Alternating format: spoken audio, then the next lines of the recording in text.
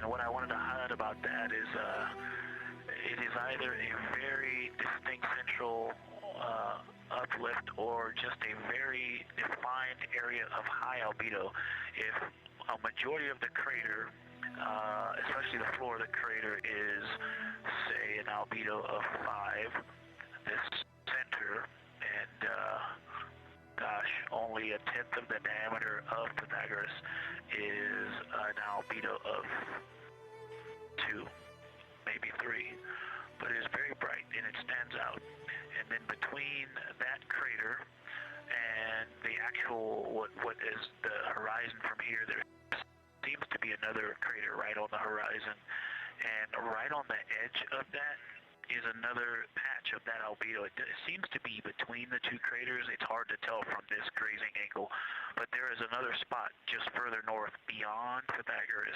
Between the two, I can draw a picture of this one and show you where that very high albedo, again another 2 albedo, surrounded by 5, and most of the area bounding it.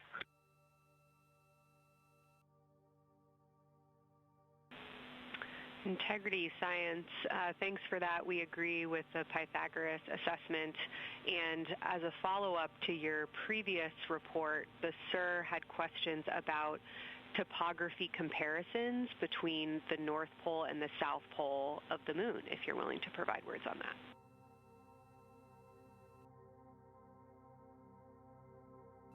Topography comparisons, absolutely. And if you have any idea what, if you draw a line between Pythagoras and the western edge of the outer defined ring of Orion, it intersects a beautiful textbook crater on the south. I would love to know the name of that. The topography differences, now the South Pole has a little bit of a benefit that it has more of the terminator, and I can see a little more shadowing there, but there's a nice crater right at the South Pole, so that's the main thing defining the topography there. Seems to be quite a bit of elevation change. I can see some very jagged shadows, a 90-degree just to the west of that crater at the South Pole. I can see a very distinct change in the shadow directions, indicating, I don't know, a very high wall or a very deep canyon just to the west of that. And in the north, it seems to be that from sort of the edge of the Mare that's dark, which is maybe 1 Pythagoras diameter south. If you draw a ring about that, you know, maybe the top 7 degrees of the moon, and just draw a ring around that. The near side is an albedo of 5 and looks quite smooth from here. And then along the same edge of the Mare, the edge of the Mare that kind of Grimaldi is just outside of, Glushko is just outside of, Carroll Crater is just outside of, and you start to see the stark differences between the darker 7/8 and the 5s and 6s, the 4s and 5s. If you follow that line up to the north, that line is also where the change in topography happens at the North Pole. The line defining the light and dark on the edge of the Mare that you can see from Earth. Draw that line, roughly the midpoint of all that, straight to the North Pole. And on the side facing the Earth, you see smoother topography and dotted by Pythagoras and its next door neighbor crater. And then on the far side, you see a lot more cratering and a lot more topography. And again, the far side has the benefit of a little terminator there, but I am seeing a variation in the topography. It seems to be more jagged and a more challenging place to find a place to land and to even traverse in the south, all around the South Pole. And at the North Pole, it would be more challenging to translate on the far side of the North Pole compared to the near side of the North Pole around Pythagoras. Copy all, Victor. You really help paint a contextual picture of what you're looking at. We really appreciate the way that you're guiding us into the areas you're seeing by drawing comparisons between recognizable features. Thanks for that.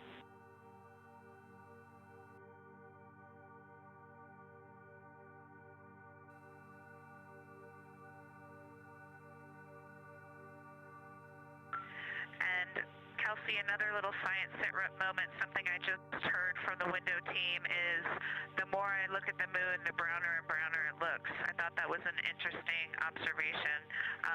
The two observers have been on timeline, no hardware issues. They did start to talk a little bit about another feature that you'll hear more about on the recordings that they call the handprint. That was at the end of their Glushko and before they moved into their current target. They thought that was worth chatting a little bit more about. And they're preparing to switch after this. Houston copies and concurs.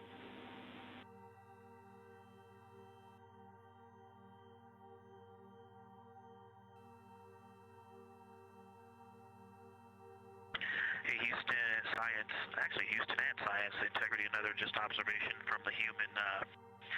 My eyes have shifted a little bit since I've been up here. I've been wearing my reading glasses to look at the PCD.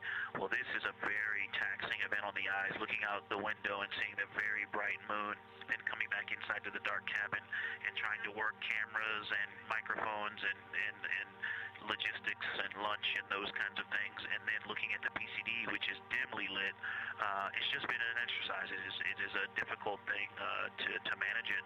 I'm up and down on the glasses and then having to wait as my eyes adjust when I come back in. As soon as I look back into the cabin from looking out the window, I can feel my eyes adjusting, and I just have to work through it as they adjust.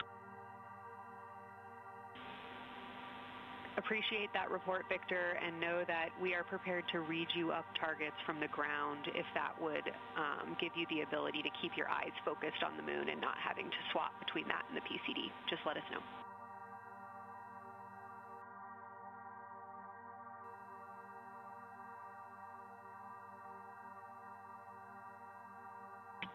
Yeah, we appreciate that, science, and we will also do that for the window teams, and we'll back each other up that way as well. But we appreciate that. We may take you up on that. Thanks.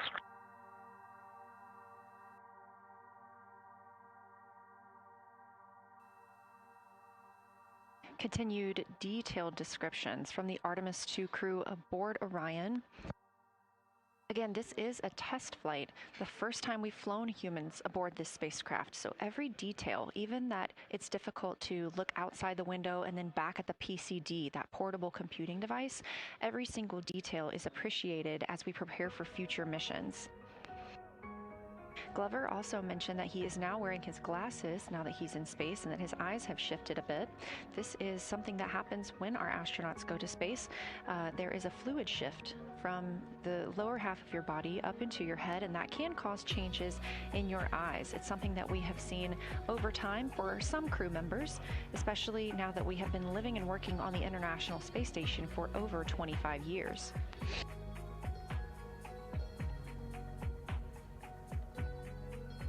Again, it's clear that these Artemis II astronauts have undergone extensive lunar science training, including classroom instruction, fieldwork, and high-fidelity simulations.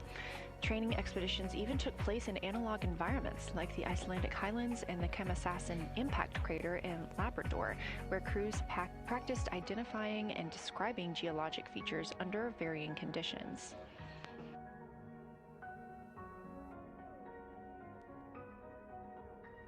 Additionally, here at Johnson Space Center, Orion mock-ups were used to rehearse crew choreography, including three-dimensional space management with an inflatable moon globe to simulate the flyby. And while on Earth, the crew also used that small lunar passport that I mentioned with descriptions, photos, and prompts to help them study the features we hope they'll see. Now, this is a view from their lunar target package at this time, helping them determine what they're seeing on the moon, as well as on the left, keep up with what their next target will be. As you can see, we have got a long list and an exciting day ahead of us.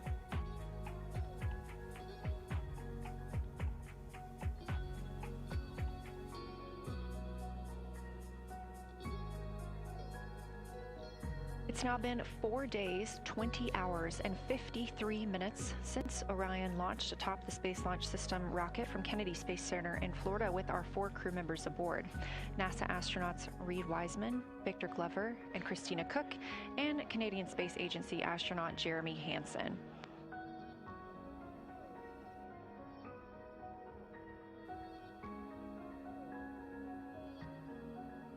The Artemis II crew passed a major milestone today when they passed the Apollo 13 distance record at 12:57 p.m. Central, 1:57 p.m. Eastern.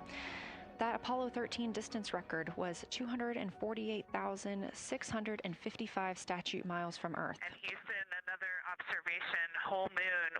When you look at the moon, something I've never seen in photographs before, but is very, very apparent, all the really bright new craters. Some of them are super tiny. Most of them are pretty small. There's a couple that really stand out, obviously. And what it really looks like is like a lampshade with tiny pinprick holes and the light shining through. They are so bright compared to the rest of the moon. We copy, Christina. Thank you. Looks like you guys might be doing it, but remind you to swap positions at the window and take your SD cards with you. We're loving everything that you're calling down, so keep it up.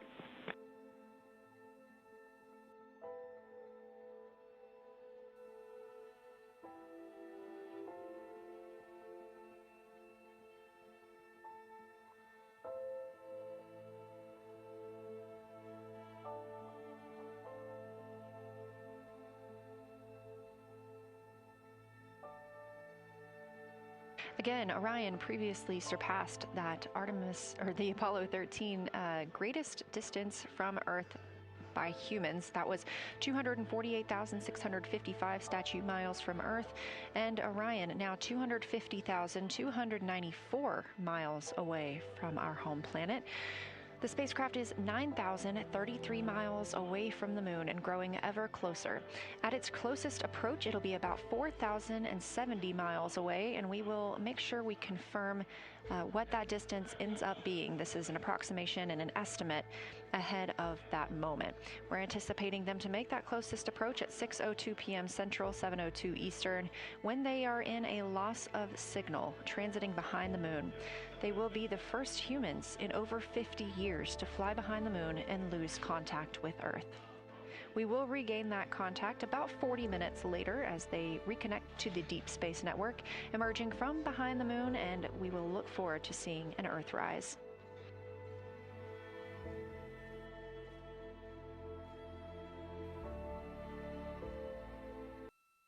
Again, the crew is currently in their position swap portion on their timeline.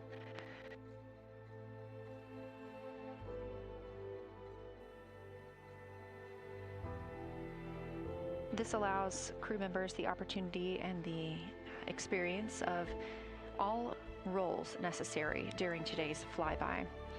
Right now, those 2 crew members at the window have swap positions.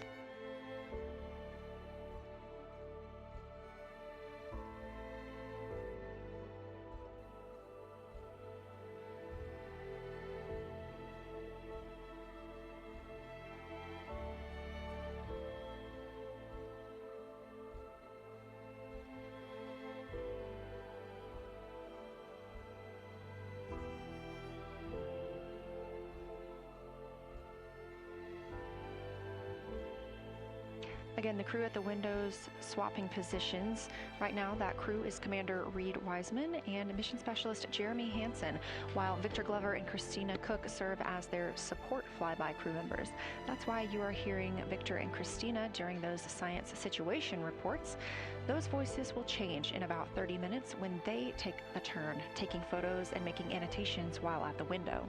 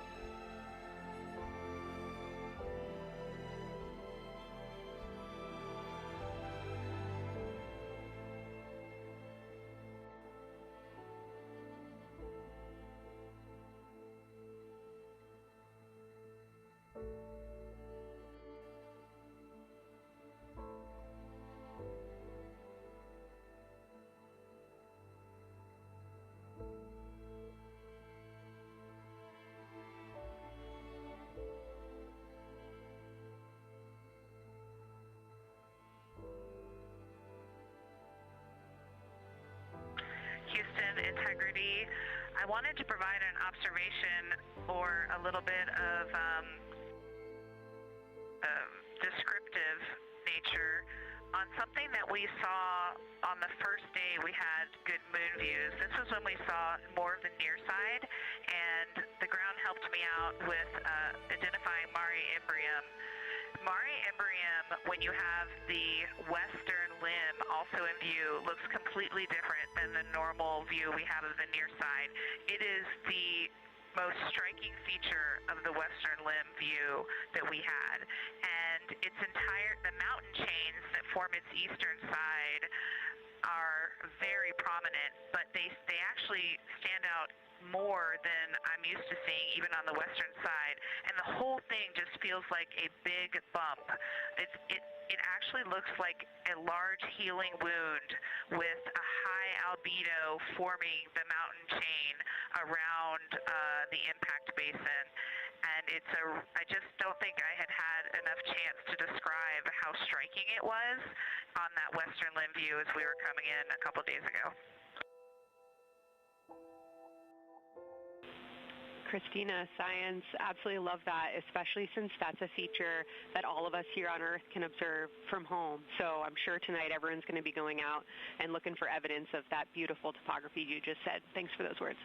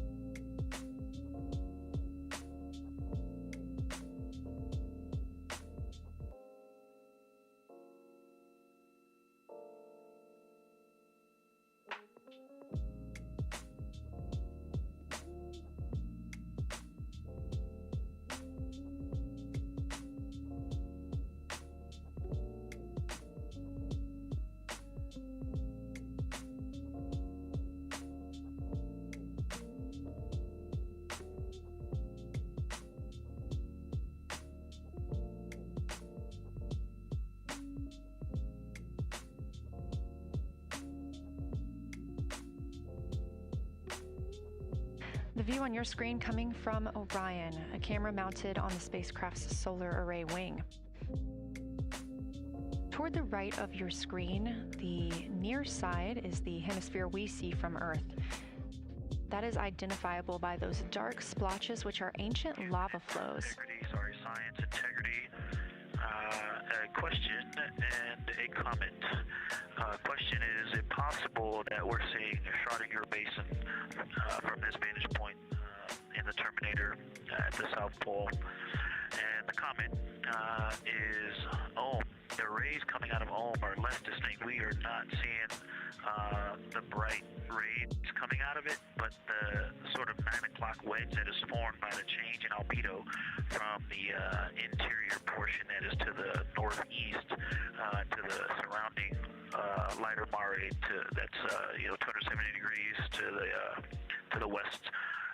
That 90 is very distinct and interior. You got some great descriptions from the two at the window about the colors in there, but in that darker part, in that wedge, you've got some really interesting color, even though the rays, the distinct difference in the albedo almost look like rays, but it's not the rays coming out, it's the just change in that albedo.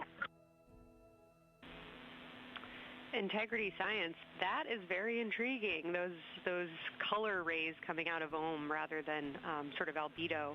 And as answer to your question, we do not think you can see Schrodinger. It's in darkness as of now. But thanks for that Ohm description, and it sounds like the pair at the window's got great descriptions that we're definitely going to dive into tonight.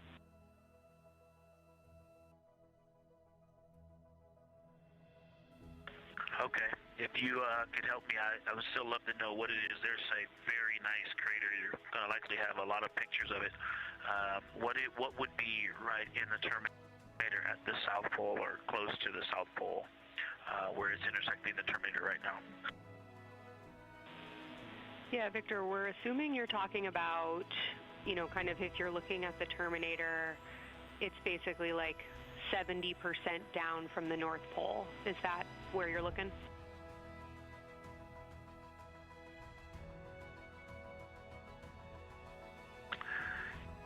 Contact, yes, that is where I'm looking.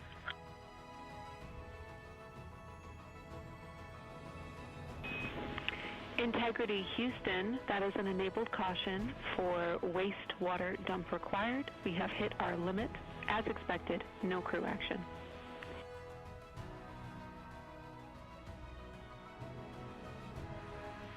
Copy, no crew action.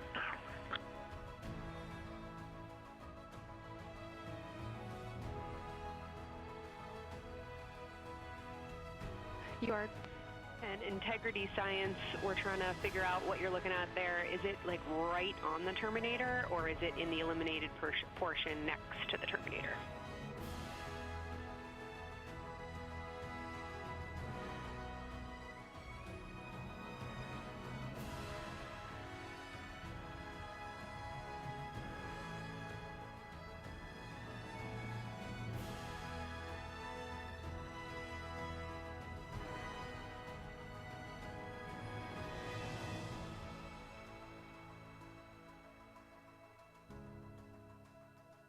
While we wait for a response from the crew, the terminator is that difference between day and night, or brightness and darkness that you see on the moon.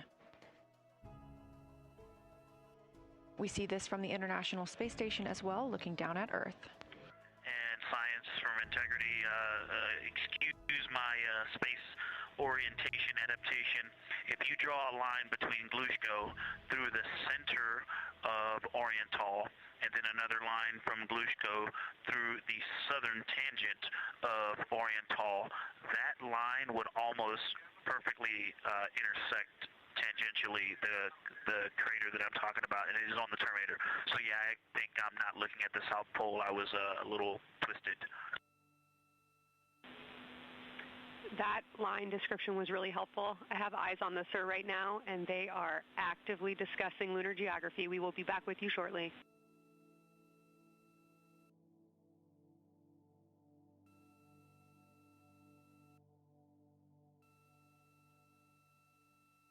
You're hearing a couple voices today in Mission Control Houston. One of those is Dr. Kelsey Young. Integrity Science, we believe that's Zeeman Crater.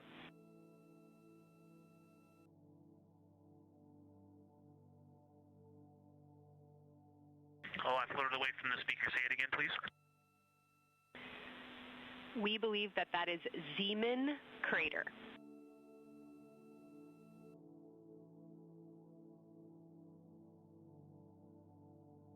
Zeeman. Okay, and can you say the first letter? I may be pronouncing that wrong. What's the first letter of that word?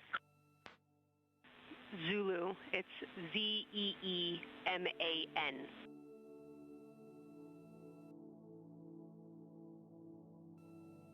Copy. Thank you for that. Yes, we've got a great view of that. And when I went back to the window just now, the view has completely changed. Our trajectory is taking us to a new view, and I'm looking more into Babalov. I've got a nice, great view into Babalov. I'm actually away from the window right now, so I'm going to go try to give you some bounding words on the view that we're seeing. But I've got to get back to a window in a minute. Understood, Victor. You're defining new views of the moon in more ways than one.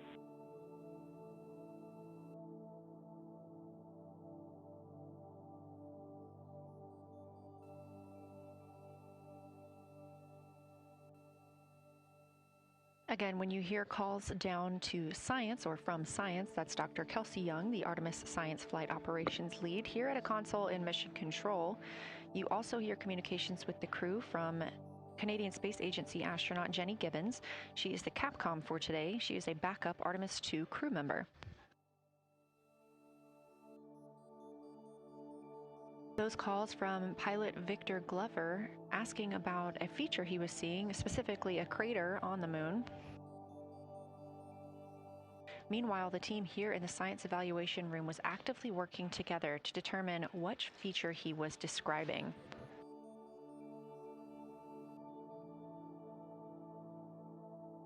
The teams at the window have continued to move through their targets, including Aristarchus Plateau, Reiner Gamma, and we are preparing for the cabin and window teams to swap. That's when we'll hear more from Reed Wiseman and Jeremy Hansen when they take on these support roles, while Christina Koch and Victor Glover are at the windows photographing and annotating.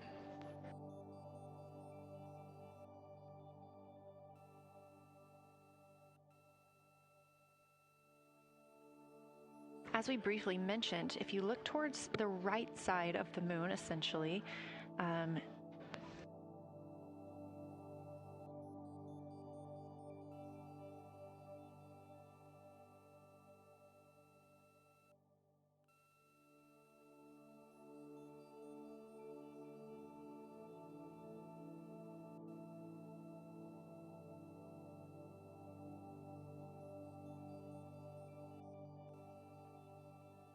this live view coming from a camera outside the Orion spacecraft, and if you look on the right side of the moon where you see those dark patches.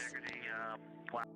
Yeah, I wish I had some more time to just sit here and describe what I'm seeing, but the Terminator right now is just fantastic. It is the most rugged that I've seen it. From a lighting perspective, there are little islands. There are islands of terrain out there that are completely surrounded by darkness, which indicates some real variation in terrain. Up to the north, there is a very nice double crater. It looks like a snowman sitting there, in the 5-10 degrees below the pole in the Terminator. And then on the southern edge, there's almost like a hole. Looks like a hole, and it's the diameter of Vavilov size, just blackness, and then a wall of bright, and then it goes back to the black beyond the Terminator. So there's it looks like there's just a gigantic hole right there, 1 Vavilov diameter east of the Terminator. And as you go south, the Terminator is not a nice smooth arc. It's just jagged. There's almost a 110-degree turn in the shadow as opposed to the nice smooth arc, again indicating some really interesting variations, and I'm sure we'll get some photos of that. And then one of the craters further to the south of Vavilov, maybe halfway down to the South Pole, is not only looks like just a deep hole, and then there's like 2 island rays pointing off to the west and north that indicate very high ridges and very deep canyons coming up out of that crater. So again, just some really interesting visual illusions going on with the shadows there. Like I said, there look to be islands out beyond the Terminator, because some of the things, maybe even a Vavilov diameter into the Terminator are catching sunlight on the peaks up to the north and to the south. It's very, very interesting to see. Integrity science, oh my gosh, that was an amazing picture you just painted. I glanced over at the SIR video and I literally saw fist pumps in the air. Those types of observations are things that humans are uniquely able to contribute, and you just really brought us along with you, so thanks for that.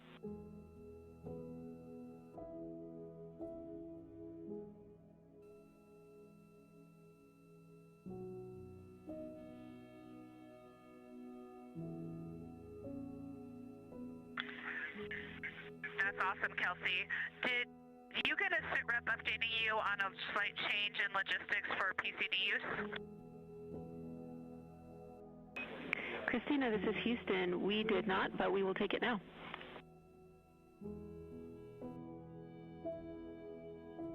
We We slightly changed the PCD plan for the window observers. The two window observers kept their PCD.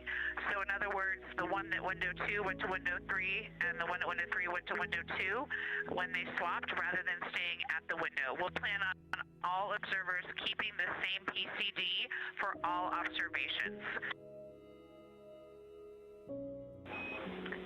Copy, Christina. That makes sense to us, and good plan. We are coming up here on a cabin and window team swap. Let me know when you're ready for a quick vehicle status.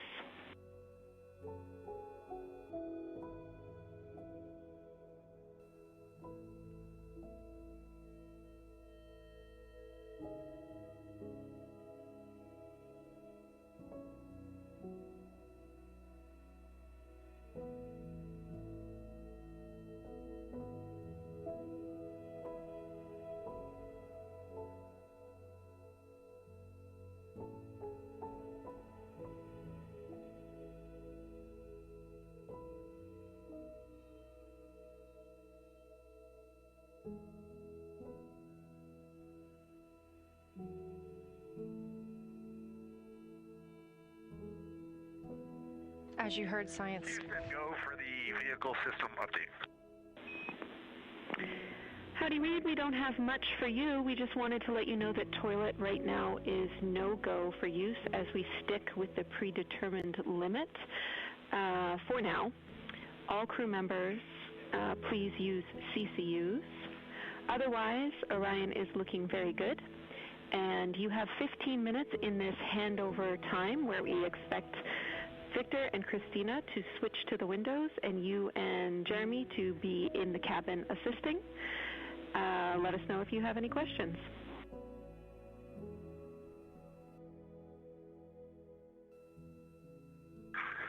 No questions at all. They're in the swap right now. The first thing I'll tell you, I floated up to the docking hatch window and just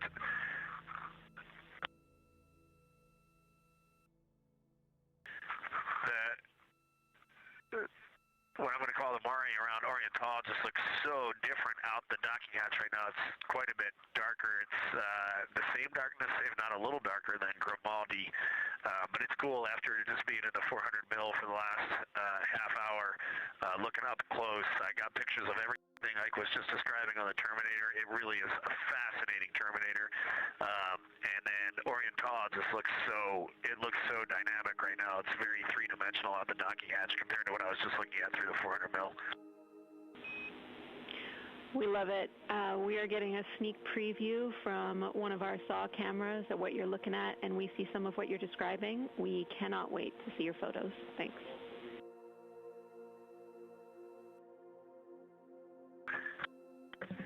Yeah, Jenny, I wish you had some longer lenses on the solar array so you could see the whole moon, but man, it is, or the up-close moon, not the whole moon, but it is just fascinating here. It's so cool.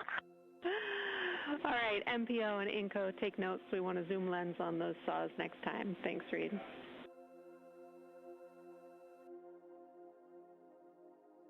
Affirmative.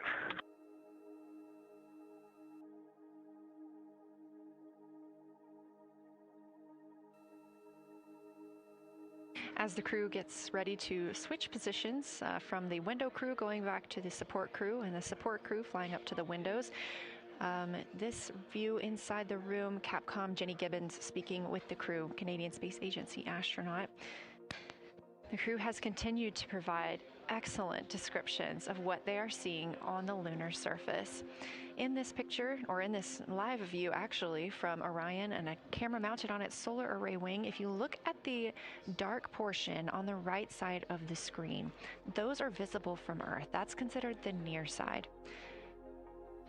Those are ancient lava flows from a time early in the moon's history when it was volcanically active. And if you look towards the left, there's that dark, large crater that appears above, to the left of those lava flows.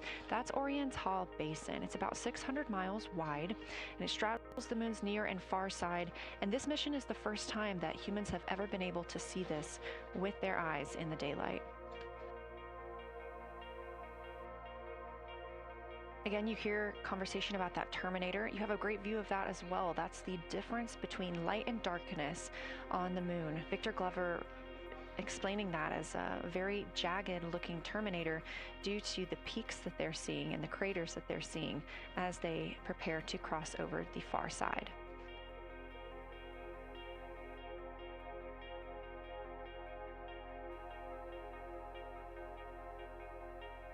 You also heard science officer, the Dr. Kelsey Young, Artemis Science Flight Operations lead, sharing with Victor Glover that his responses are truly something that only human eyes can discern or provide. So we've previously discussed how having humans observing the moon on this mission is being combined with lunar robotic data to help us maximize what we know about the moon. So part of that data comes from the Lunar Reconnaissance Orbiter, or LRO. This orbiter provides the robotic foundation that makes Artemis II lunar science possible. LRO has been orbiting the moon for 17 years, which makes it the longest operated lunar orbiter in history. And it's also the only American spacecraft dedicated specifically to lunar science and exploration. Artemis II lunar observations are designed to complement data like the detailed surface images from LRO. So while LRO provides those detailed high-resolution maps of the moon's surface, the Artemis II crew adds human observations that focus on regional context and relationships between features, giving scientists a larger geologic picture. Now, this combination of robotic and human observations strengthens lunar science. LRO delivers precise and repeatable measurements over long periods of time, while the Artemis II crew contributes real-time visual descriptions and context that robotic instruments alone cannot provide. The best description I've heard while preparing for this mission is to compare the difference in looking at the moon with your own eyes on Earth and trying to take a picture with a camera. The camera truly never does it justice, and it's much easier to describe and perceive what you're seeing with your own eyes than to take a photo. These Artemis II astronauts can rapidly scan wide areas and adjust their focus in real time, as well as describe relationships between features. The crew will also observe the same regions multiple times under changing lighting conditions during the flyby and provide perspectives that would take robotic missions years to accumulate. During the Artemis II mission, LRO is also attempting to observe some of the same lunar features that the astronauts are studying. Collecting this data simultaneously highlights how different instruments and human eyes provide complementary information about the moon. This LRO data plays a direct role in preparing for future Artemis missions. Its measurements of topography, surface temperature, composition, radiation, and lighting conditions are used to assess hazards, identify safe landing sites, and locate potential resources such as water ice near the lunar South Pole. This mission, Artemis II, represents the point where years of robotic preparation are paired with human exploration for the first time in the Artemis era. So together, LRO, the Lunar Reconnaissance Orbiter, and Artemis II are demonstrating how NASA moves from mapping the moon robotically to exploring it with humans. We are laying the groundwork for future Artemis missions and sustained lunar operations. A check-in with Orion. We are now 4 days, 21 hours, and 22 minutes into the flight of Artemis II, our crew aboard the Orion spacecraft. We are now 8,153 miles away from the moon, 250,742 miles away from Earth.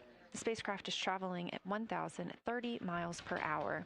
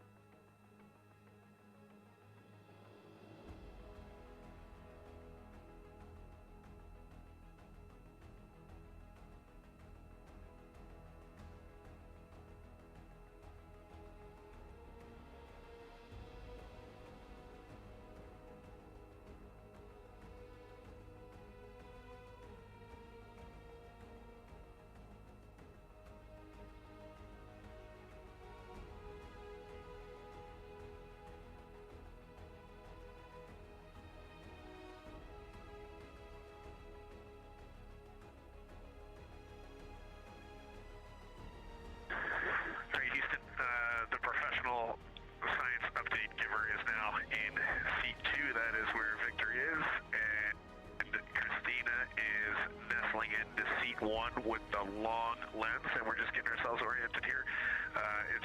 It's a cool view in the cabin. It's actually a cool view to be off the camera now and looking at my crewmates getting up to their observation post and looking in. It's super fun.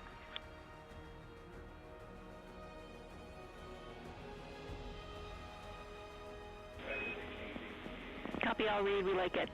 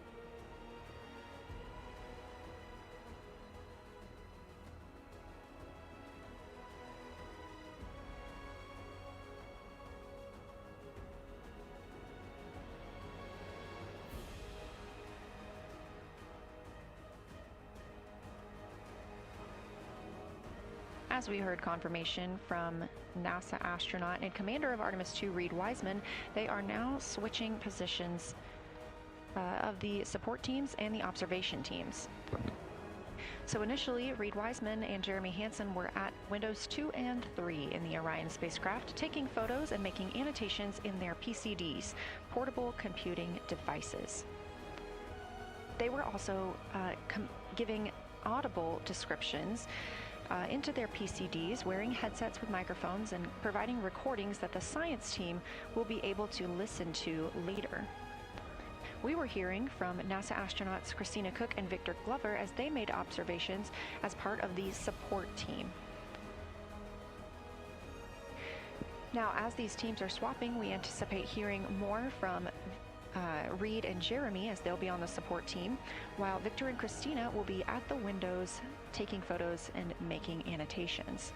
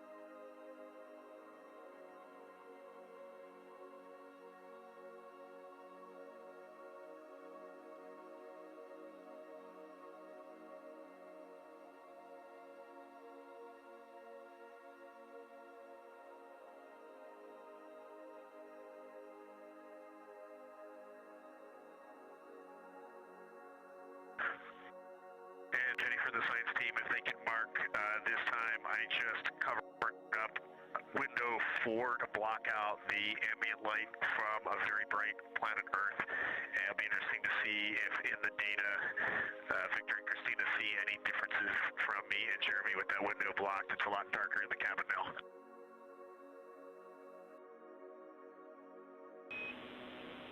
Copy, Reed. We're taking note, and we'd be curious too.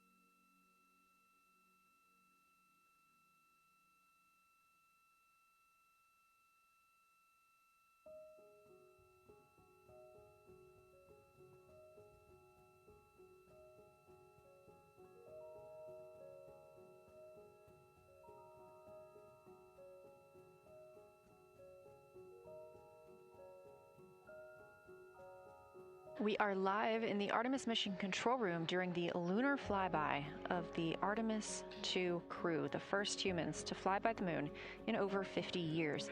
Orion launched 4 days, 21 hours, and 30 minutes ago atop the SLS rocket, Space Launch System rocket from Kennedy Space Center in Florida.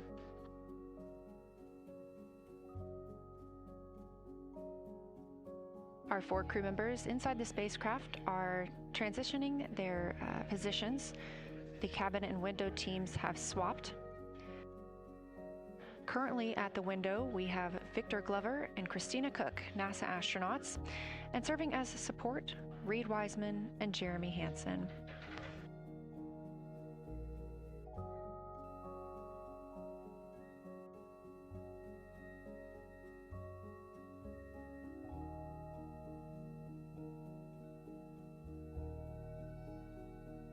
For our crews at the window, they are using handheld Nikons with an 80 to 400 millimeter zoom lens. There are also GoPros on each of the solar arrays on Orion, and that's where this view is coming from right now.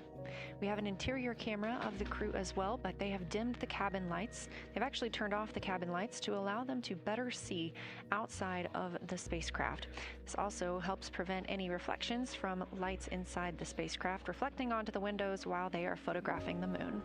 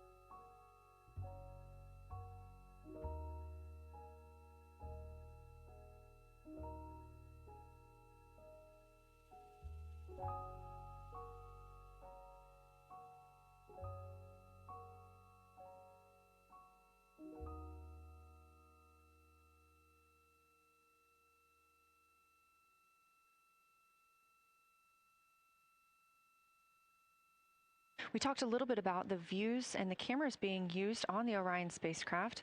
And again, we do have GoPros on the tip of each solar array wing. Now, the bandwidth is a little bit limited because having a crew on board, we do have to downlink a lot more data. That includes their environmental control and life support system. We are not the only data, this view that you see, coming down from the spacecraft, and so we do rely on sharing some of that with the other flight controllers in mission control. This helps the team monitor all systems aboard the spacecraft and ensure the safety of our astronauts.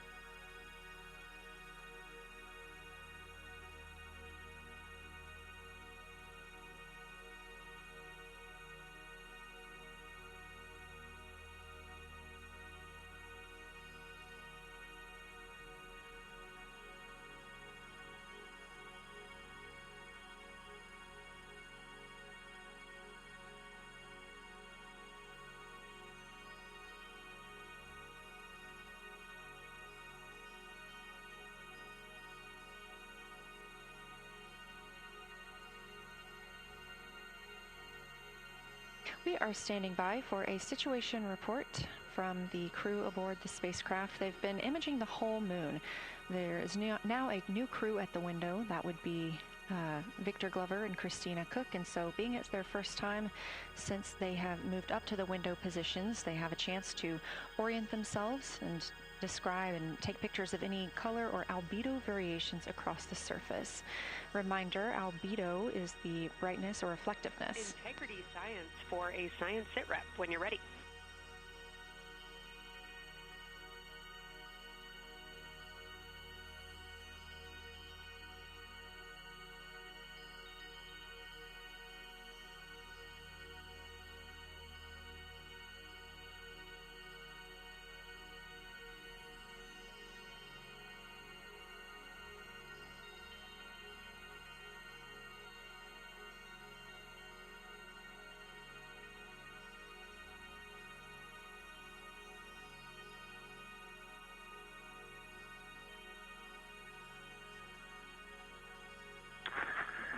Houston Integrity, we have no external view of the moon right now for the floating crew members, so my only science sit rep is that we have Victor in window 3 doing observations and Christina in window 2 with the long lens.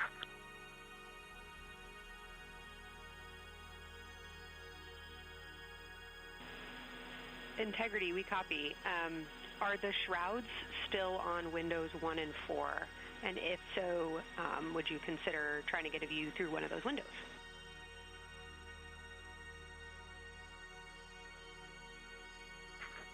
We cannot take the shroud off of 4 because the Earth is too bright and it's impacting Ike's peripheral vision. And then I can get a grazing glimpse out the docking hatch window. I can see Oriental south down to the South Pole. And the primary thing that I see from Oriental right now is just the long trenches that come out. And, you know, when you come out the north side of Oriental, the ejecta kind of boulders across the northern half of the far side. But coming out the southern half of Oriental, I just see those large, here they look like gorges or almost like rain when it comes down the Grand Canyon and fingers off into the desert, kind of what it looks like. Also, Burgess Alpha is extremely bright. It's the brightest thing that I can see. Even brighter now than Aristarchus, which is heading off to the Terminator. It's almost impossible now to see Aristarchus, the thing that Jeremy and I looked so much at. I can just barely see the crater rays from Ohm, and I would say for albedo right now, I would go back to Grimati is still extremely dark, especially in that southwest corner, and there are parts of Oriental and the outer ring of Oriental that reach that same level of darkness, especially the rings of Oriental reach the same level of darkness as Grimati. And then south of Grimati, Jeremy and I were noting a few other just really dark areas of cratering, Mare there, and those have that same darker albedo, but Burgesshoff is the brightest, and Grimati is the darkest. Integrity Science, that was a great description. Thank you, and thanks for the docking window geometry to give us that description. Any comments before you go on the annular ring in Oriental?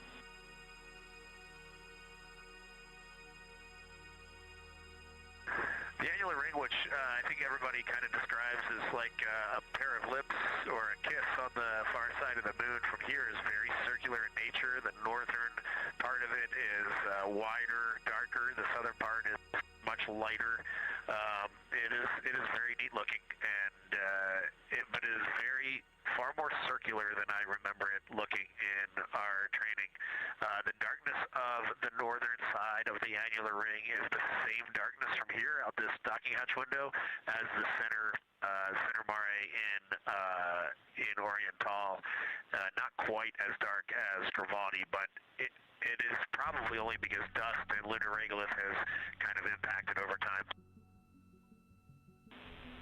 Reed, that's exactly what we were looking for. Thanks so much. You have heart hands coming out of the SIR.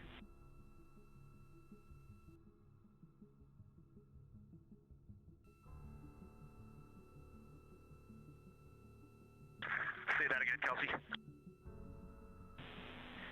Just saying that the SIR was really excited about that. That annular ring was something we were really eager to hear about, so thanks.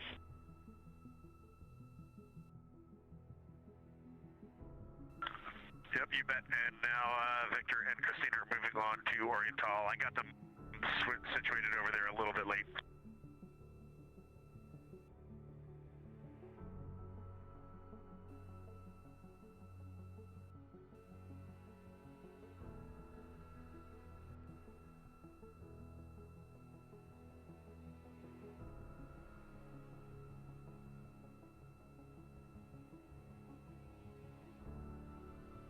That was NASA astronaut Reed Wiseman, now providing a science sit rep as he is away from the windows most of the time. He is working as the support person along with Jeremy Hansen in the spacecraft, as Victor Glover and Christina Koch are now at windows 2 and 3, able to photograph the moon.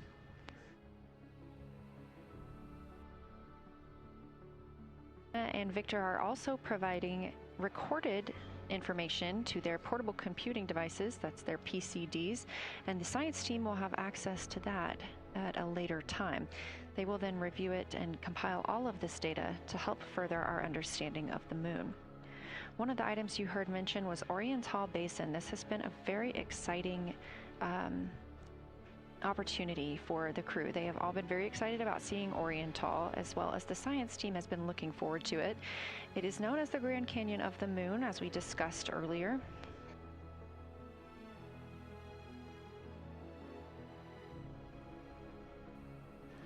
From the pictures, the science team is hoping that the crew will take centered images of the entire basin and surrounding craters in a single frame, but also use those 80 to 400 millimeter zoom lenses to create a mosaic entire basin.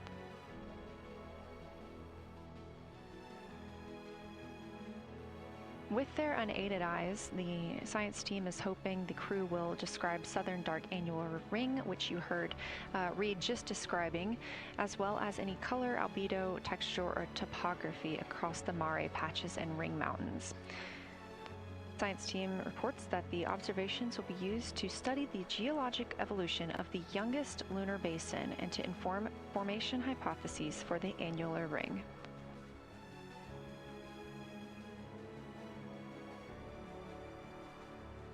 And again, another fun fact about Oriental is the diameter is the same distance between Johnson Space Center, where we are today, and Kennedy Space Center, where the crew launched on April 1st.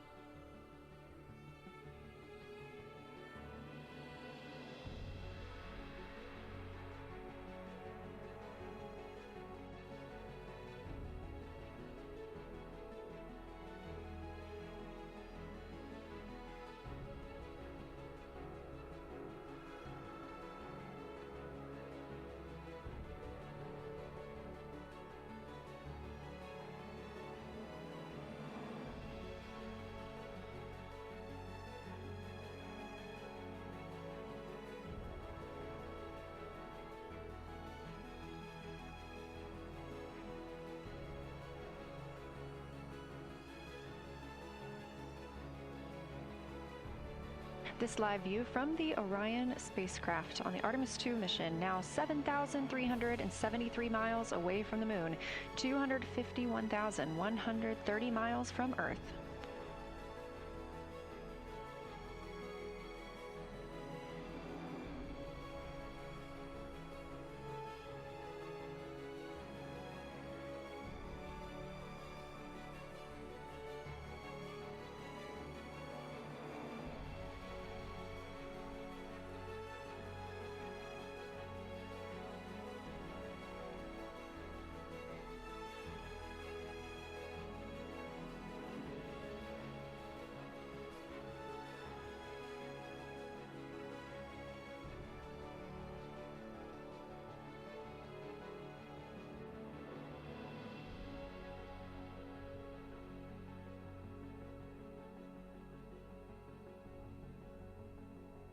Again, the Artemis II crew passed the Apollo 13 record of the humans farthest from the Earth today at 12:57 p.m. Central Time, 1:57 p.m. Eastern Time.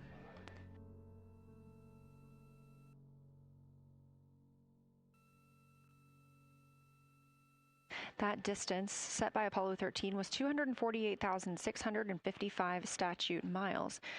We have clearly passed that, and we expect to pass that by about 4,105 miles.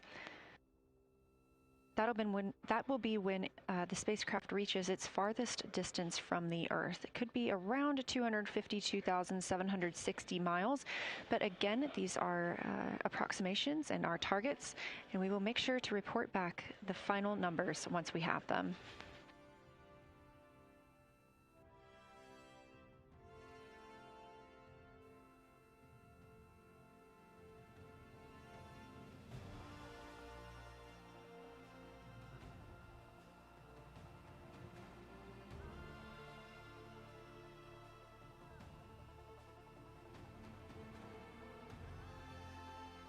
We have some refined times of when we expect to have Earth set of Earth behind the moon while Orion flies behind the moon. That would be about 5:41 p.m. Central, 6:41 Eastern.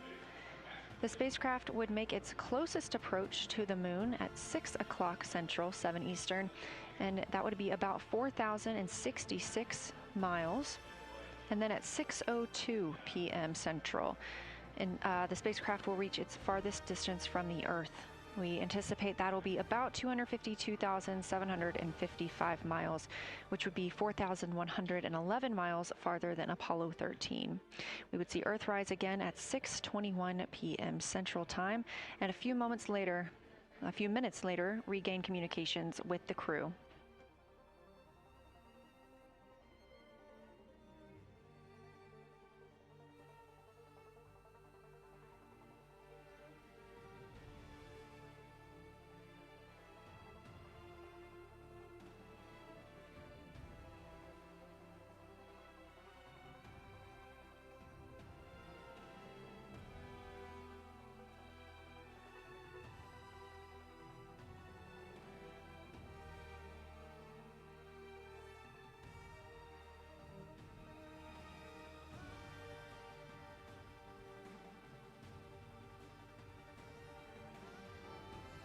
Currently aboard Orion, Victor Glover and Christina Koch are the two team members conducting lunar flyby observations, meaning they are using the Nikon cameras to photograph the moon, and their PCD, or the portable computing device, to conduct annotations.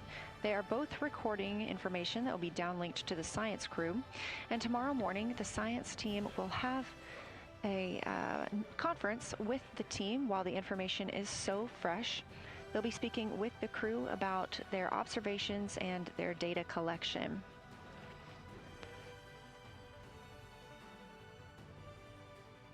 Otherwise, most of tomorrow, Flight Day 7, is considered an off day.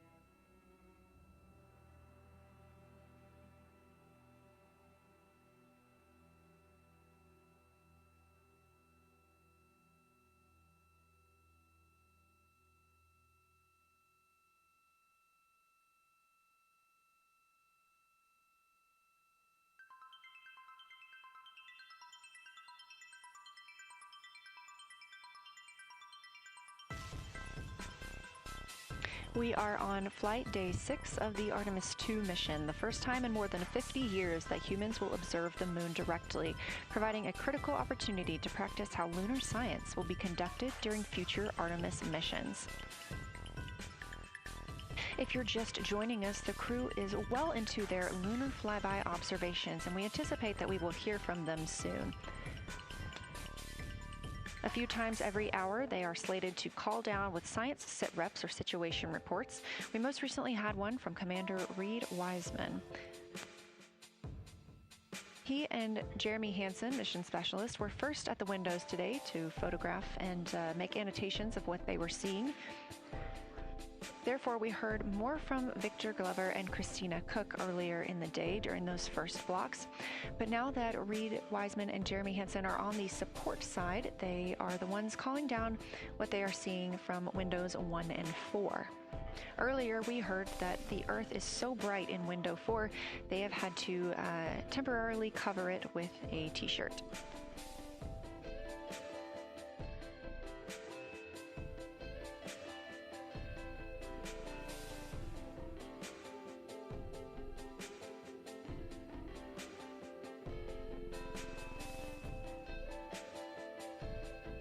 The moon preserves a near-continuous record of solar system history that has been erased on Earth because the moon doesn't have an atmosphere. So things that we experience on Earth, like weather or plate tectonics, don't really apply.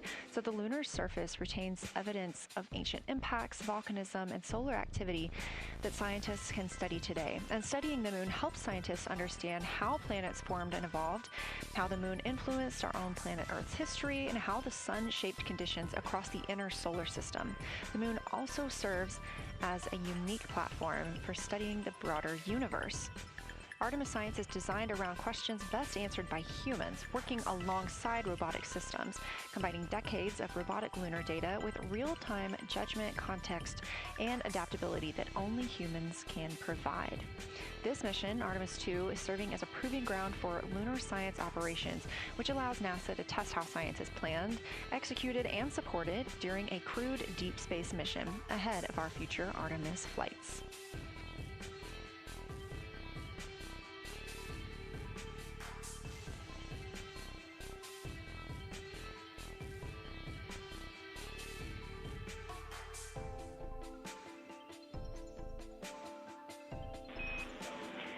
Integrity, time for a window team position swap.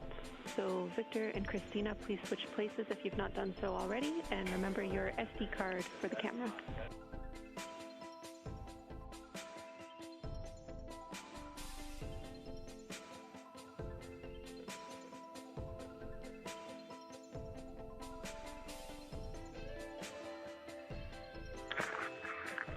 We're in swap right now. They're wrapping up their last comments, and they'll switch over and change cards in the long lens. Copy.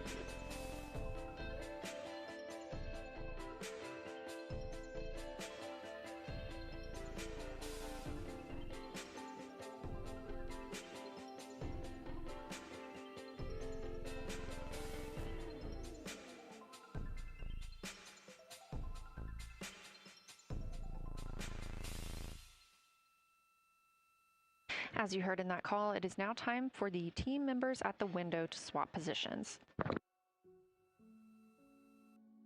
That means Victor Glover and Christina Koch will be switching roles. One of them has been photographing the moon with a Nikon with an 80 to 400 millimeter zoom lens, while the other was making annotations on their portable computing device.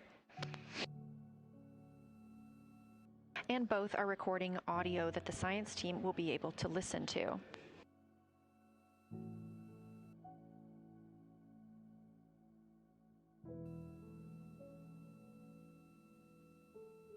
We are now 2 hours and 10 minutes until we expect to lose signal with the spacecraft as they fly behind the moon. And the next target for the crew is considered a crew choice event. They have the option to focus on any regions or patterns or features that interest them. The science team has asked the crew to capture pictures that illustrate their choice, as well as at different zoom levels, and to describe why those certain features or regions caught their eye.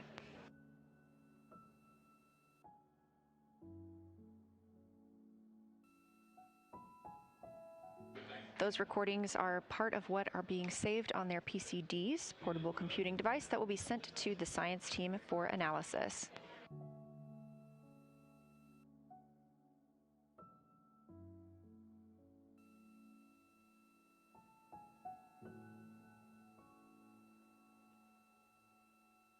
The crew has been allotted 8 minutes for this crew choice event, and it's also a time for a scheduled sit rep or situation report.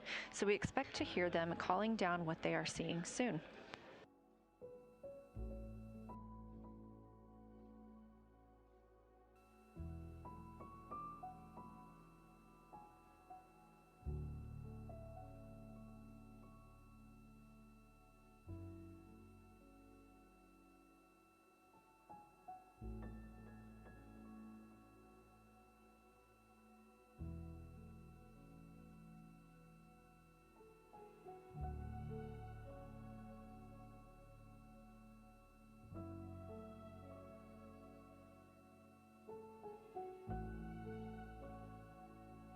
Something that the crew or that the science team has used to help prepare the crew is a cue card.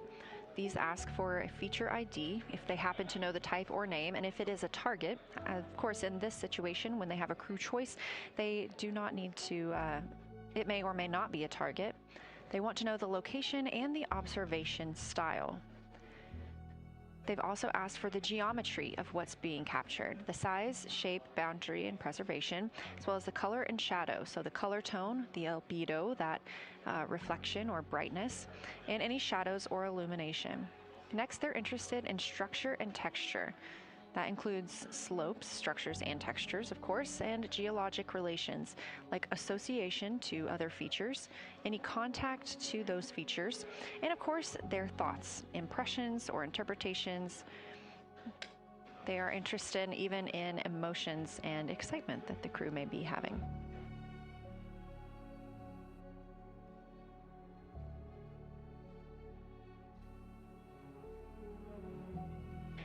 This flyby day has been practiced in many ways, even in sims here in Mission Control Houston. The team also conducted some field work, learning how to look for specific geologic features. They also photographed a large globe, and the science team helped them determine which features they would be targeting and how to look at those.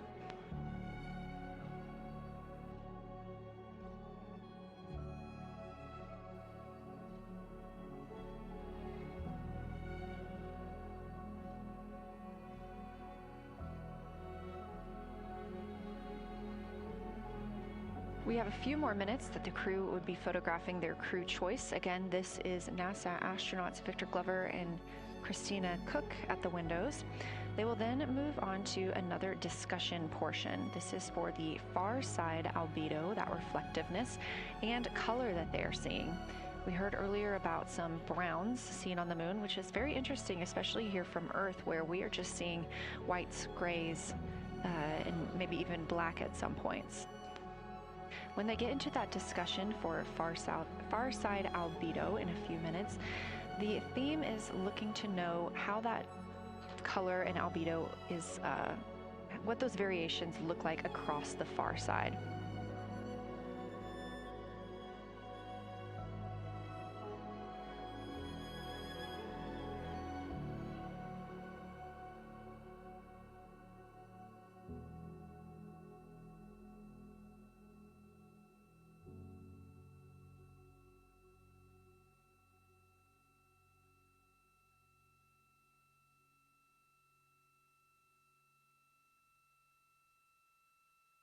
On the right side of your screen, the Science Evaluation Room, or SIR, where team members are looking real time at what the crew is seeing.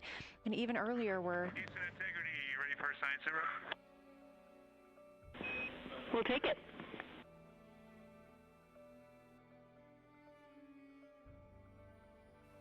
Okay, the crew has swapped positions. They're in their crew choice.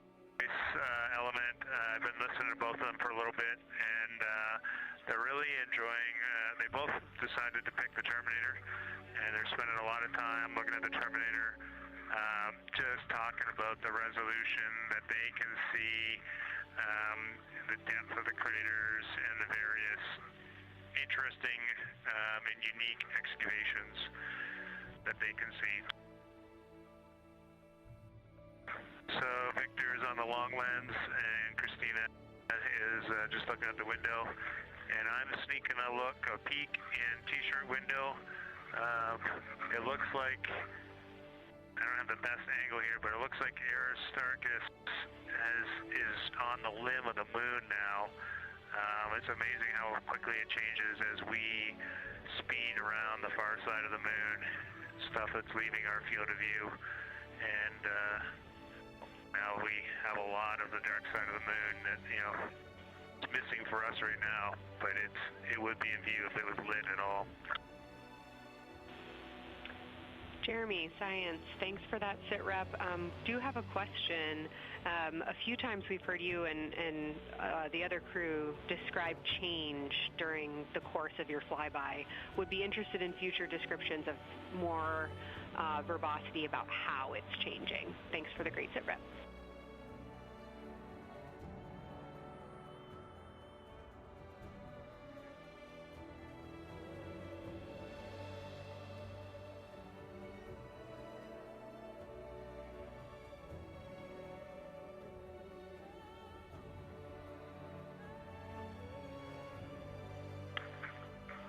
Kelsey, sounds good. We are definitely keeping an eye on that. My eyes are just not readjusted. The moon is so bright when you come back to the window. I was just in the interior of the cabin. I've come back to T-shirt window, and it's just overwhelming brightness, and my viewing angle is a bit challenging. So I won't be able to give you great observations from this window, but I will talk about something that I was talking a lot about in my recordings earlier, which was we've been talking about some shades, and so we have obviously the dark and the light gray, and then we talked about naming some colors, a brownish hue and a greenish hue. And I'll tell you, like right now, Aristarchus, the plateau is hard for me to see from this window, but that had greenish hues to me. It was very unique. I didn't see anything like that anywhere else on this side of the moon. And then I see a lot of these, what I would call brownish hue areas. There's a number of them.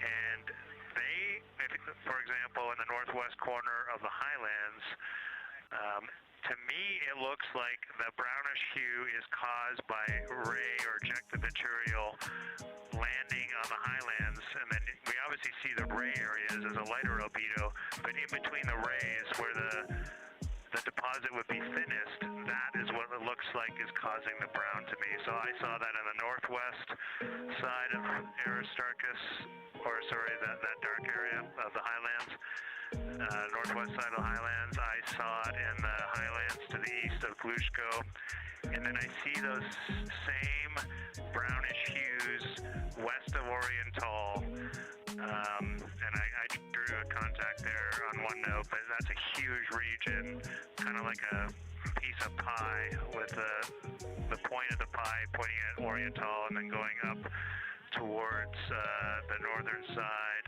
of Hertzsprung.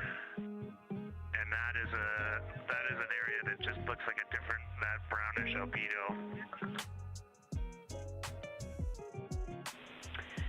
That was fantastic, Jeremy. We had heard rumors of the green and brown hues, and so you really read my mind on asking about those. Understand they likely didn't have any contact with each other the way that you described them, but please correct me if I misunderstood that. And then last thing, I'll make the same offer we made to Victor earlier. If it would be helpful for us to verbalize any targets so you can stay at the windows and keep your eyes adjusted to the moon, please let us know.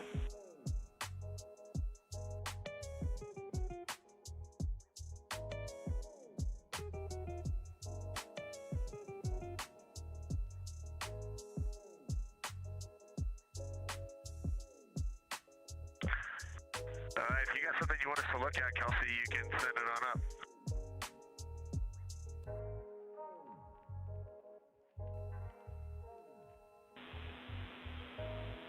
definitely not looking to interrupt your flow, Reed and Jeremy, only offering assistance if you guys want to keep your eyes off of the PCDs.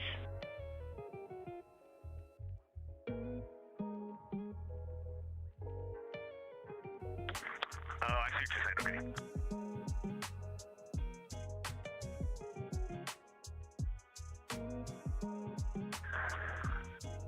Not really science related, and we definitely learned this at Apollo, but the thing that is just most fascinating, I think, to me and Victor right now is even as rugged as the far side looks, when you look at Oriental and home, it's rugged, but man, when you look at the Terminator, it is just like impossibly rugged, and it reminds you that the whole far side is that way, and just the Terminator is really bringing out the shadows and the hills and the valleys, and it is just, it's unbelievable. It's like no surface of the Terminator is not marked by meteor impact, and it is very impressive to look at that, and you realize that that is true across the whole far side. You just can't see it due to sun illumination right now.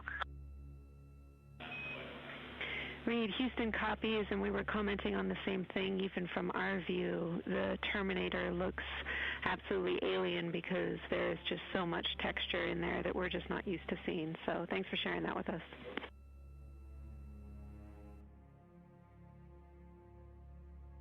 There's also, I don't know the name of it, coming out the south-southwest of Oriental, right on the southern Terminator, is just a massive crater.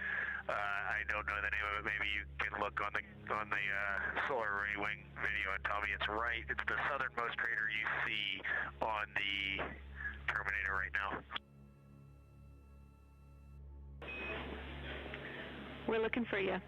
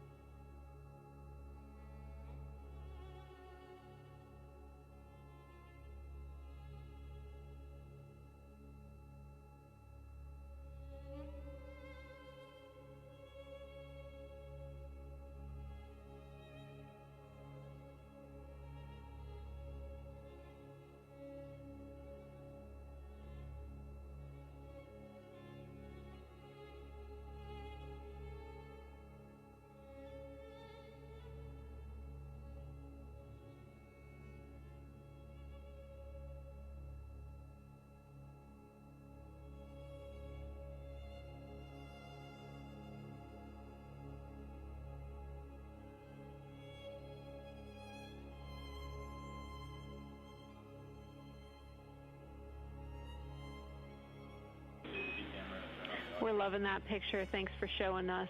And Reed, as an answer to your last question, we believe that that is Chebyshev crater. And the SIR agrees with that.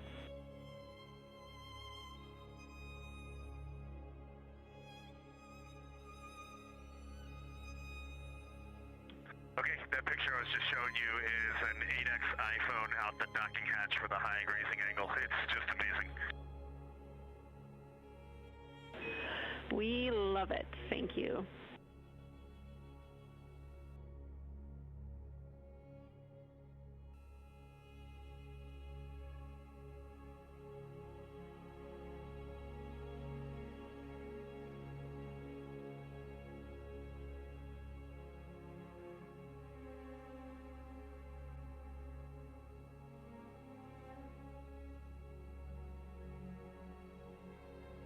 This is Artemis Mission Control in Houston, Texas. Mission elapsed time, 4 days, 22 hours, 12 minutes into the flight of Orion.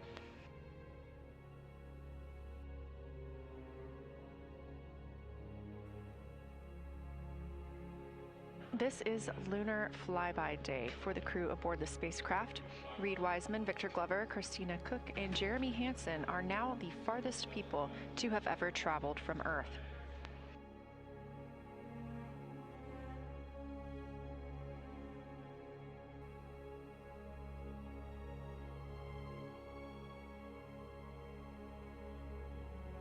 This a live view from inside the spacecraft. They have turned off the lights so they're able to see outside and photograph the moon better with no reflections from inside. And for a very brief moment there. Integrity Science, thanks for those iPhone views. It's helpful to see what you're seeing.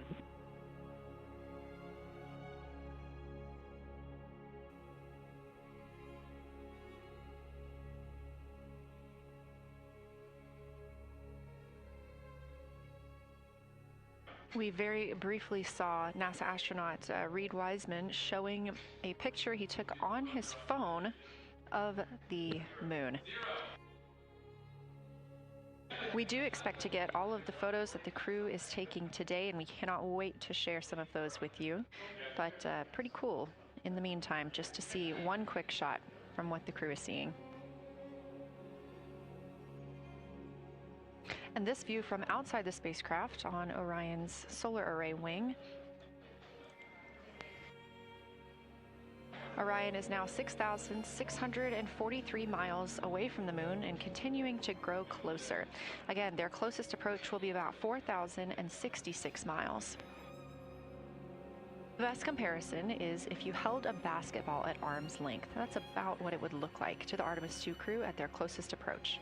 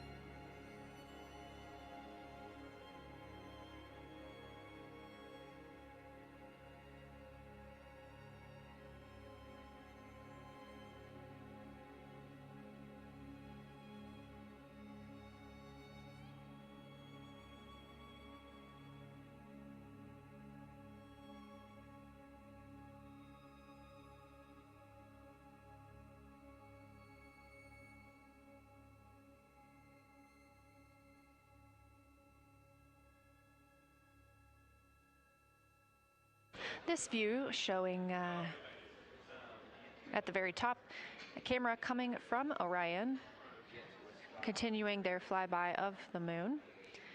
We have 3 more flyby observation blocks after the completion of this one. Down on the bottom left of your screen, that's the SIR, the Science Evaluation Room, where team members are continuing to work through all of the targets that the crew is photographing today, and they've helped identify some of the craters and some of the other items that the crew has seen on the moon's surface. Down on the right is Artemis Mission Control here in Houston. Those 2 rooms down at the bottom are just down the hall from each other.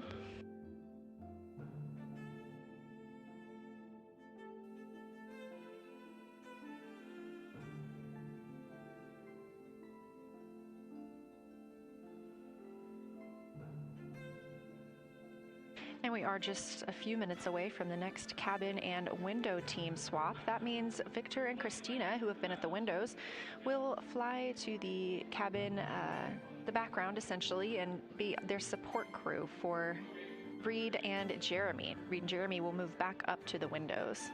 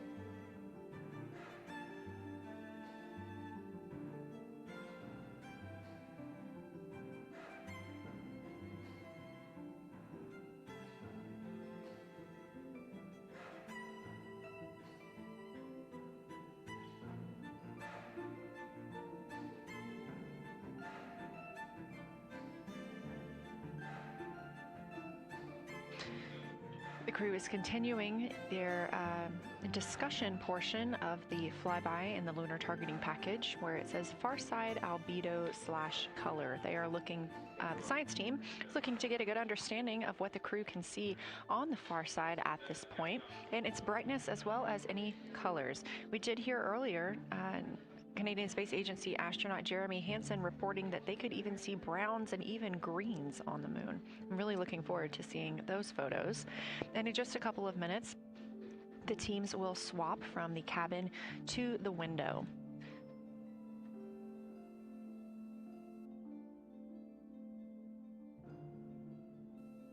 Another rundown of just how this flyby is choreographed inside the spacecraft today. So these activities have been timelined, and there are these 5 blocks of time during which the crew is going to be observing the moon from Orion's windows. Now we are just coming up on the end of the second block, and we'll start the third soon. So at any time during those blocks, 2 members are at the windows working in a pair. One is taking photos from window 2 and has a blue shroud over the window to help prevent any reflections from inside the spacecraft.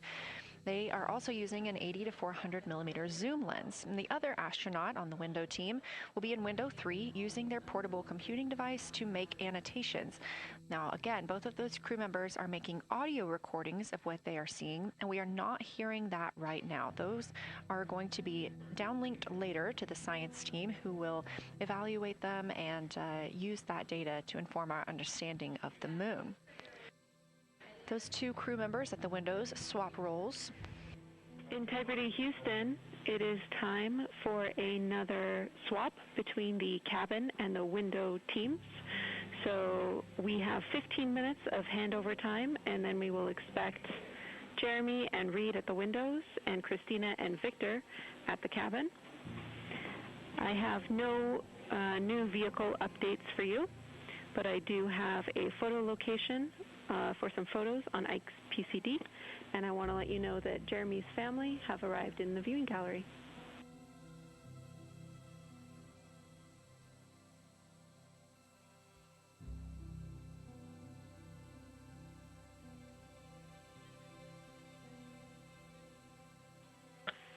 Okay, Jenny, we copied most of that. The only thing we're missing is what you meant about the photo location on Victor's PCD. And hello to my family. I think that must be Catherine and Devin that are there. And I'm glad they made it into the viewing room.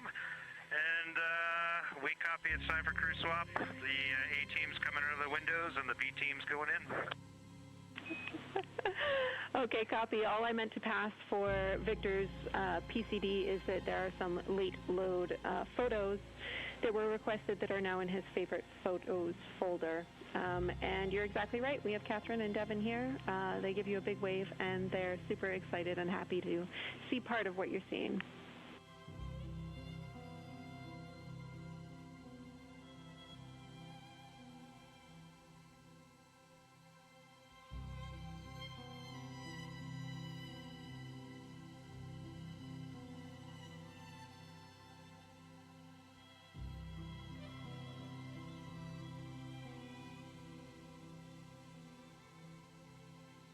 Okay, copy, Jenny. We're not sure what we're looking for in the PCD, but we're going to poke around and we may be calling you back about that one.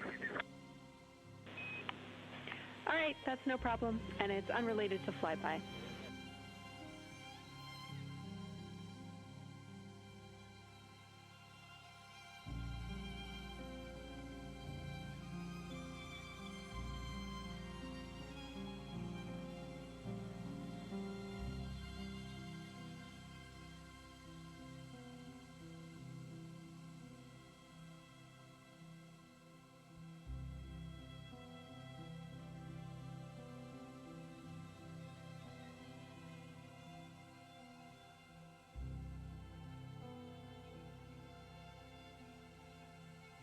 This is Artemis Mission Control here at Johnson Space Center in Houston, Texas. And as you just heard, Capcom, or Capsule Communicator Jenny Gibbons, Canadian Space Agency astronaut and Artemis II crew backup, relaying to the teams in Orion that it is time for a swap from the cabin to the window teams. We're now at the tail end of the second Lunar Flyby observation block. Again, we have 5 of these today. Most recently, Victor Glover and Christina Koch were at the windows photographing and making annotations, while Reed Wiseman and Jeremy Hansen were in the cabin providing support, whether that is SD card help, but also science sit reps calling down any situation reports for what they are seeing on the moon or anything about the vehicle status. With that call to make a swap, Reed and Jeremy will be back at the windows, making observations for what they see at the moon and taking photos.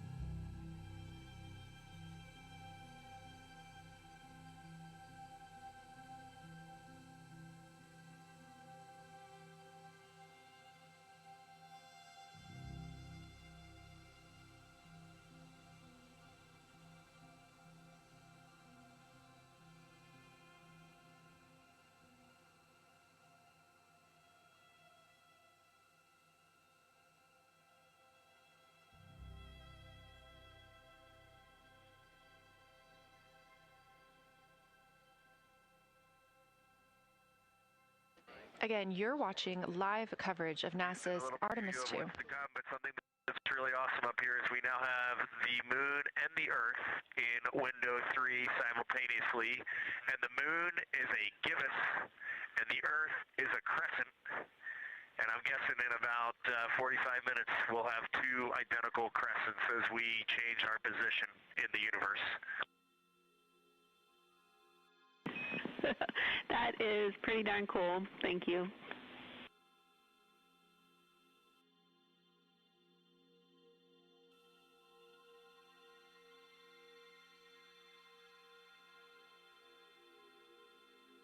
That's the Artemis II crew, the first astronauts to fly by the moon in more than 50 years, reporting that when they look out of window 3, one window, they're able to see both the Earth and the moon at the same time now.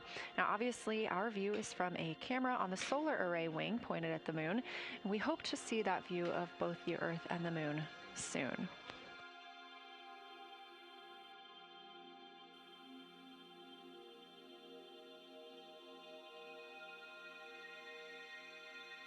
Some upcoming times for what you can expect. In about an hour and 40 minutes, we will have Earth set. And during that time, we will have a view of Earth going behind the moon. Shortly after, just a few minutes later, we will lose signal with the Orion spacecraft. This is tracked as it is going behind the moon and out of reach of the Deep Space Network. At 6:00 p.m., the spacecraft will make its closest approach to the moon at a distance of about 4,066 miles. At 6:02 Central, the spacecraft will reach its farthest distance from Earth at about 252,755 miles. Of course, these are approximate, and we will make sure to provide you with the final distances once those are confirmed. At 6:21 p.m., we will have Earthrise from the Orion spacecraft, but we will not have communications with the spacecraft until 6:25 p.m. Central, when we expect to acquire signal with them after they've emerged from behind the moon.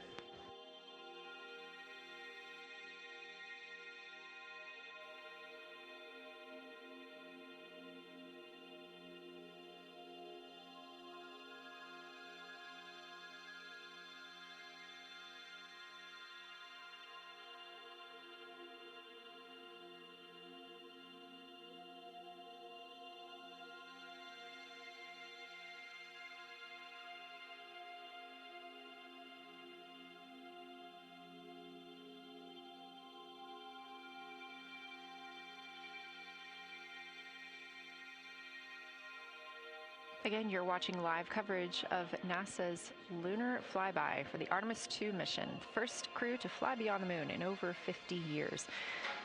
The astronauts inside the spacecraft are switching positions, 2 at the windows and 2 serving in support roles, before they start their third timelined flyby observation for today.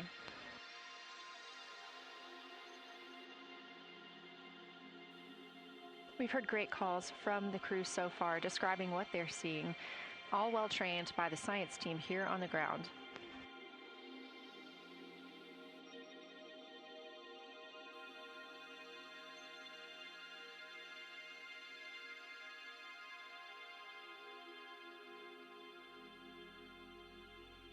Another major milestone for the crew today will be to experience a solar eclipse from their capsule. No one on Earth will experience this solar eclipse. To the astronauts, this will look a lot like a total solar eclipse on Earth, except the moon will be huge compared to the sun. Whereas if you're standing on Earth and looking at a solar eclipse, the moon and the sun appear to be about the same size in the sky. As the moon begins to cover and then uncover the sun, the astronauts will see a partial solar eclipse, so that's before and after totality, and during that time frame they will have to wear eclipse glasses so they can safely view this phase. They also intend to capture images of the sun's corona during the eclipse. This is a rare glimpse at the innermost corona that will only be captured by the astronauts' cameras. During the eclipse, we also look forward to the crew members describing what they will see, which includes unique light features like the shape and size of the corona and potentially even lunar dust. At the same time, Venus, Saturn, Mars, and Mercury will be near the sun, so they may be able to identify what part of the sky they're looking at. This can help train future Artemis astronauts on what part of the sky they're seeing, which is useful knowledge in challenging situations when they may need to rely on that information instead of instruments for navigation and orientation. That eclipse window will last about an hour, and it'll happen near the end of the day today, closer to 7:35 p.m. Central, 8:35 Eastern.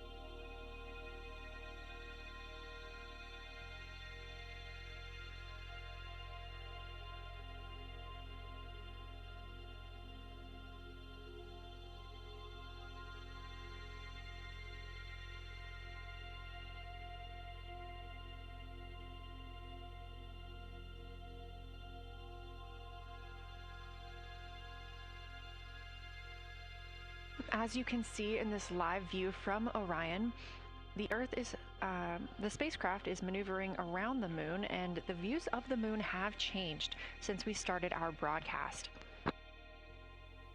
The near side is now very far to the right side of your screen.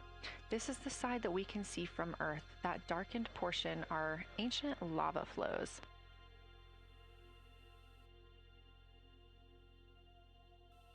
The crater down towards the bottom of the moon is Orion, and this is a crater that was previously never seen before by human eyes until this mission.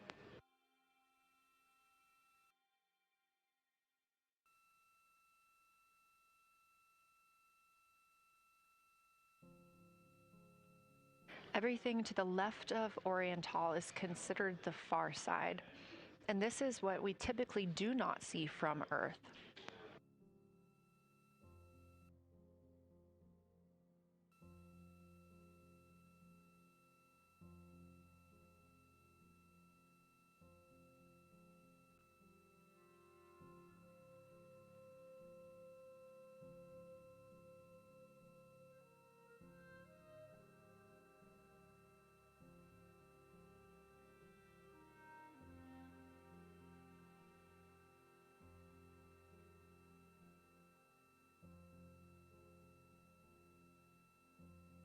And just a reminder about this view, this is coming from a GoPro camera mounted on the tip of one of Orion's 4 solar arrays.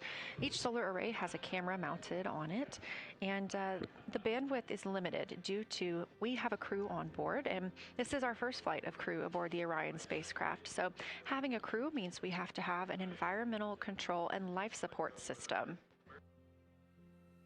There's a lot of data around, a lot of data to bring down for the crew members to keep us up to date on everything happening aboard the spacecraft. So we have to share our bandwidth when it comes to imagery and data.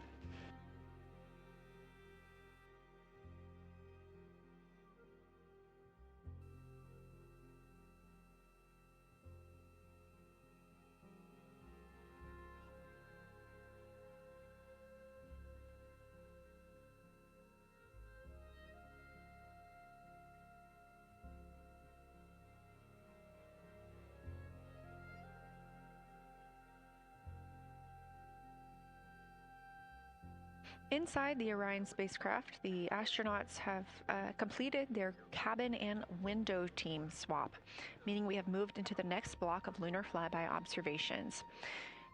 Jeremy Hansen and Wiseman are now back at the windows, taking photos and making annotations. About halfway through this block, they will switch positions at the windows and will be prompted by the ground to do so.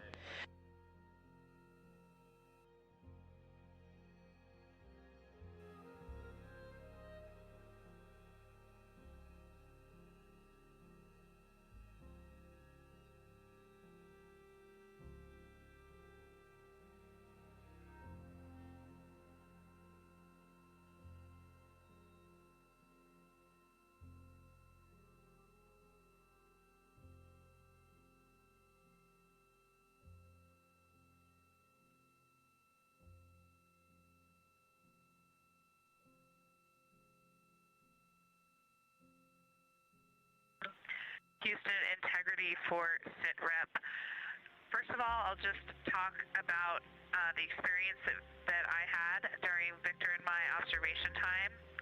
It was an incredible experience. We definitely noted how much more you can see with the zoom lens. Even though we have a great visible eye image, there's just a lot of texture that just pops right out at you when you can zoom in. So almost just using it like a telescope, the camera lens. We really enjoyed our discussion time. That was a great innovation on the lunar targeting plan. We were both able to describe a lot more kind of with flow, I would say, when we were talking to each other.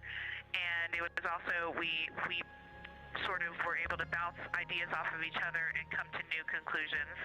We had, I think, a very successful talking through of some contacts between different color areas, both in the mare and in the highlands, and we identified some really unique texture areas as well.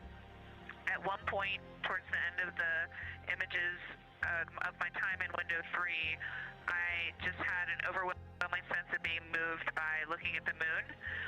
It lasted just a second or two, and I actually couldn't even make it happen again. But something just drew me in suddenly to the lunar landscape, and it became real. And the truth is, the moon really is its own body in the universe. It's not just a poster in the sky that goes by. It is a real place. And when we have that perspective and we compare it to our home of the Earth, it just reminds us how much we have in common. Everything we need, the Earth provides, and that in and of itself is somewhat of a miracle, and one that you can't truly know until you've had the perspective of the other. I'll switch into some logistics stuff.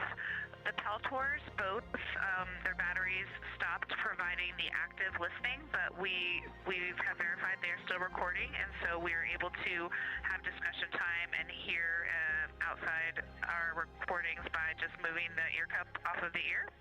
Other than that, everything's working well technically, and we've been able to find all our targets, and we're having a really great time.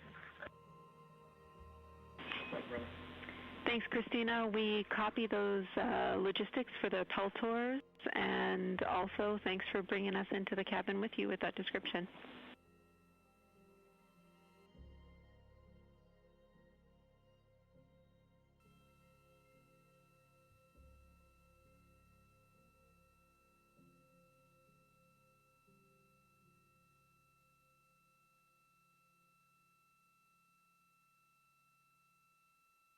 Right on time. NASA astronaut Christina Koch, a mission specialist for Artemis II, calling down a science sit rep, a situation report. Good news, reporting that she and her teammates have been able to capture all targets that were listed.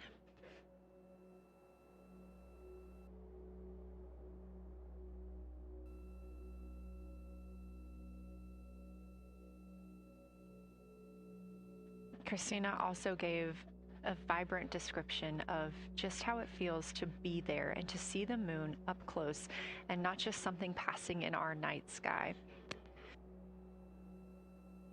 Currently, the team members at the window are Reed Wiseman and Jeremy Hansen. Meanwhile, Integrity cabin team for window shroud.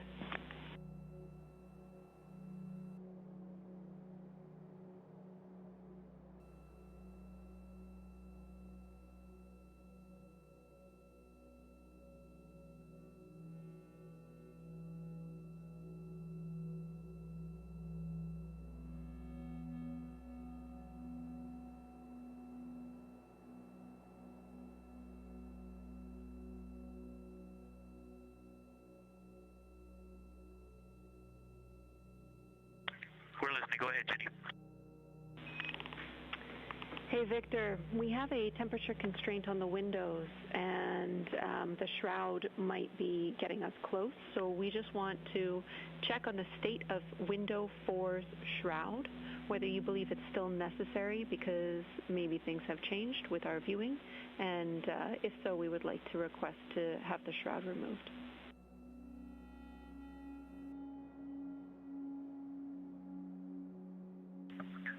Houston, we believe it is necessary. We pulled it off just as a corner. It is very bright.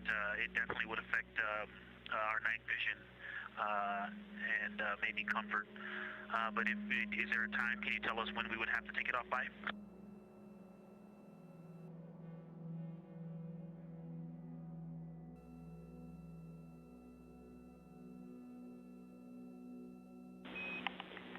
Unfortunately, since it's been on for a while, we are going to have to request that the shroud is removed, and we can recommend something that could block the light but just create a bit of distance between the window and whatever is covering it. Something like a t-shirt would do the trick and help.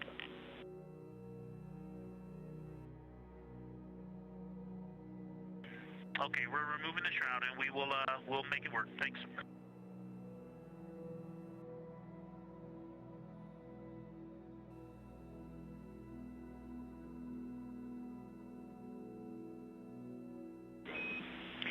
Thank you, Victor.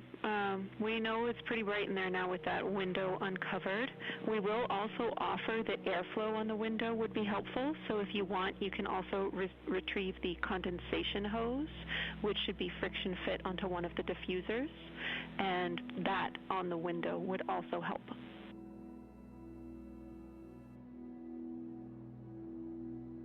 We can easily point a diffuser at the window, so we're going to start with that, and it's pointing at the window now.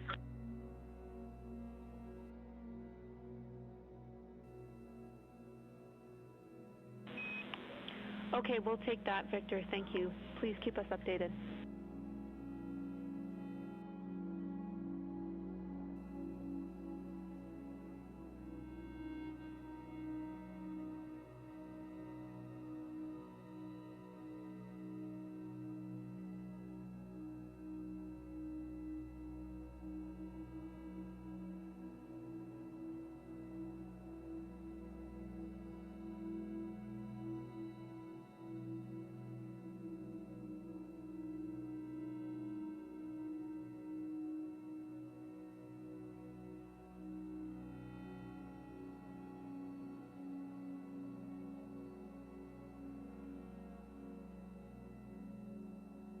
That call from Capcom Jenny Gibbons, CSA astronaut and Artemis II crew backup, to the crew aboard Orion, letting them know that they will need to remove the window shroud they had placed on window 4. They initially placed that shroud there to block out some of the light from the Earth. It was extremely bright coming in the cabin and interfering with some of their viewing opportunities out at the moon.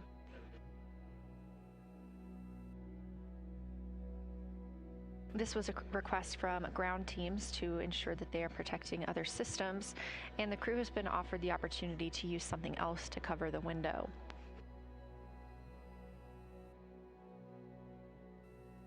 Meanwhile, Reed Wiseman and Jeremy Hansen continue with their lunar flyby observations. They have just looked at Glushko crater. That's about when we heard that call down from Christina Koch with that description of everything she had been seeing during her observation period and what she was seeing at that time. The science team asked this crew to take centered images of the entire crater and their ray system in one frame. They're also interested in knowing the brightness, texture, and extent of Glushko's rays and how they differ in the mare, or that sea area, versus the highlands. Glushko is considered a young lunar crater, and these observations can help understand material properties of those craters.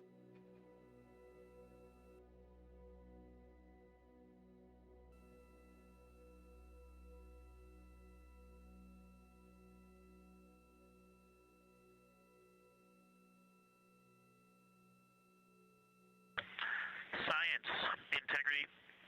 First, I wanted to start off with connecting with what Christina said, that it was very moving to look out the window. I had the unfortunate sequence to start looking out the window and then moved to the long lens, and it was hard to speak looking through the zoom because I went straight where Christina went, and I was walking around down there on the surface, climbing and off-roading on that amazing terrain. I also want to underscore something that she said. As we continue to explore, when we actually do go down there to the surface, I know for safety reasons that we would never send someone alone, but I just want to really emphasize how important the discussion time was. When we started to talk, we not only got better science discussion, we got better human connection, and so doing this as a pair, we just learn and grow together, and that's just super important, so thank you for adding that to this plan. Reed just passed me a note that the Orion Tall Basin annular ring has a similar albedo to the center, but a different color. It has more brownish tones in it, and he said it's very distinct now that he's been staring at it. Victor, thank you. You got a cheer from science there, and we all just went on that moonwalk with you, so highlighting how important it is to talk about these things. I also want to let you know that we have Deanna Glover with us in the viewing gallery. She's all smiles.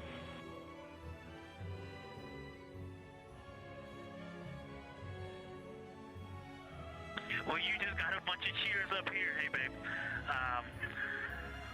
I love you from the moon.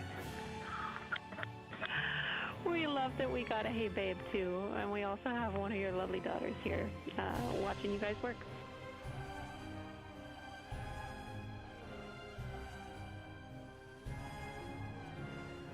Thank you guys for doing that and for supporting them through this. And to all of you, Genesis, Maya, Joya, and Corinne, I love you. And Deanna, I love you. I'm glad you get to be there.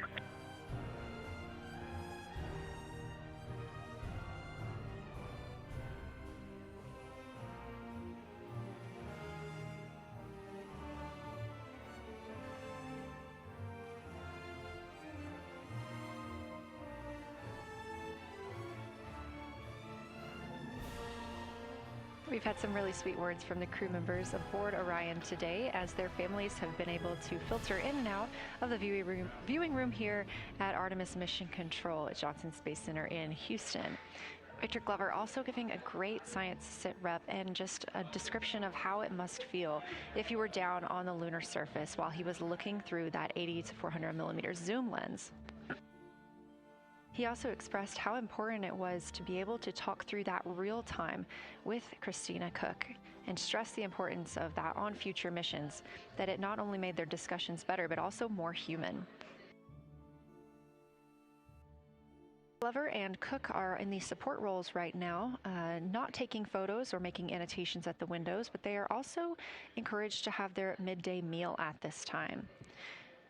For lunch today, those two crew members have options of beef ravioli, salmon, butternut squash, sweet and savory kale, pickled beets, cherry blueberry cobbler, tuna noodle casserole, tomatoes and artichokes, broccoli, and chocolate peanut butter bar.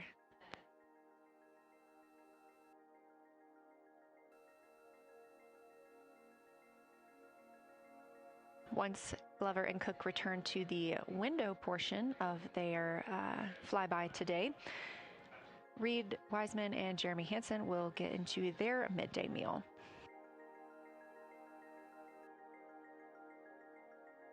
Again, this is the third of 5 scheduled blocks for our lunar viewing today, and if you were watching at the start of the broadcast, you can definitely tell the difference in the distance from the moon. We are now 5,518 miles away from the lunar surface, and again, expecting the crew to get about 4,066 miles away. They are currently 252,050 miles away from Earth, and every mile is a new record, having surpassed the Apollo 13 milestone for furthest distance earlier today.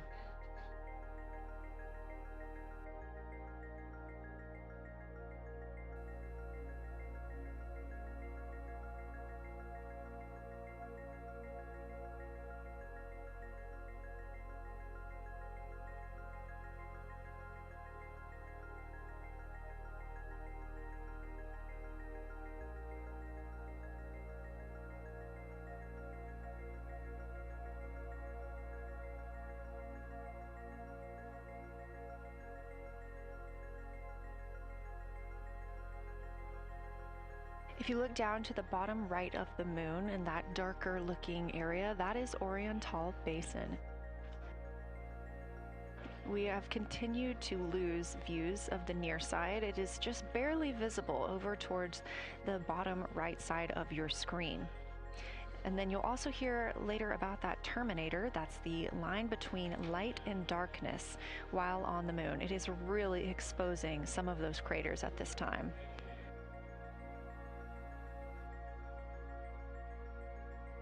A couple of the other features in view right now are Hertzsprung Basin and Vavilov Crater. Hertzsprung Basin is nearer to the center of the moon, closer to that terminator line right now, and Vavilov Crater is just on the outskirts of it, closer again to the terminator.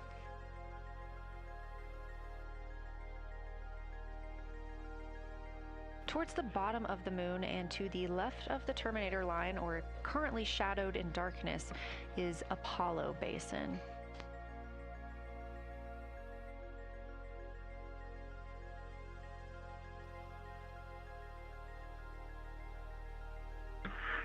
Science from integrity. Let me find out how far we are from the moon right now. But our view is about a third of the moon is in eclipse. That beautiful terminator is out there calling to me. We're 4,691 miles from the moon. And what looked like in the terminator, about a third of the way up from the southernmost part of the terminator, looked like a dinosaur print if one was running to the northwest. Now is clearly a crater with a bunch of craters around it. And that terminator, I can only see about half of it. I'm looking through the docking hatch window right now because we have the Z9 in window 1. But that terminator has moved. I guess I've been using Vavilov the whole time, so it's gone 2 more Vavilov craters to the west. And so a few more features are starting to peek out into the sunlight there with that low sun angle, and so you still have ridges and valleys showing up very clearly, a very jagged terminator, and a few islands of light out there with some high elevation shining in the sunlight in that darkness.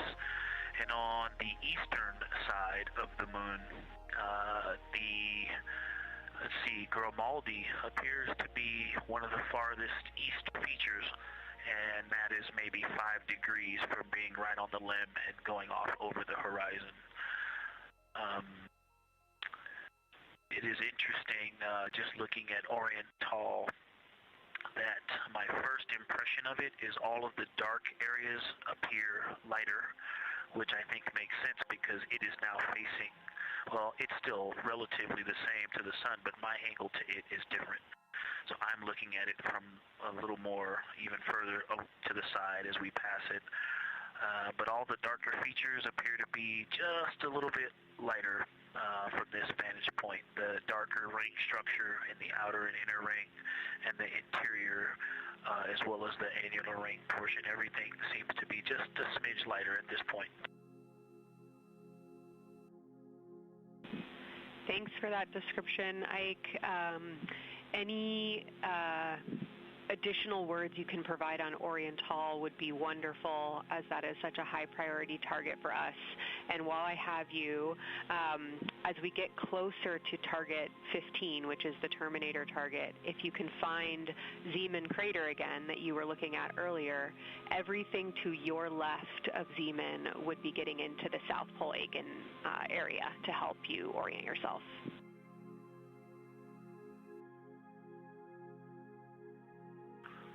Zeeman is a great waypoint out there. I definitely see it.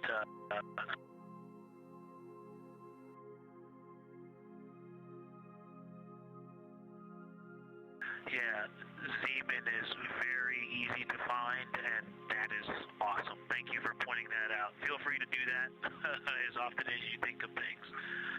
Let's see, looking back at Oriental. Okay, another thing, after looking through the zoom camera, man, you guys are smart. You probably did this on purpose, but after looking with my plain eyes and then going to the 400 millimeter zoom, now looking at it, I see the cliff face as if you were standing in the center. That inner and outer ring have definitely some real terrain to them, and now I can see that as terrain. Now that I look at it even with my naked eye, I can tell that there's a lot of elevation and that, like I said, a cliff face on that eastern edge where all the darker deposits are. And it's just the scale now. Looking at it from far away, before it seemed like flat with color painted on it, but now that I look at it, I can definitely see that there is, different depositional characteristics. So the darker is some other material, but there's also some shadowing going on because of the cliff face that is a part of that crater wall. Great description, Victor. Thanks, and really interesting to hear now the distinction between shadow and color. Before I let you go back to other observations, you mentioned that Reed saw a browner hue to the annular ring than the rest of Oriental. Are you seeing that from your vantage point?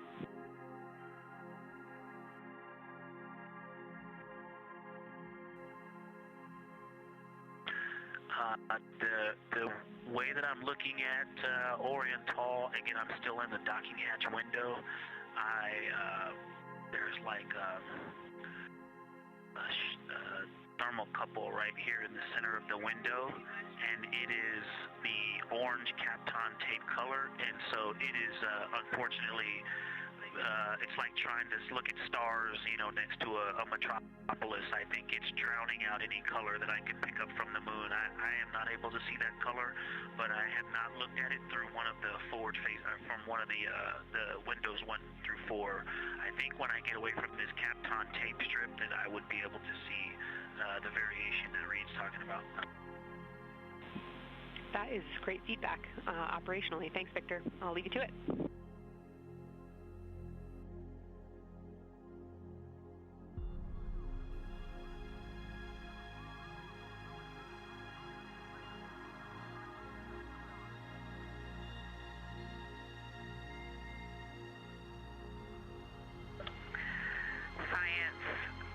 Integrity with a question from the window team.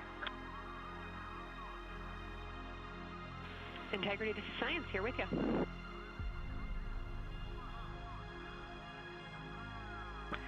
Yes, they have a question to help inform a theory that they're sort of tossing back and forth. What is older, the Mare seas of the near side or Oriental?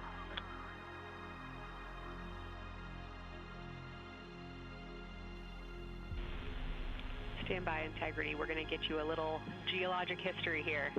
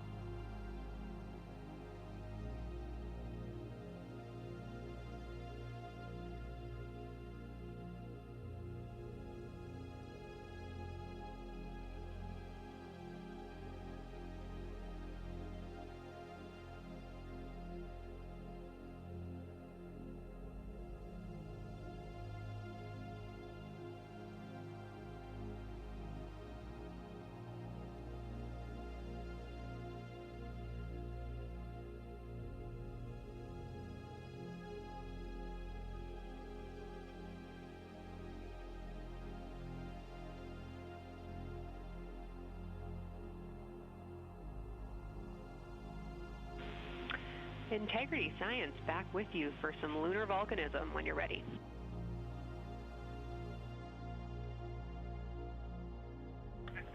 Go ahead.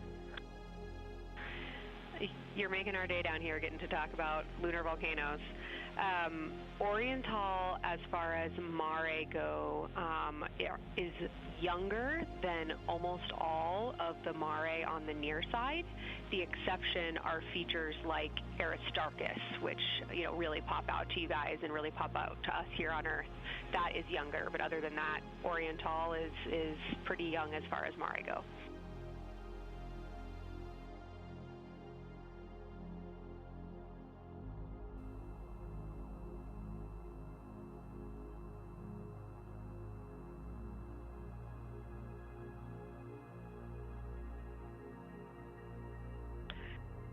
Kelsey, thanks for that. We love lunar volcanism too.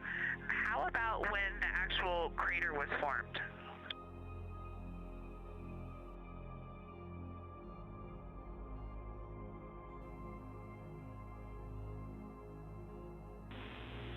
Yeah, we're going to get you an age for Oriental, and while we're getting that, Christina, can you, maybe you've heard the window team talk about the sort of contacts around Oriental, but because that material is so much younger, if anything pops out to you about physical relationship between that and surrounding terrain, we'd love to hear it.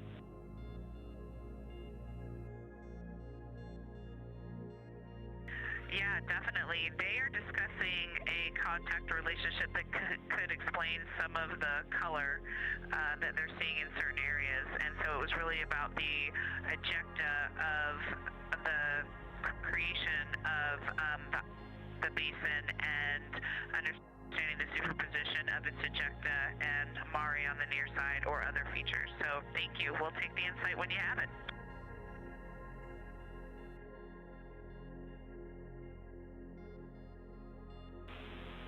Thank you, Integrity. And I know Jenny wants to get to you with some topics, so I'll leave you with Oriental is 3.8 billion years old.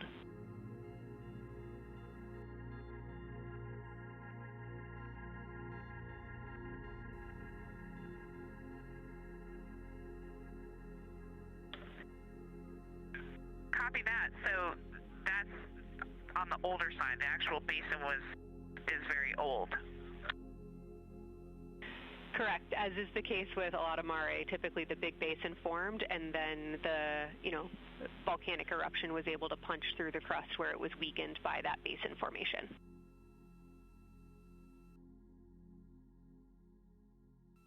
Perfect. Tracking. Thank you.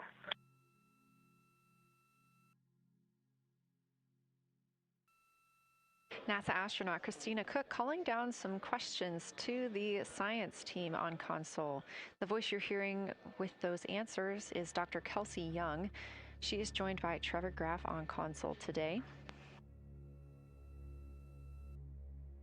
Christina asking about the age of Orion Tall, and specifically the mare regions. Those are those dark regions that you see.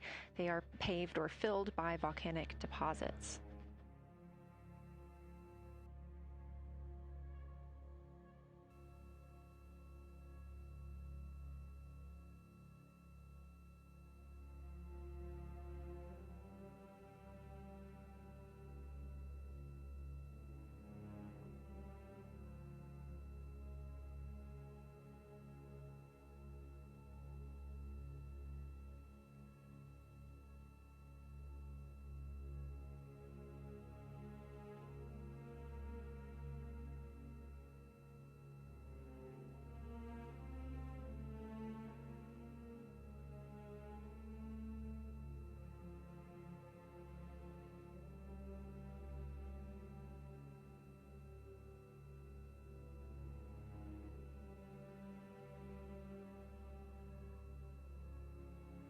Better answer. Integrity, it's about time for a position swap at the window. So we will ask Reed and Jeremy to swap positions, and I'll remind you again about your SD cards. And Victor or Christina, I have one window task for the cabin team when you're ready.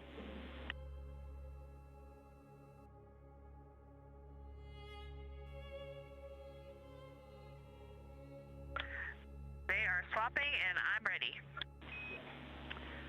All right, Tina, we found a way that we can reinstall the shroud on the window. We understand it's pretty darn bright compared to everything that you're looking at. So in order to reinstall it, we will ask that you retrieve the condensation hose and you install it on a friction fit on the cabin air outlet port. That's right by one of your diffusers. You're going to point that little condensation hose such that the air is flowing over the window pane. Let me know when you're ready for the stowage location.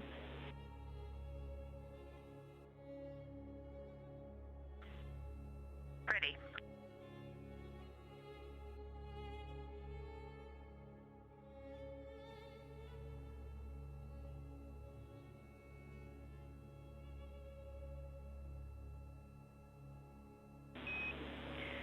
Christina, the hose is in locker A1. The crew has gotten a go to reinstall that window shroud they were using to block some of the earth shine. Copy. This view coming from inside the Orion spacecraft as the crew members are swapping windows, specifically Reed Wiseman and Jeremy Hansen. They've been our crew members at the windows taking photos, making annotations, and making recordings that'll be downlinked later to the science team for review. The science team will have a conference tomorrow morning with the crew to get any fresh perspectives or things that they learned during the flyby.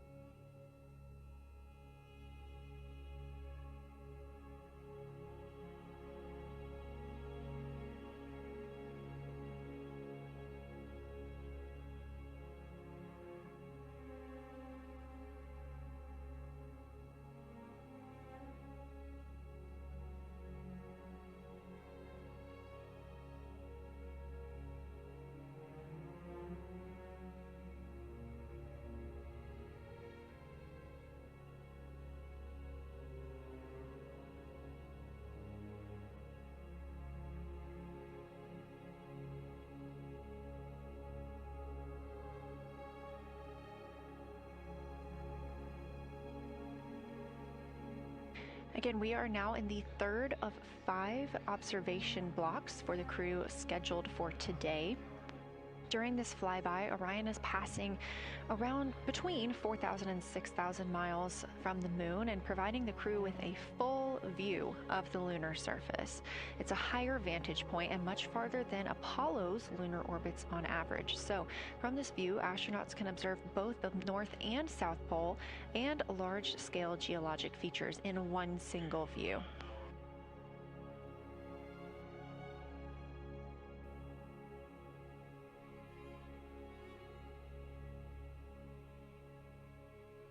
We are now just under an hour until Orion passes behind the moon, and we lose communication with the crew. They will be out of reach with any of our deep space network antennas. That loss of signal will last about 40 minutes, and we expect to regain communications with them once they fly behind the other side of the moon. While they are behind the moon, they will also reach their max Earth altitude as well as their closest approach to the lunar surface.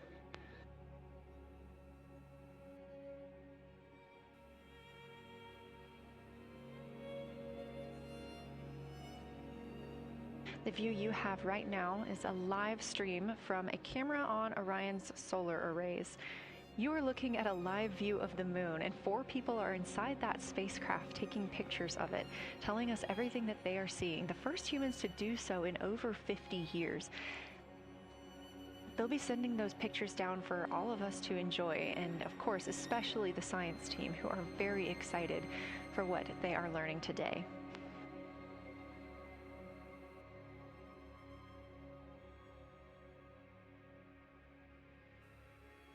It appears the Artemis II spacecraft, Orion, is now under 5,000 miles away from the moon. Again, we expect their closest distance to the moon be about 4,066 miles.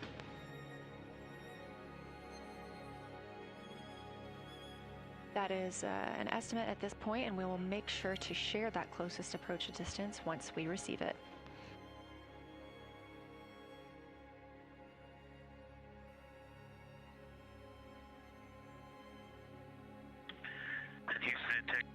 Question, did you just want us to cool the window with the condensation hose, or did you want us to put the shroud back on and cool the window at the same time?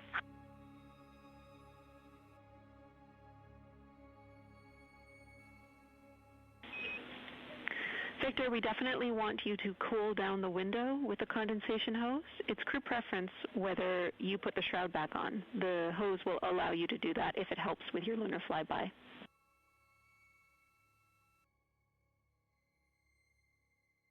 Okay, copy. We're going to do both at the same time. Thank you. Houston copies.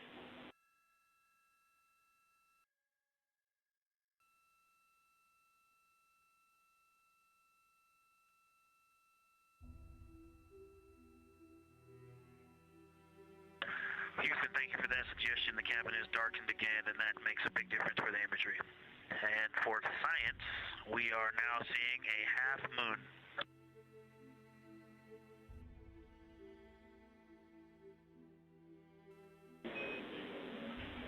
Thank you, Victor. We're happy to hear it, and we see half moon, full moon joy still.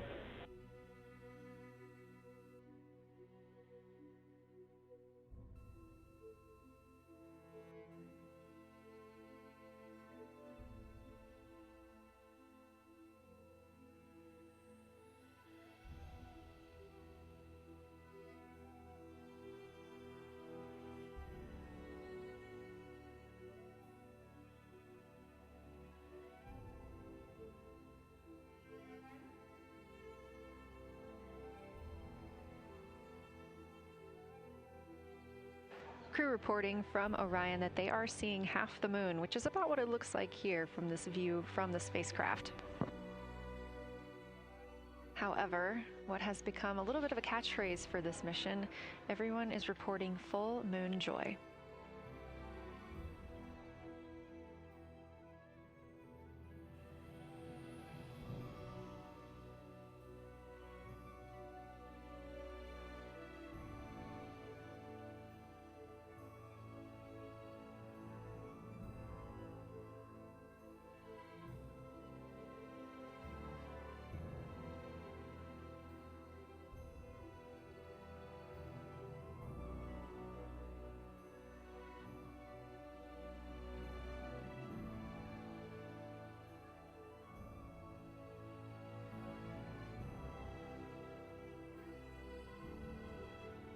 We are keeping up with which targets the crew is tracking through their lunar targeting package. They are just wrapping up their second. Science integrity, another observation the window team commented on and Christine and I discussed a bit is in Hertzsprung.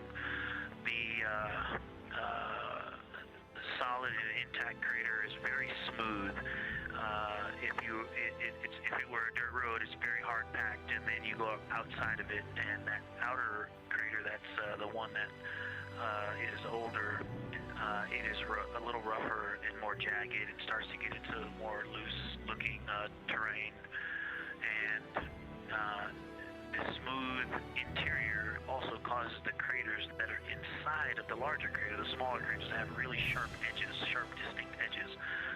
And just a general comment on that area, Hertzsprung, that whole area, the average albedo there is darker. That is, I would say, 3.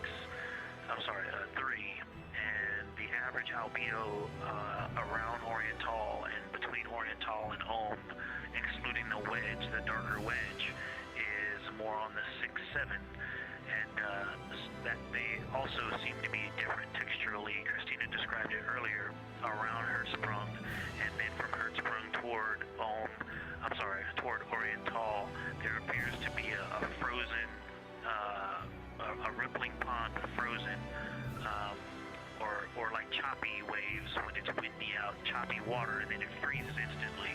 That's the texture. If you walk down there barefoot, it looks like it would be hard on your feet, like lava. After it's cooled, it would be pokey. Except for right there in the center of Hertzsprung, it looks paved, like a paved road, nice and smooth.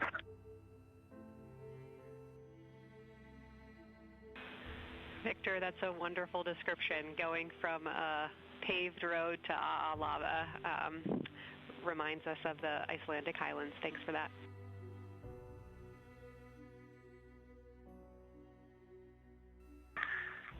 In science, another in the interior of the very intact, the interior of the intact crater at Hertzsprung is albedo variation. I think I heard one of the window crew maybe say color variation, but definitely albedo variation. There's lighter patches and slightly darker patches.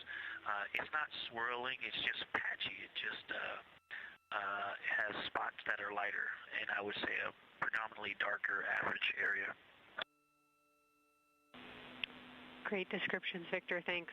Not swirly, just patchy is really helpful for us.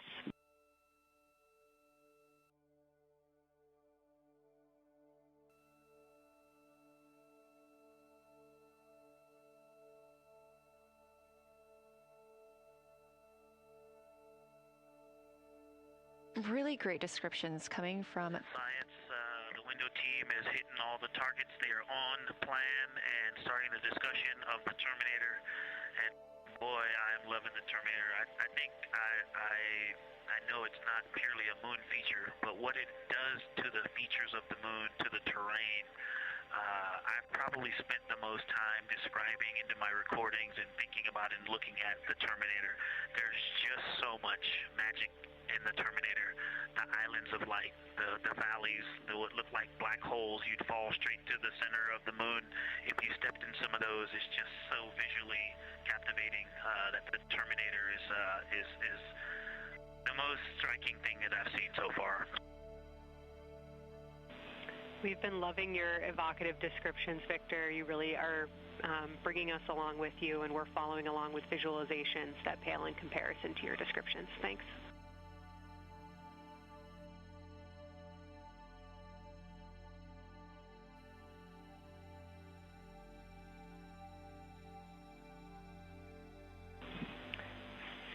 Integrity Science, one more question on a status of what the window team chose to observe for crew choice.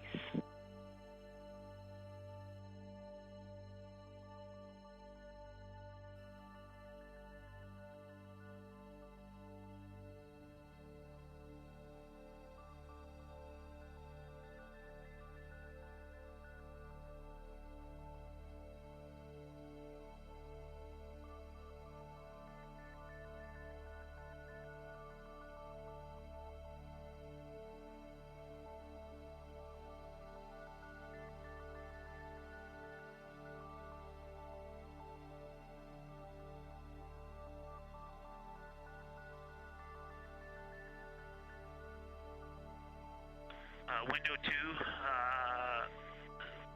talked about Vavilov, looked for suspended dust, and the Terminator. And window 3 about the experience and about the three-dimensionality of the moon this close. Wonderful. And Thank you, another Victor. observation about Oriental, I would say, is the features going off to the southwest, the two large, almost look like scratches in the surface.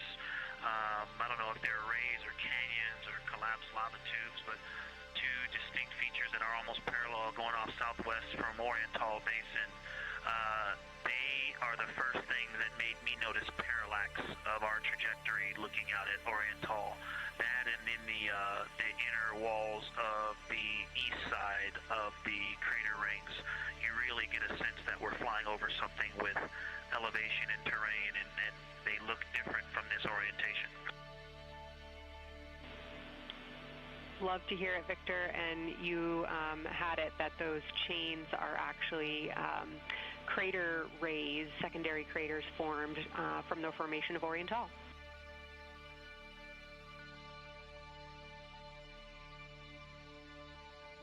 Yeah, speaking of crater rays, the crater rays that are going off to the northwest,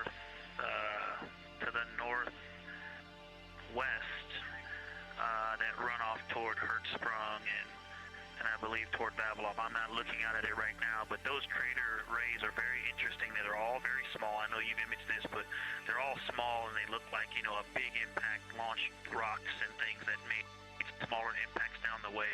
But something very interesting, and again, you can see this in imagery, but some of them are parallel, and then some of them converge toward the center of Oriental. And then I think I even saw some that maybe diverge, which, not diverge, but that are convergent, which indicate multiple large impacts that created a lot of secondary impact crater rays. Fantastic, Victor, and I'll note that we can infer that you're looking down at your freshly named Integrity crater, which is near the end of one of those beautiful crater rays from Oriental. Thanks for the description.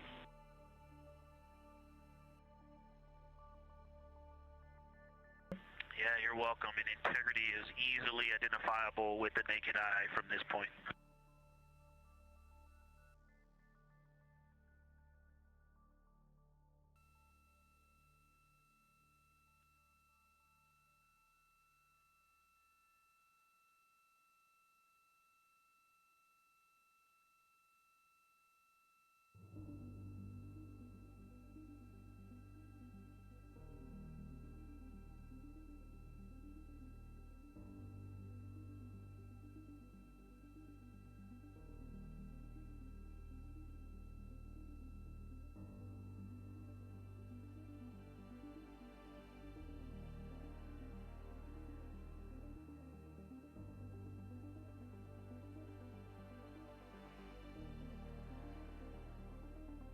We've been hearing some great situation reports from Victor Glover, the pilot of the Artemis II mission, calling down to the science team, letting them know what he is seeing. And one of those things is Hertzsprung Basin.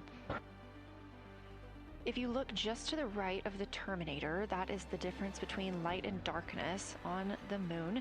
You can see what he's describing when he says Hertzsprung Basin and how it looks a little bit paved in the middle there. It's almost in the very center of the moon in this view, coming from the Orion spacecraft and a camera mounted on its solar array.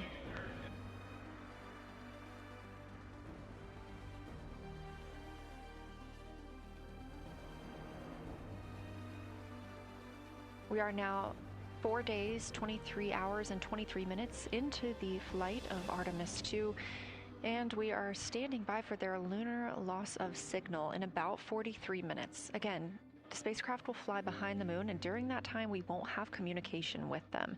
They will be out of reach of our deep space network. However, we will regain communication with them approximately 40 minutes later when they come around the other side of the moon.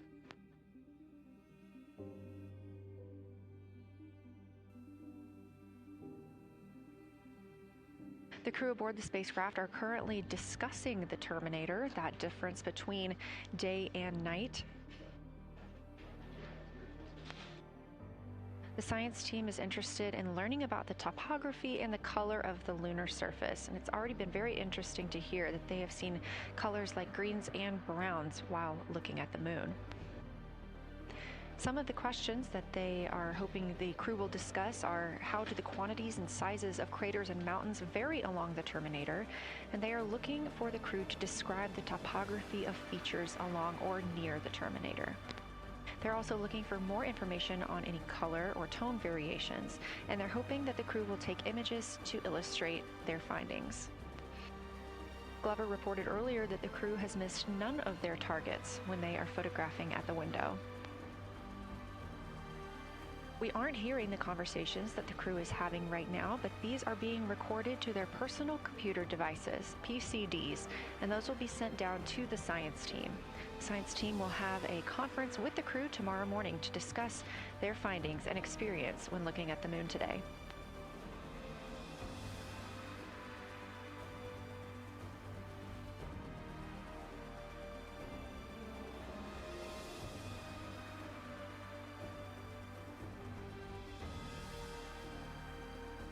We have a few minutes left while the crew is discussing the terminator, and if you're just joining us, you're looking at a live view of the moon, our moon, from the Orion spacecraft and a camera on its solar array. Inside that spacecraft, 4 astronauts, Reed Wiseman, Victor Glover, Christina Koch, and Jeremy Hansen, the first 4 people to fly around the moon in over 50 years.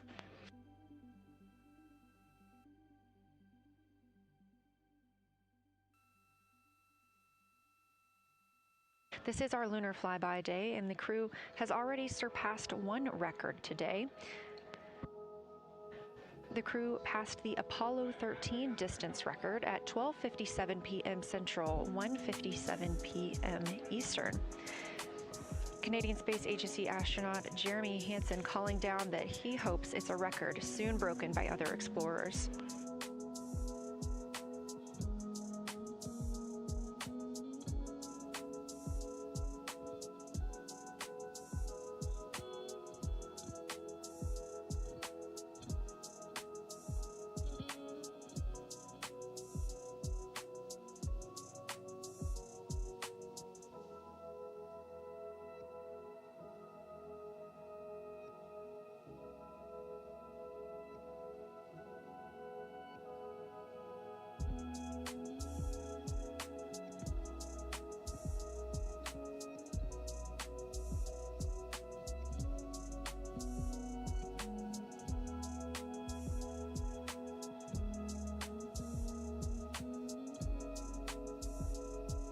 We are live in Artemis Mission Control in Houston, Texas, monitoring the flight of Artemis II.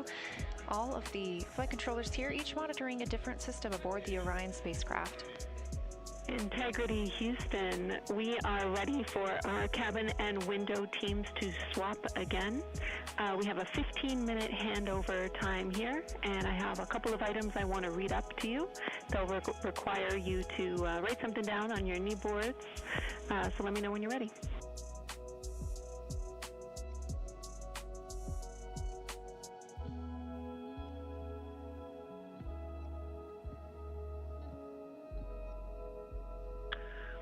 Okay, Houston, we are ready. Copy, Integrity. First of all, once you start this next shift here, during this lunar observation shift, we will begin our lunar LOS, so you can expect a call from me a few minutes prior reminding you. And second of all, FIDO just sent us updated altitudes and METs for lunar closest approach and max Earth altitude. Let me know when you are ready to write those down. They differ slightly from Optimus.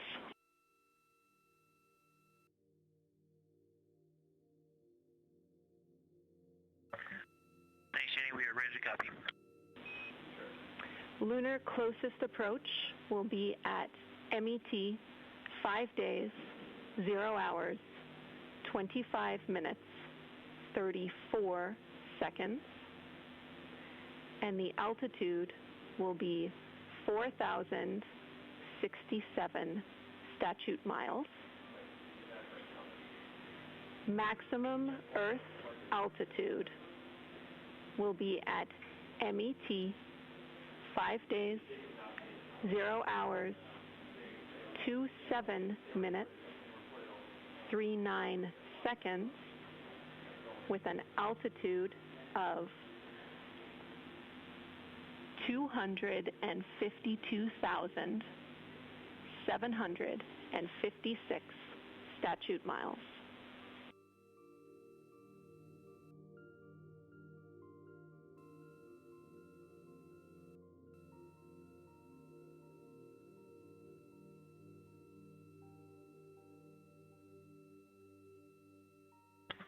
The crew really wants to ask for that in kilometers and in parsecs, but thank you for those. That is great. Thanks for that update. I'll send Fido to work, and I appreciate the metric. Other than that, I have no new vehicle statuses to pass to you. Enjoy your handover time, and we're looking forward to picking back up with you shortly.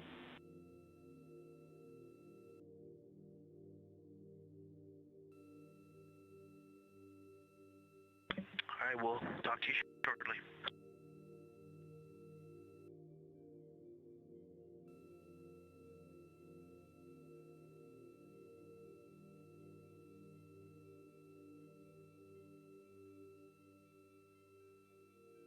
Those words called from Capcom Jenny Gibbons, CSA astronaut and Artemis II backup crew member, to the crew working aboard the Orion spacecraft. Had a little bit of a view inside the cabin. As you can see, it is very dark. The crew has turned off the lights, and the light that you were able to see is coming through the window, a reflection of Earthshine and from the moon.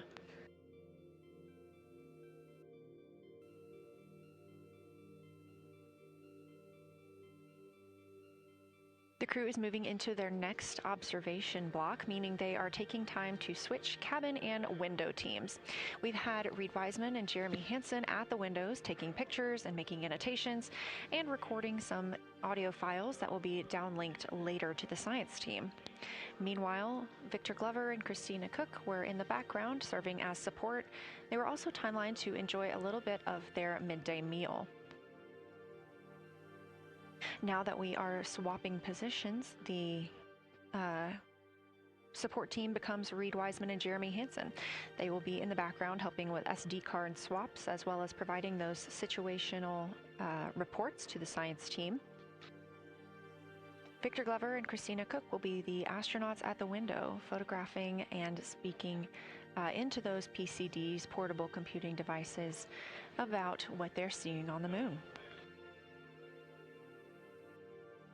As you heard Capcom Jenny Gibbons call to the crew, this block is also when we will lose communications with the crew. That LOS, or loss of signal, scheduled to be less than 35 minutes from now. We anticipate to be out of signal with them for about 40 minutes, and will regain that communication once they've flown around the other side of the moon.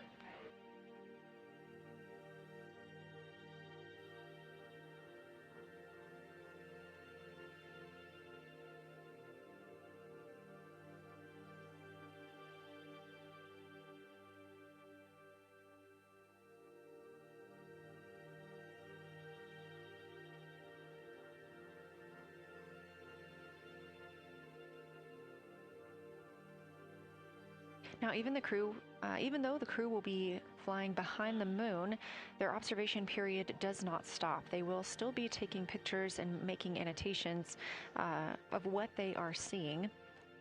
They'll be looking for the limb of the moon, Earth set, and then Vavilov crater, which we have previously seen. They'll swap positions at the window before moving into a crew choice option.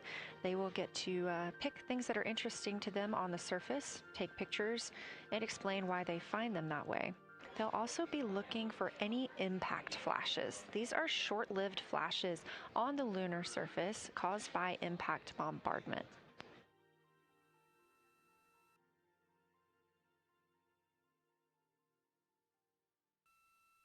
Just before Earthrise, the crew will be looking for lofted lunar dust. This may be lofted just above the lunar surface, and we could only see it just before Earthrise along the dark western limb. Any Earthshine would illuminate potential lofted dust. But once the crew is all the way around the Earth, the brightness of the Earth will wash out any of that dust they might be able to see. These were based on observations from Apollo missions and orbital spacecraft, and so we're very interested to see if the crew might be able to capture some of that lunar dust today.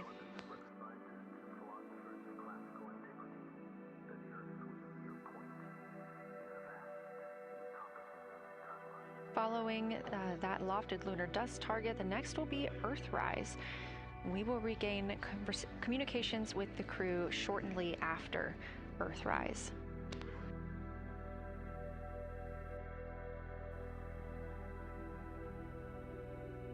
There will be a short observation break period where the moon is not in view. That's because we are also anticipating the crew seeing an eclipse today. The moon won't be in view because the team here in Mission Control Houston will need to change the attitude of the spacecraft and ensure that its solar arrays are gathering light from the sun heading into that eclipse period. So we will have communication with the crew, we just won't be able to see the moon. However, we will have views during that eclipse time frame.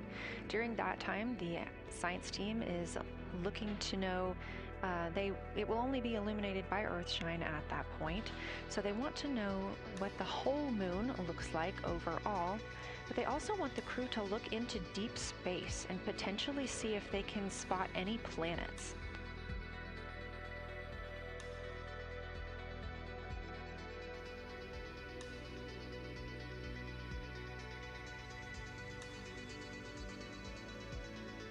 Once the eclipse is over, the Lunar Flyby period will have ended. We are live through the whole thing, and even once Flyby is over today, we remain live 24/7 on NASA's YouTube.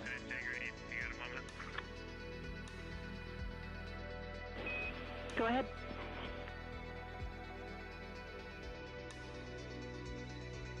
I don't know if Catherine and Devin are still there, but if they are, just wanted to just let them know how much fun we're having out here. It's extraordinary to be on the far side of the moon right now, just hanging out there and looking back at the Earth. And Ashley and Caitlin, I know you're back in Canada, but if you happen to be watching too, just wanted to say hi to all you guys. Love you guys, and we'll be heading back your way shortly.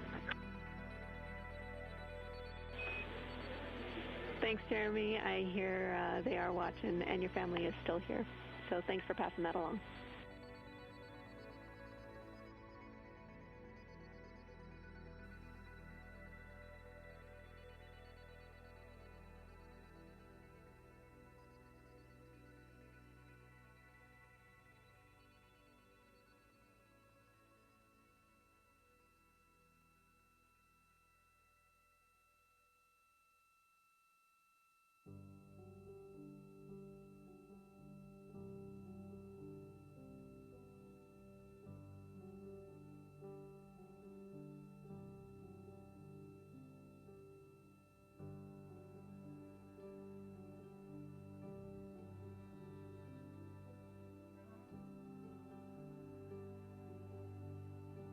This view inside the Orion spacecraft, and it's a little hard to make out, but on the left there, that is Jeremy Hansen just calling down some well wishes to his family, joining us in the viewing room and watching online.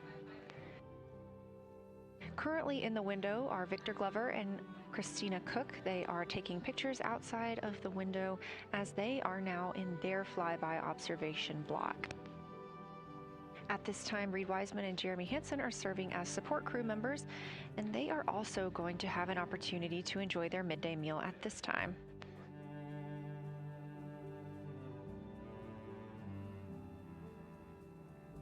On the lunch menu today for Reed Wiseman and Jeremy Hansen, we have vegetarian chili, salmon croquettes, chicken with peanut sauce, sweet and savory kale, pickled beets, chocolate pudding, barbecued beef brisket, spaghetti and meat sauce, Italian vegetables, butternut squash, candy-coated chocolates, and maybe even a little bit of coffee.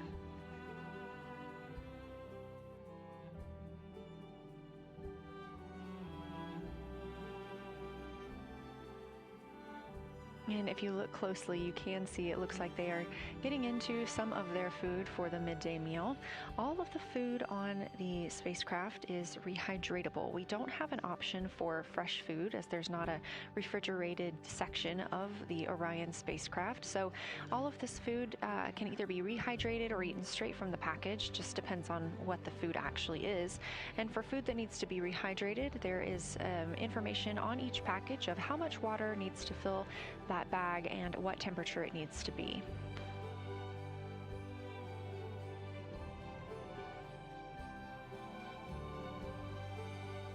We are now 4 days, 23 hours, and 39 minutes, 40 minutes actually, into the flight of Artemis II, the spacecraft now under 4,500 miles from the moon.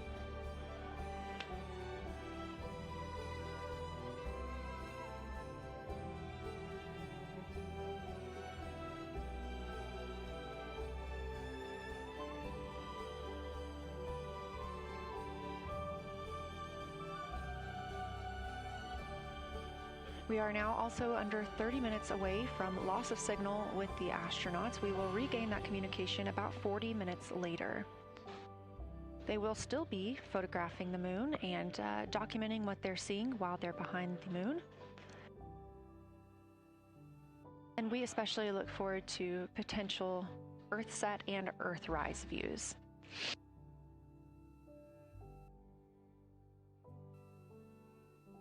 As you can see on the left side of your screen, we are streaming this solar array camera view throughout the flyby. And the science team also plans to capture an occasional still photo with the solar array intermittently, perhaps one every 8 to 10 minutes. Still photos represent the highest resolution imagery from those GoPro cameras. So starting 5 minutes before Earthset and loss of signal, the science team will capture a series of photos, one every 30 seconds, to include Earthset, all the way through 5 minutes after Earthrise and acquisition of signal. In order to capture these frequent photos, the solar array camera that we were streaming will need to switch to time-lapse photo mode. So during this time, the streaming video quality won't be as sharp as you have it right now, but we want to ensure that the science team captures the data that they need during these time frames. And we really look forward to seeing those higher resolution images once they're available. But with the view you are seeing right now, we are sharing bandwidth on the Orion spacecraft with every system that is keeping the spacecraft powered and the crew alive, especially the environmental control and life support system. As this is the first flight with crew, this is also the first flight of a life support system, keeping the crew healthy and safe on the way to the moon and the way home.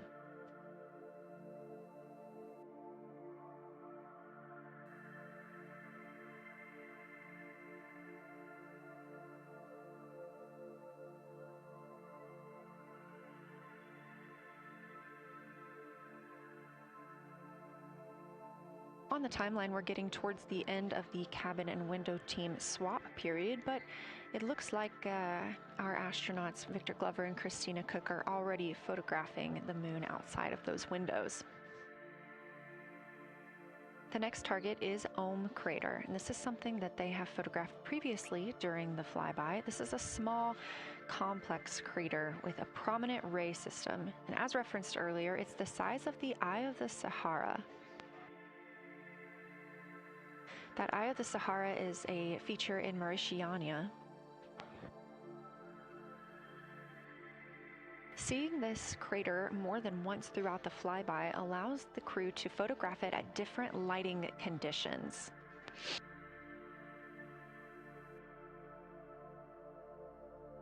Those different lighting conditions help expose different portions of the target and can help the science team learn a little bit more about how it formed and what it is today.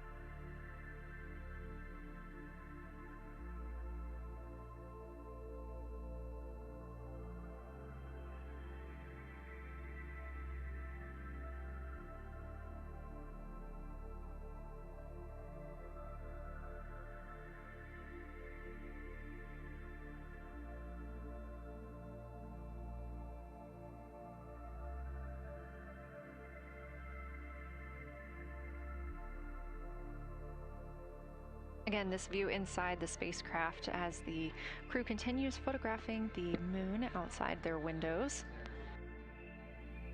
They have turned the lights off to allow them to better get photos of the moon, preventing any reflections from coming in from the spacecraft.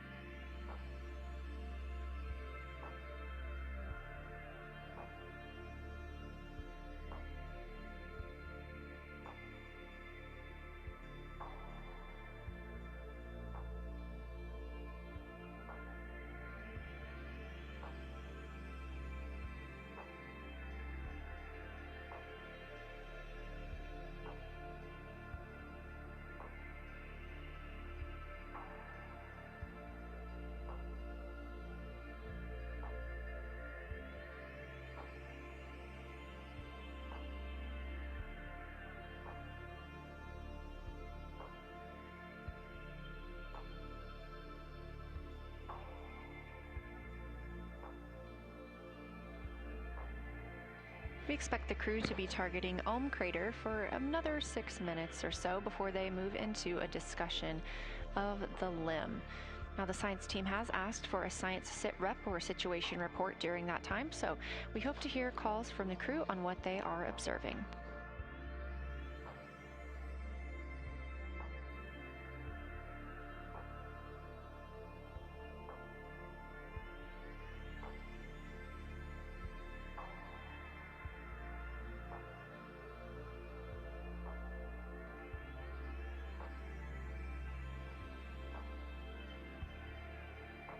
If you've been following along, at the start of the day, we did have much more of the moon visible. And even just an hour or so ago, we could see about half of the moon. We are now continuing to see more of the far side and that darkness where the moon is not reflecting light from the sun.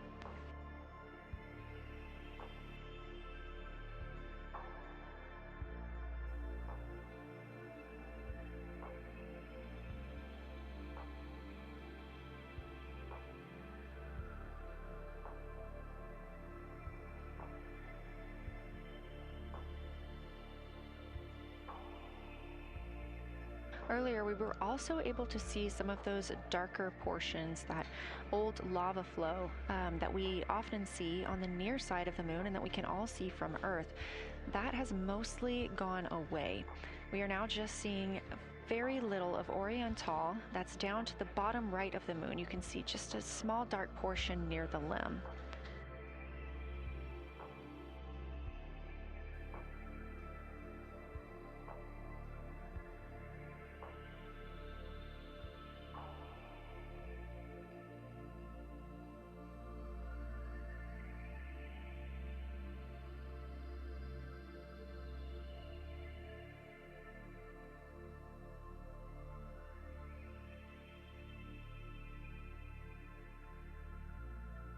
We are now about 18 minutes away from loss of signal with the Orion crew.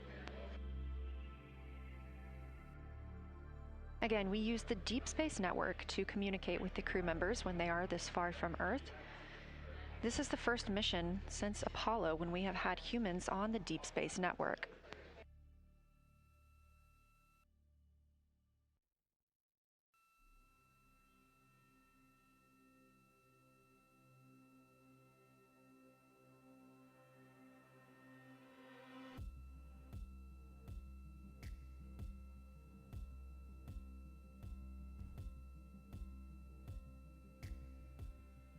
As you recently heard Capcom Jenny Gibbons call to the crew, We expect their closest approach to the moon to be at MET, or mission elapsed time, of 5 days, 25 minutes, and 34 seconds. At that time, their altitude would be 4,067 statute miles above the Earth's surface. Just over 2 minutes later, they will reach their maximum distance from Earth at mission elapsed time 5 minutes, 5 days, 27 minutes, and 39 seconds. The altitude at that time would be 252,756 statute miles. These are our latest numbers, and we'll make sure to verify and confirm those once those milestones have been achieved. Obviously, we will be without communication to the spacecraft at that time, so once we regain communication, we will make sure to find out those numbers and report those to you.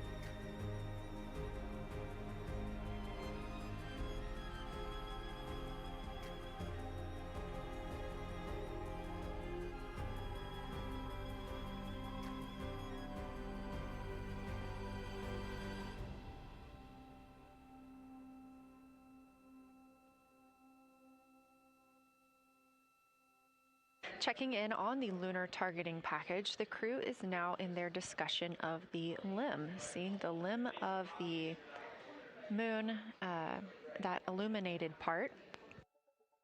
Currently at the windows taking photos and making annotations are Victor Glover and Christina Koch.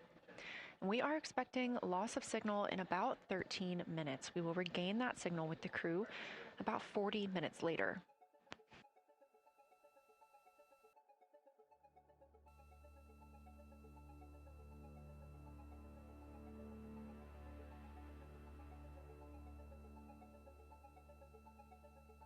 A milestone worth mentioning that this day marks the first time in more than 50 years that humans will observe the moon directly, a critical opportunity to practice how lunar science will be conducted during future Artemis missions.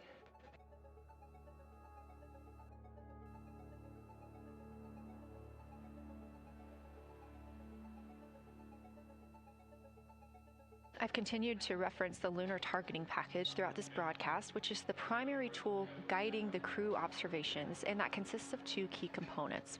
The first of those is the Lunar Geography Review, which helped the astronauts study major lunar features in advance. That also helped them learn to orient themselves during the flyby.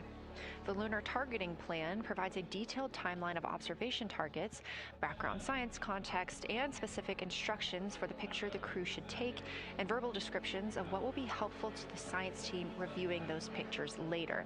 That's what we've been tracking real time and what the crew is using right now to keep up with their next milestones.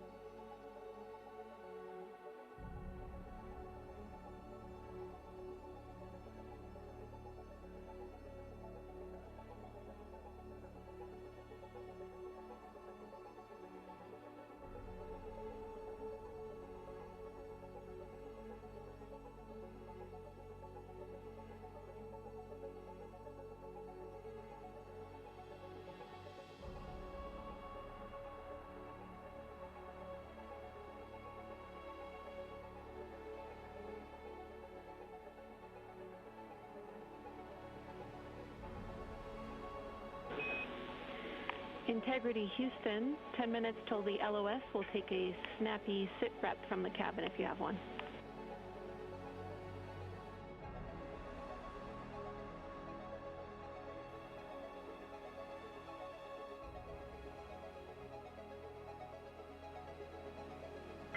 Okay, Jenny, that came, we missed most of that, but just a 10-minute warning, is that what you're saying? 10-minute warning for the LOS, and I'll take a quick sit rep from the cabin, please.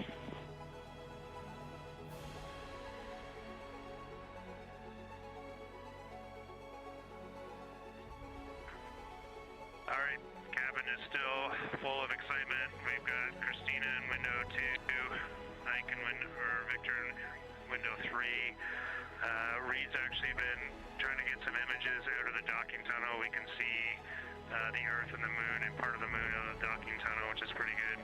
And I'm just grabbing some footage right now with our interior cameras.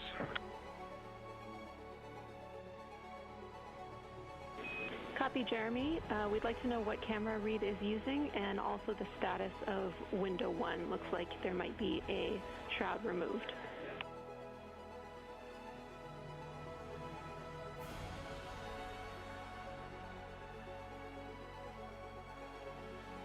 Okay, Reed was using the Z9, and the T-shirt shroud is still on window 1, but we took the camera out of it, so maybe that's what you're noticing. But when I looked in there, I saw a lot of sunlight reflecting around.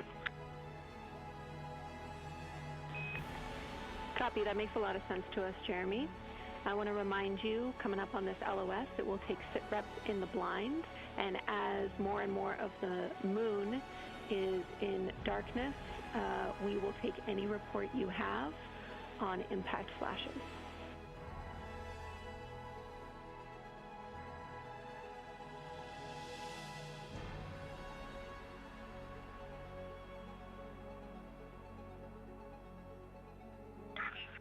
All right, Jenny, you have to say again your last. There's a lot of conversation here, and I was on the other side of the cabin, so I missed all of it.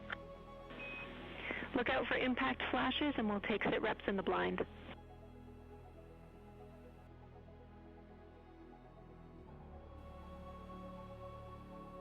Okay, impact flashes, sit reps in the blind. We got it.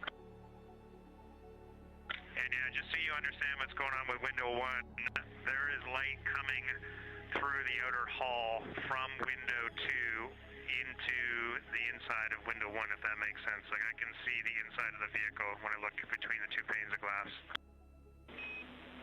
Copy.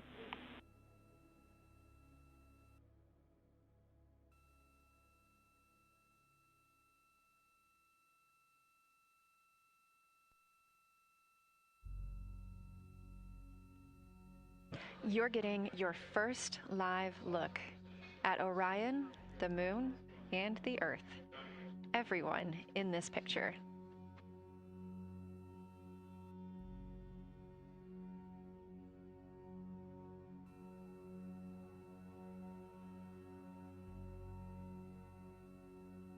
This is a live view from the Orion spacecraft.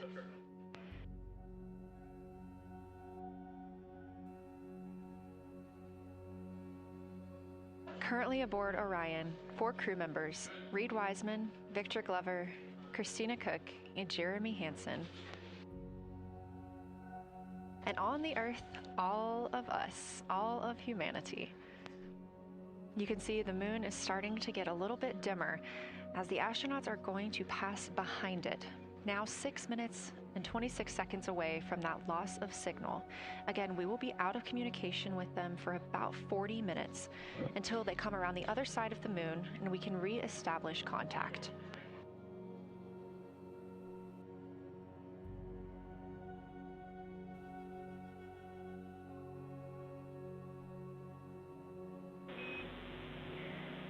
Integrity Houston, you are 6 minutes from your 40-minute Lunar Flyby LOS. From all of us, it's a privilege to witness you carrying the fire past our farthest reach. Thank you. Godspeed.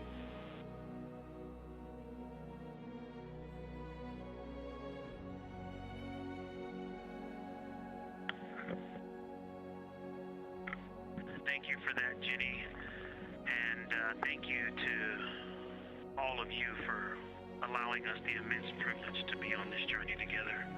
It's quite amazing. And as we go on this journey, thinking about the NASA mission to explore the unknown in air and space, to innovate for the benefit of humanity, and to inspire the world through discovery. And as you've gone along on this journey with us, hopefully we're doing just those things. And as we get close to the nearest point to the moon and farthest point from Earth, as we continue to unlock the mysteries of the cosmos, I would like to remind you of one of the most important mysteries there on Earth, and that's love.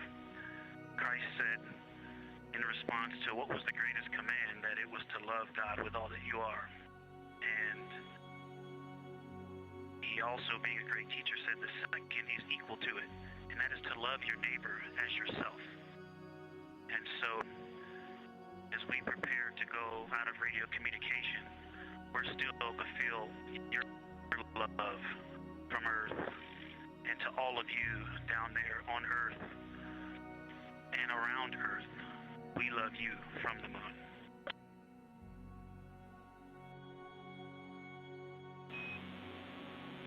Houston copies. We'll see you on the other side.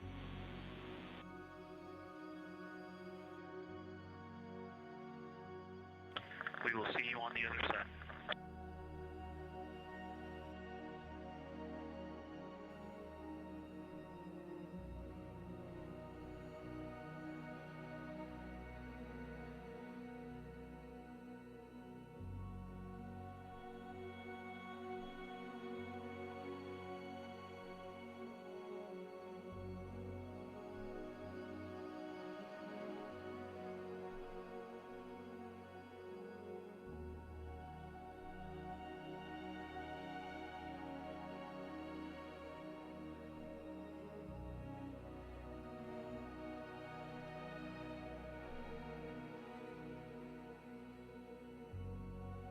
Poignant words from NASA astronaut Victor Glover, and a little bit of a love letter from the other side of the moon all the way to Earth. Glover touching on the teachings of Jesus, including to love your neighbor as yourself. We are now less than 3 minutes away from loss of signal with the Orion astronauts. The Artemis II crew will be out of signal for about 40 minutes as they are on the other side of the moon, continuing their work photographing the lunar surface, and they will re-emerge, and we will also get this view on the other side.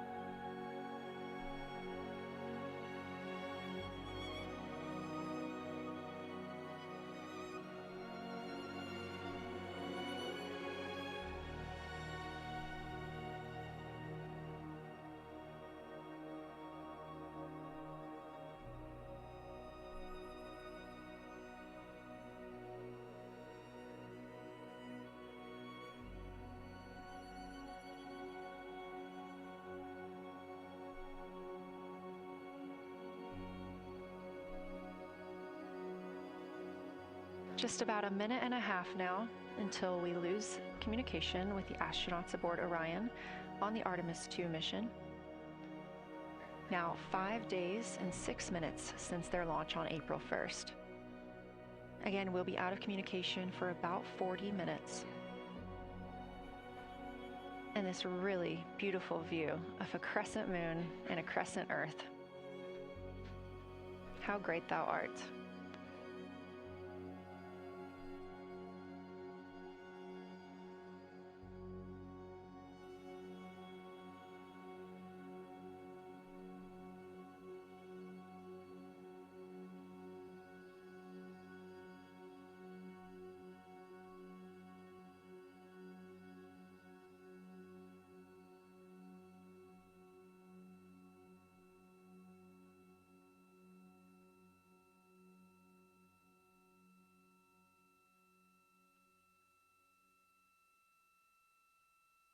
"30 seconds now until we expect loss of signal.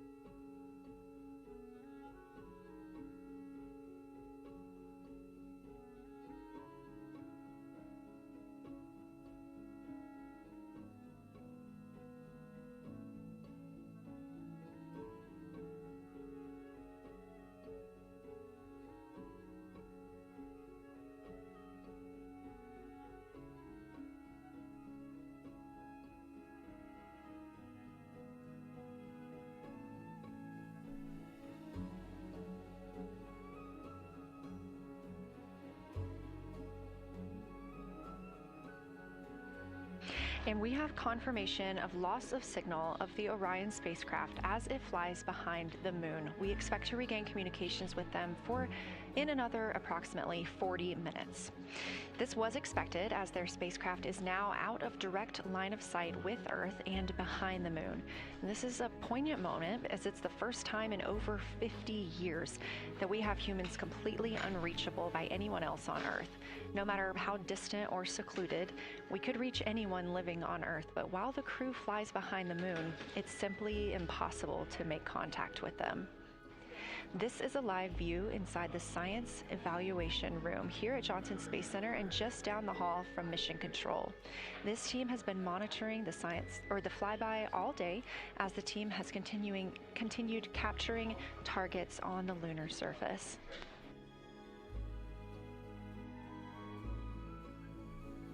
Even got to see this team in action as they were helping the astronauts identify some of the features they were seeing on the moon but not expecting. There will be a couple of milestones during this loss of signal. The first will be when the astronauts make their closest approach of the moon. at MET 5 days, 25 minutes, and 34 seconds, when we expect they'll be 4,067 statute miles above the lunar surface. Their maximum Earth altitude will be reached just 2 minutes later, at 5 days, 27 minutes, and 39 seconds, when their altitude should be approximately 252,756 statute miles. Once those milestones are reached and we have confirmation, we will report the official numbers.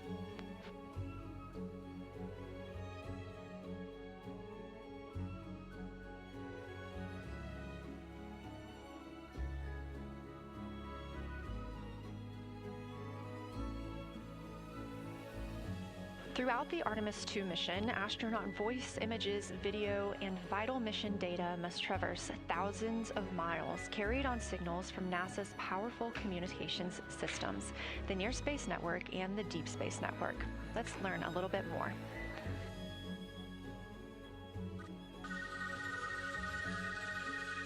NASA's Artemis II will send 4 astronauts around the moon, preparing humanity for a long-term lunar presence and future journeys to Mars.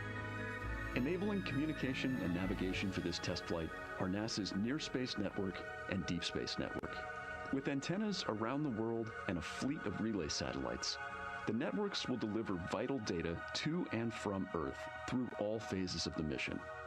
The networks are seamlessly integrated at NASA's Johnson Space Center in Houston, Texas, where Mission Control coordinates the network handovers. These transfers represent a delicate dance between the two networks, exchanging support as the mission shoots toward the moon. On the launch pad and during their early orbit phases, NASA's Orion spacecraft and Space Launch System rocket will rely on communications and tracking services from the Near Space Network. After its translunar injection burn, the Deep Space Network's global array of antennas will serve as Orion's primary communication support during lunar orbit. As the mission journeys farther into space and away from Earth, signal strength weakens and bandwidth is conserved for crew communications. The astronauts will have a near constant connection to Earth, ensuring their safety on a journey farther into space than ever before. We say near constant because as Orion goes behind the moon, a planned loss in communications will occur. The Deep Space Network will be standing by to reacquire the signal as Orion reappears. The Artemis II mission also provides an opportunity to test new capabilities. Using laser links, NASA will periodically transmit Orion data to showcase the benefits laser communications could have for future human spaceflight missions. The data from Orion, sent by radio signals or laser links, is massive. The mission is gathering images, data, and video, while also generating details about mission health and crew voice files. All of that data gets processed here on Earth, where systems compress it for efficiency. In the future, we'll upgrade these systems on Earth so that image and video clarity improve with each moon mission. With the Artemis II test flight, we're evaluating the communications infrastructure that will help carry us into the future as we explore the moon and journey forward to Mars.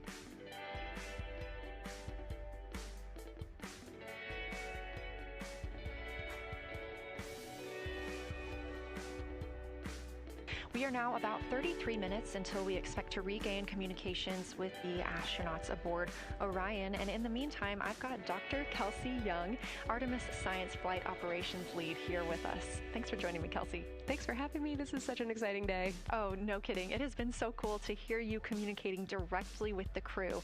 And I know that you have been preparing for this for years, so I am so excited for you and for your team. So just to get into that background a little bit, tell me about your background and what you've been doing on console. My background is as a field geologist. actually, I studied impact cratering in the field for my PhD, so all these descriptions of impact craters have me just absolutely swooning. How I got into this, though, is, during my PhD, I got an internship at NASA and ultimately never left to integrate science into flight operations. So we developed the Science Officer Console, for which this is the first mission we're supporting. We developed the Science Evaluation Room that's right upstairs, and so it's so gratifying to see this operation structure come to fruition, especially on a day like today. I would have to imagine so. And we've got a great view of the Science Evaluation Room right now. Is there anything that has stood out to your team so far? Absolutely. So as you might have heard in some of the press briefings and content that, we've been putting out, color and albedo were really exciting targets for us. We've heard several amazing color descriptions so far. Just to highlight maybe one of them, we heard about greenish and brownish hues near Aristarchus, which is actually a feature that we can see here from the near side. And those greenish hues could actually tell us something about the volcanic evolution of that area. So you can bet that the science team is going to be prioritizing downlinking those images and the crew audio that we didn't hear that went into those recordings to learn a little bit more. Wow, that is fascinating. I was hearing those colors and very interested just from a personal standpoint, because looking at the moon from, 250,000 miles away, we don't see green or brown. So just hearing that, them being so close and getting to see that, fascinating, and I know very exciting for you. So what are you expecting to see in the upcoming portion of the flyby? The upcoming portion is actually going to be really exciting. So right now, as we speak, while folks in the room are kind of taking their, their stretch breaks and everything, the crew are still hard at work. They still have targets to image and describe during this LOS. But when we come out, the first thing, of course, we're going to hear about is Earthrise. We're really looking forward to hearing about the crew's experience with something that we can connect with and that, Apollo 8 brought us such amazing images from. But then we start to get into describing the Terminator, as well as looking for things like lofted dust, which tell us about the modern lunar environment. Then the vehicle's going to orient away from the moon for an hour and then pivot back for the eclipse observations, which is a whole different set of science observations that we're really looking forward to. It's kind of nice that the crew will get a little break in there, because they have been hitting it hard today with photos and videos and annotations. What are you hoping that the crew sees coming up? Is it that lunar dust? Oh my goodness, that's a hard question to answer. I mean, we've already gotten such great descriptions. I mean, the Terminator seems to just be like one of their favorite things to look at and describe. So I feel like, that was something we were looking forward to. I feel like we've really gotten some great descriptions. So absolutely, I'm looking to the human moment of Earthrise. Lofted dust is an exciting one, and lofted dust will be a target for them in the right around the time of Earthrise, but again in the eclipse period. So I'm really looking forward to seeing. I mean, they've already highlighted just in the course of their flyby so far how the moon has changed, and this is going to be even more dramatic change to go from their end of this kind of lunar illuminated piece of the flyby into the eclipse time frame. And I can tell you they're going to be experiencing a very different moon during that time, and I can't wait to hear what their observations are. Yeah, that's absolutely fascinating, and what an privilege that we get to do that on this mission, because that's not always the case. If we had launched on a different day other than April 1st or 2nd, we wouldn't have gotten to see that eclipse. Is that right? That's correct. April 1st and 2nd. I will say, I was asked a lot in the weeks leading up to the launch, well, what's your favorite day? And my answer truly was, there is no bad day to launch to the moon. We were going to get great science out of it no matter what, but it's a really neat opportunity to, bring the sun into the picture, bring different planetary bodies into the picture while still literally keeping the moon in center stage. Fascinating. So what differences are we looking for at each site? We're hearing a lot of different terms. We're looking at craters, we're looking at mare. What are the differences that you're hoping to see? We do have, as you highlight, kind of different prompts for each target. That's what they're looking at in their lunar targeting plan, which I know you've been showing. And we have even different prompts for the person with the really long lens on the camera versus the people with the unaided eye. And you've heard the crew talk about, oh my goodness, when I go from one to the other, I can really detect different nuances. And that's something that we experienced in simulations, but hearing them actually, see it for real has been really gratifying. But we're looking for different things based on the target. Sometimes we're looking for color, sometimes we're looking for texture. For the Terminator, we're looking at kind of what texture and morphologies pop out to you and what kind of diversity you see along the Terminator. You've heard, Victor especially make some comments about future impacts for exploration. So already I think that their descriptions in this first part of the flyby have told us something scientifically, but also about future surface missions. Well, it was so interesting to hear Victor talking about he was imagining in his mind's eye being down on the surface and walking around. That was very cool to hear. And when we're thinking about targets, I know some of them are determined based on the launch day because that determines the lunar illumination. So the ones that we're looking at today, how and why were these selected? Such a wonderful question. This really gets at at the heart of some of our really highest priority science questions. Illumination conditions is a big one, right? So of course we need the targets that we're interested on the lunar feature to be illuminated by the sun in order to view them, but the timing in which they see them during the flyby enables us to ask different questions. So you heard in the pre-flyby crew conference talking about, well, the same pair, Reed and Jeremy, will get to actually look at Glushko crater twice, and that looking at it from different illumination angles allows us to understand that feature better and connect color and albedo with topography and morphology. Then you have other craters where you want to look at it with the sun shining on it obliquely versus straight on, and that tells you something different about the scientific objective that drove the target being on the targeting plan in the first place. We've talked a little bit with the viewers today about what the crew is able to capture in this short time frame of those craters in different lighting conditions could take years for something robotic to be able to do based on attitude maneuvers and where the sun is at. So can you just talk a little bit about the importance of having both the robotic operation and having the crew? Absolutely. We definitely don't want to minimize the impact of orbiting spacecraft. Lunar Reconnaissance Orbiter is the one that's often referenced. Data from LRO and its payloads have really been instrumental in getting us, frankly, to this point for Artemis II and future missions. But the human experience, the crew observations that we've already been hearing about, it is such a perfect complement to the orbiting spacecraft data because they are able to have this unique perspective. They are far enough away where they can make these contextual observations. You've already heard it. How many times have we heard the crew and their science sit reps say, if I track this feature from all the way up here in the northern hemisphere down to the southern hemisphere, here are comparisons I can make. That right there is not something we had the ability to do with the Apollo missions, and it allows just literally in the blink of an eye to synthesize observations that it would take, a really significant effort to coordinate with different orbiting platforms, and they're making it like that.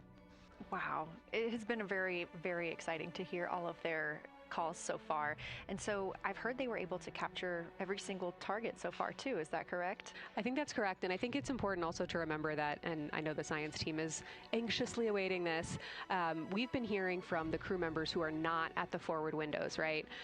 Those crew who are, really in the thick of the observations, they are recording minutes-long observations per target on their crew tablets. We will be getting those down starting here in a couple hours, and that's going to contain really meaty science information that we haven't heard live yet, and that's going to form the basis of my conversation with them tomorrow morning, where we're going to have a really deep dive into the science and absolutely nerd out about what they were able to do today. One of the most gratifying things for me today is hearing multiple crew members say, thank you for putting the discussion times in the targeting plan, because when we have had the ability to put multiple brains on a problem, we have elevated each other.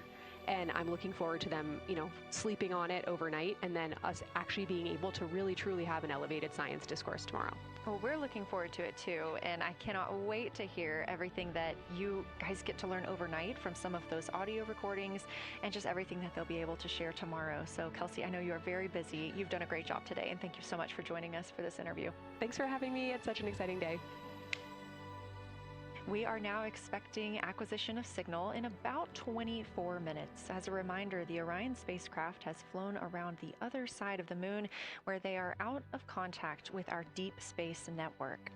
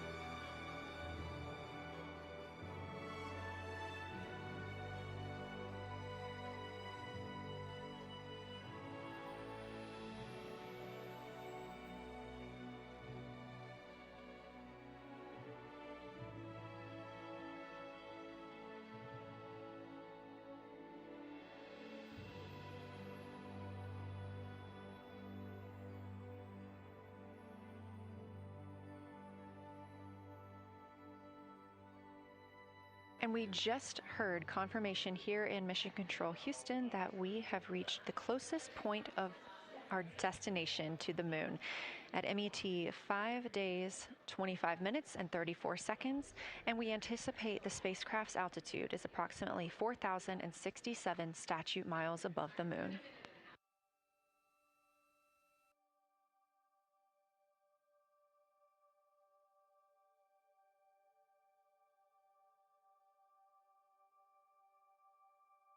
We're continuing to track what the crew is doing while around the other side of the moon.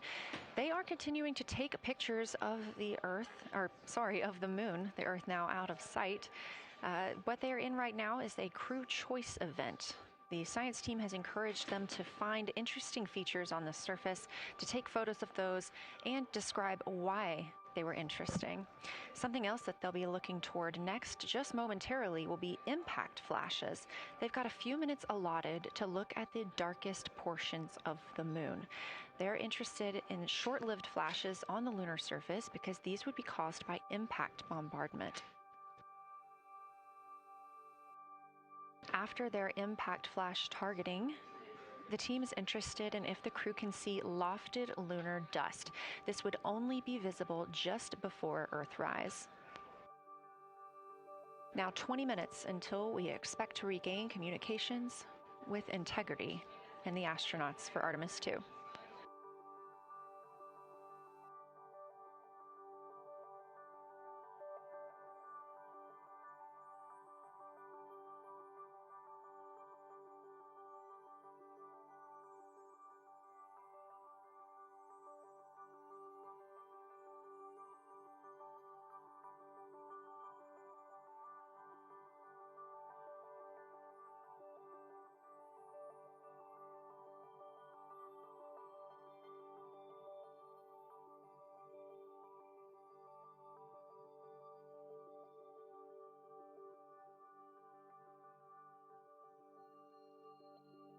We're live in Mission Control Houston at NASA's Johnson Space Center, but there's a team over 750 miles away also monitoring today's operations. And of course, just like us, they are in LOS, or loss of signal, with the spacecraft. This is LUCA, the Lunar Utilization Control Area, and it's joined by LISA, the Lander Engineering Support Area, which are twin control rooms that will support missions and operations in lunar orbit or on the moon's surface in real time at NASA's Marshall Space Flight Center in Huntsville, Alabama. The LUCA and LISA are right next to each other and just a short walk away from the SLS Engineering Support Center, which is used during launch, and the POIC, where science on the International Space Station is monitored. LUCA primarily supports Artemis science operations, while LISA will provide engineering support for landing astronauts on the moon. During this mission, Artemis II, teams in the LUCA will use the facility to support first-of-its-kind science operations to better understand the deep space effects of microgravity and radiation on the crew's physiology, immune systems, and ability to complete various tasks. The data from these science operations will inform future crewed flights to the moon. For future crewed missions to the moon, members of the NASA Human Landing System Mission Insights Support Team, a group of engineers, safety leads, flight operations experts, and technical authorities, will work in the LISA. There, they will monitor lander systems in real time and be involved in key decision-making processes throughout the mission. Teams are using the LISA during Artemis II to observe mission operations and using the opportunity to inform and prepare for future crewed landings to the moon's surface.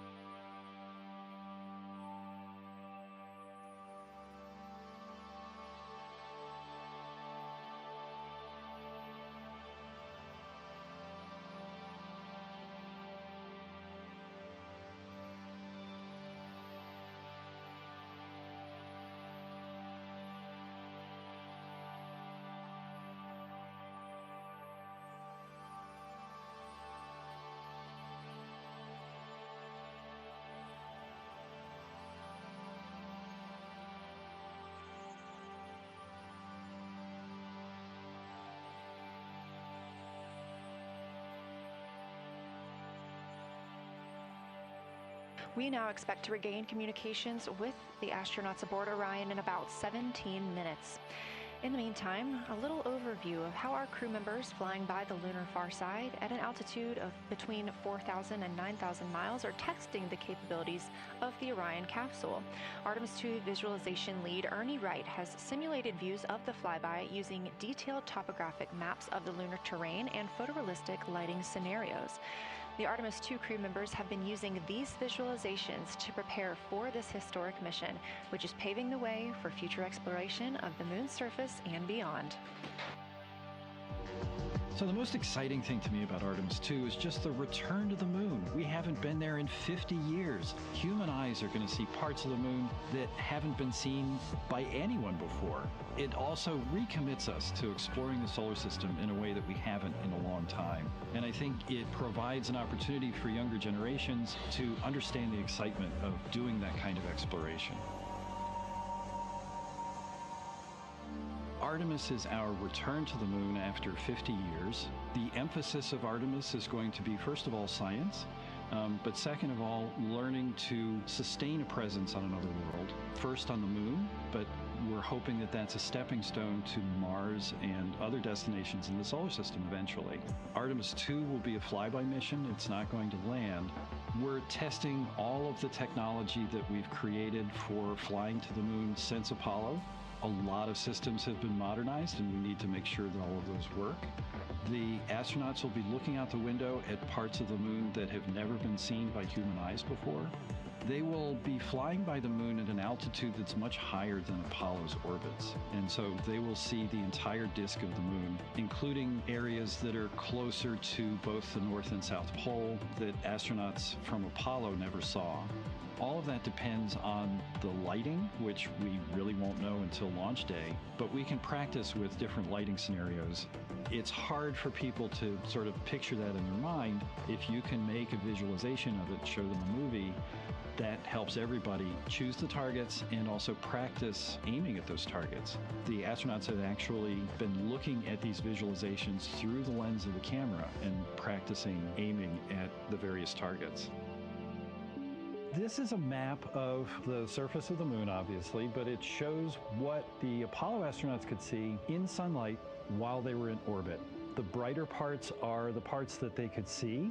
The darker parts, like this entire area here and places that are farther north and south, are places that they couldn't see in sunlight, either because it was nighttime there or because it was beyond the horizon of the astronauts. All of the Apollo flights orbited the moon at a distance of about 110 kilometers. Because the astronauts were flying at such a low altitude, their horizon was actually quite close, and they couldn't see the North and South poles. And this whole area over here was not in sunlight at the time. And it includes this amazing impact feature here called Orion. Orion is a very large impact feature. It's about 650 kilometers wide. It's got multiple rings. These are rings that form like ripples in a pond from the impact, but of course it's on a huge scale. The middle of Orion has that sort of dark basalt lava covering it, like the dark spots that we see on the near side. It's one of the biggest ones that's more on the far side than the near. So seeing it with human eyes and sort of picking out features that maybe you don't even see in robotic cameras is an important goal for the mission.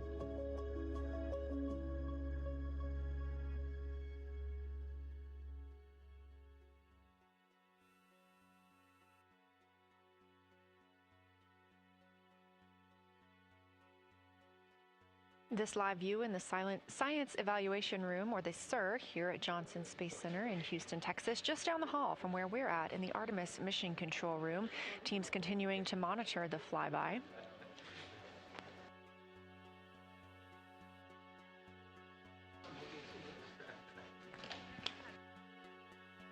The crew continues their observations of the moon, even though they are out of touch with Earth. We expect to hear from them in 12 minutes and 26 seconds. Again, this is approximately 40 minutes loss of signal while they are out of reach of the deep space network. Right now, they are imaging or attempting to image lofted lunar dust. Throughout our coverage, we've talked a lot about the science and engineering behind today's lunar flyby, but we also spoke to the crew about what the moon means to them and how they see its place in human history.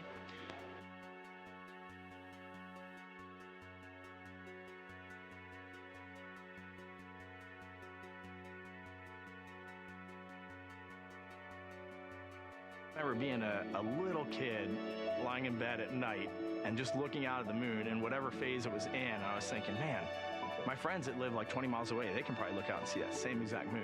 And then when I was in the Navy and I would look out at the moon and I'd be halfway around the planet, I would think, man, my brother can see that moon where he is and he's halfway around the planet from where I am. And it's a connection of life on Earth. We can all look up and see that moon.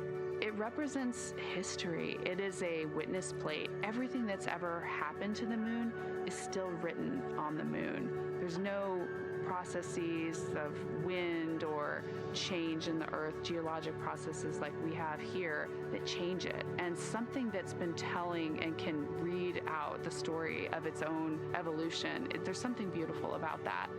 I've also learned from my indigenous mentors that they refer to the moon as grandmother moon. So you've probably heard of Mother Earth. They use grandmother moon because grandmother moon is responsible for the water in their community. The grandmothers, sort of protect the water source, just like the moon moves the water around the planet, affects the tides. It's something that represents something different for each individual culture around the planet.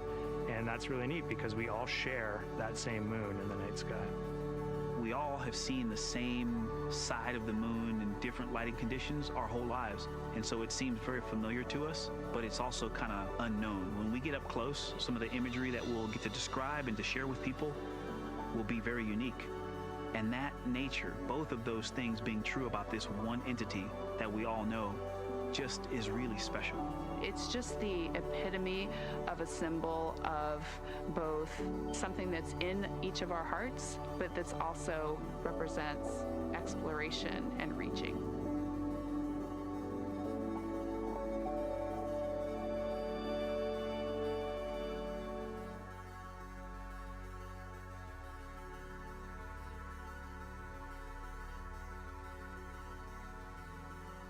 You're looking at a live view inside Artemis Mission Control here at Johnson Space Center in Houston, Texas. We are currently out of contact with the Artemis II crew. This was a planned, or not really a planned, but a tracked loss of signal that occurs when the crew flies behind the moon. We use the Deep Space Network to communicate with the crew, and when they are behind the moon, they are out of reach of that Deep Space Network. And when you consider our nonstop communications during the time in which we live, this is even more striking. For the Artemis II crew, they're only currently communicating with each other. Now we expect to regain those communications in under 9 minutes from now, and we also are hopeful for a view of Earthrise. Despite being out of communication, the crew is continuously capturing imagery of their predetermined lunar targets.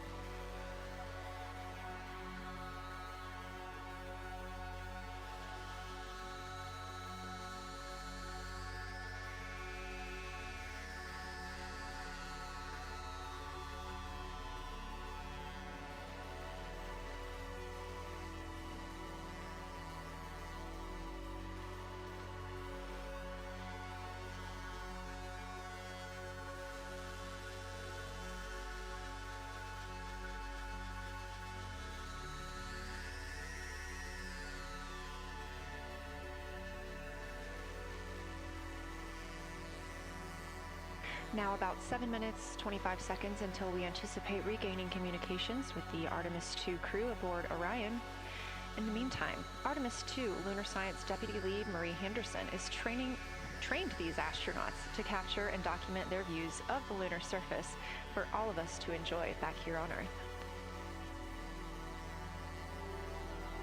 I cannot wait to hear their voices when they get to the far side of the moon and I can hear them talk about seeing the moon out their window. I try to imagine it now and I tear up thinking about it. Ooh, now I gotta hold on a second. We have human eyeballs connected to wonderfully smart brains our astronaut friends have. They are going to be able to observe the moon in multiple different ways. They can use their eyes, they'll look through their camera and snap pictures, and just looking out the window getting that human experience. But during Apollo, the astronauts were so much closer to the lunar surface. Our astronauts are going to be doing a flyby at a higher altitude, so they're going to be able to see the whole moon as a lunar disk on the lunar far side. That's a brand new, unique perspective that humans haven't been able to look at before. We are doing a lot of lunar geography training with them. They have study sessions and quizzes they can do that are assigned to them. You know, even if you're an astronaut, you still get homework. We actually get in the mock-up. In that enclosed physical space, we have to think through the hardware that they have, the cameras, the computers, their microphones to make these observations. There's 4 windows up front. Through one of those windows, one of our astronauts will be using a Nikon D5 camera with an 80 to 400 millimeter lens. So something that allows them to zoom in really far and actually take more detailed observations of the surface. It's almost like looking through a pair of binoculars as well. It's just like being a geologist out in the field. They're telling us what they're seeing, looking for colors, textures, different morphologies, and comparing the region that we're having them look at to the regions that are around them. We have a science team that is planning the targets that are going to be observed, putting them all on the timeline of how they're going to be observed, and then taking the first look at the data when it comes down. The Apollo astronauts were only on the moon for 300 hours total, and they only went to the equator. That's like going to places that were safer landing sites, and they only saw so little, 300 hours total. And so we have so much more to explore and so much more to learn, and we are the beginning of the next generation that gets to start being a part of these discoveries.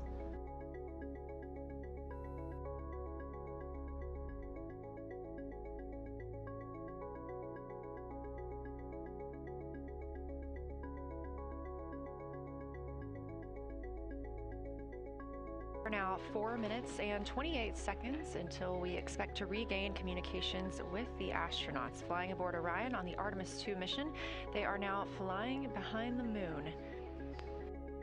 While behind the moon at an MET, or mission elapsed time, of 5 days, 25 minutes and 34 seconds, we expect this was the point in which they made their closest approach, 4,067 statute miles above the lunar surface.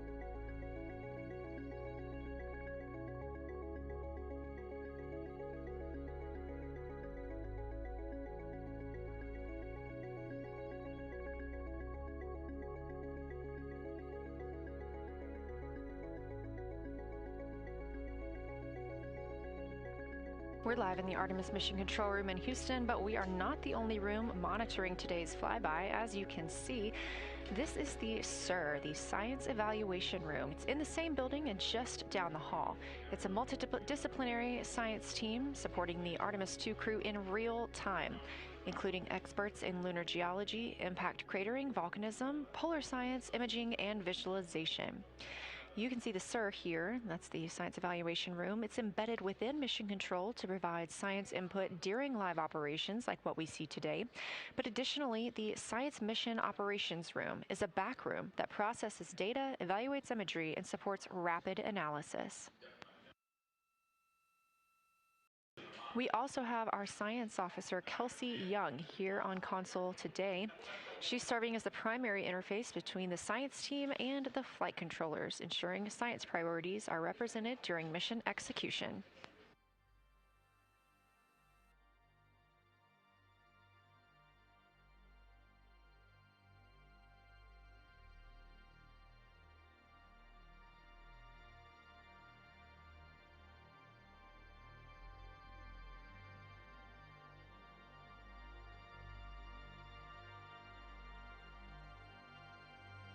Coming up on 1 minute and 36 seconds until we contact Orion.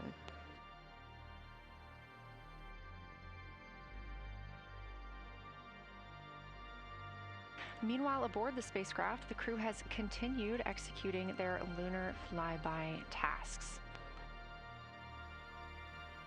As we discussed earlier today, these activities have been precisely timelined, and this is the fourth of 5 blocks of time during which the crew will be observing the moon from Orion's windows. At this time, pilot Victor Glover and mission specialist Christina Koch are observing the moon at windows 2 and 3.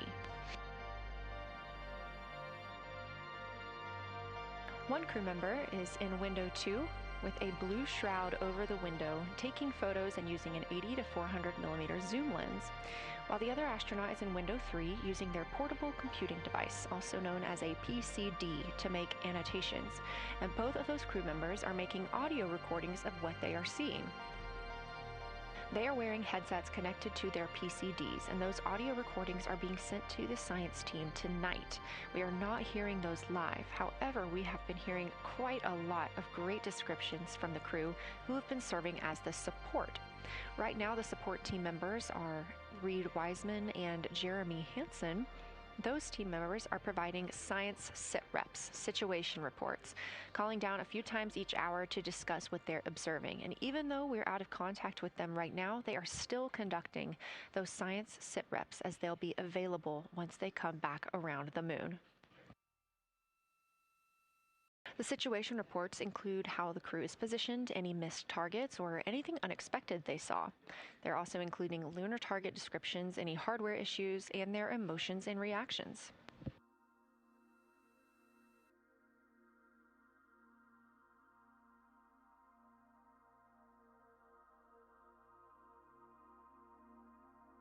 Again, we are standing by to acquire signal from the Orion spacecraft.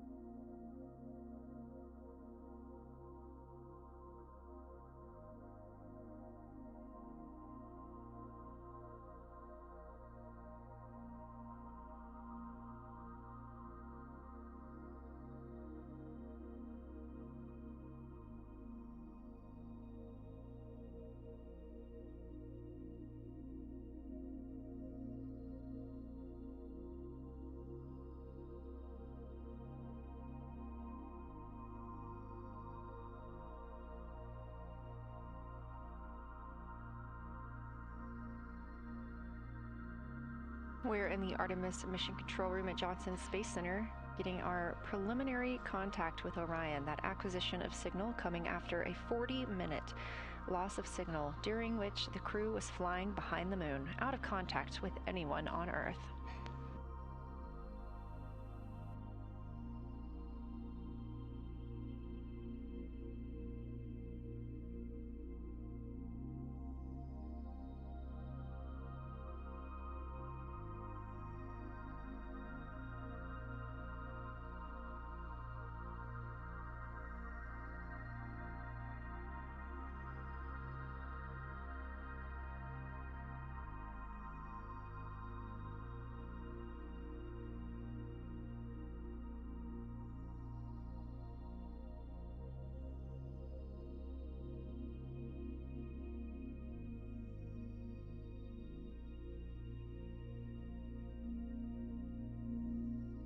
We are getting our first views from Orion after the loss of signal.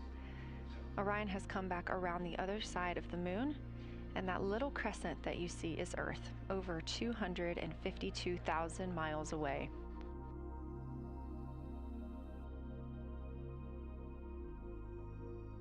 With this transit complete, Lunar Flyby continues, but Orion has also technically begun its journey home.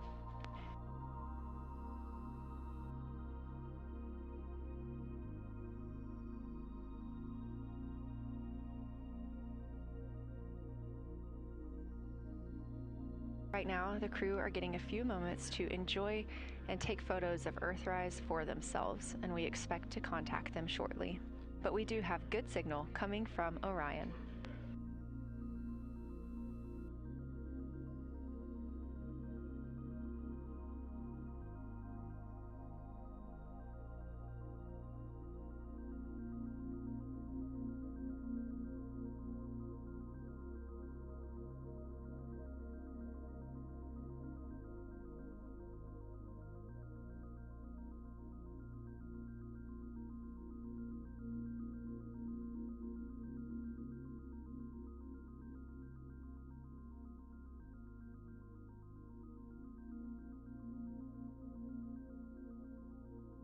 This view from inside the Orion spacecraft, all 4 astronauts now back on the other side of the moon and in contact with us on Earth.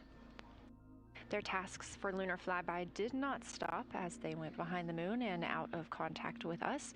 We anticipate during that time they were attempting to image some impact flashes, short-lived flashes on the lunar surface, which would be caused by impact bombardment and potentially even lofted lunar dust. Right now, of course, they are getting pictures of Earthrise. After this target, they will get a short observation break. It's about an hour long, actually. Houston, integrity, comm check. Integrity, we have you loud and clear. How many?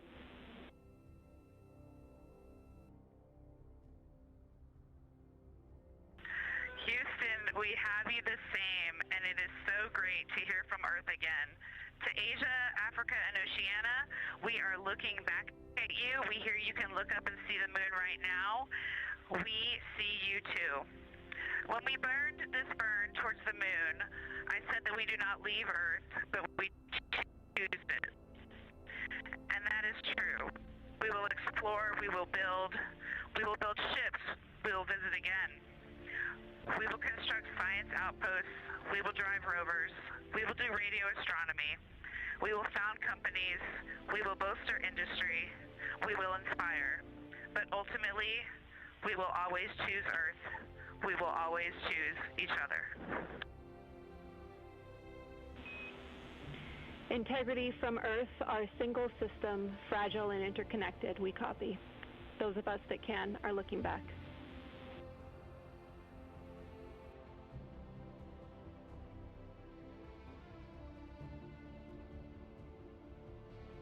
We are happy to say we copy.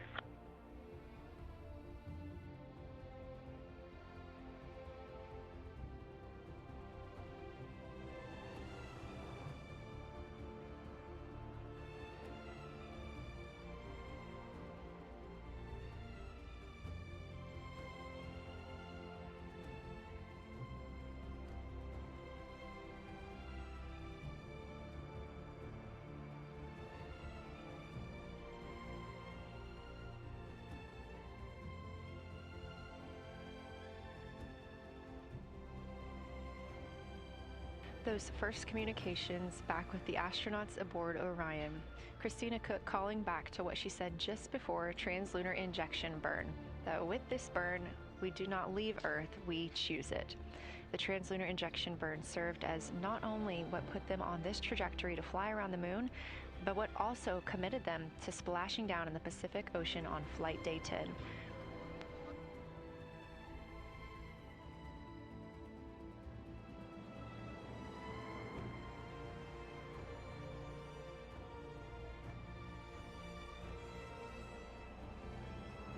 At this time, the crew is entering an observation break. We expect this to last about an hour, and it's probably a welcomed break following their very, very busy day taking pictures, making annotations, making audio recordings, and communicating all of the wonderful things that they are seeing on the moon. This observation break is also partially due to the fact that we will be entering an eclipse later. This will be the first solar eclipse that humans have seen from the moon. The astronauts will need to wear eclipse glasses for the first 2 minutes until the sun is completely covered by the moon, and then they have additional targets that the science team is hoping that they will photograph. We will have communications with them during that eclipse time frame. Because of that eclipse, Orion's attitude must be changed right now so that its solar arrays are in the sun. This will help it charge the batteries needed to power it through that eclipse time frame. This view on your screen is a visualization. The spacecraft now 4,224 miles away from the moon, and that number will now continue to grow, while the number of distance from Earth, 252,699 miles, will continue to shrink all the way until our crew is back home.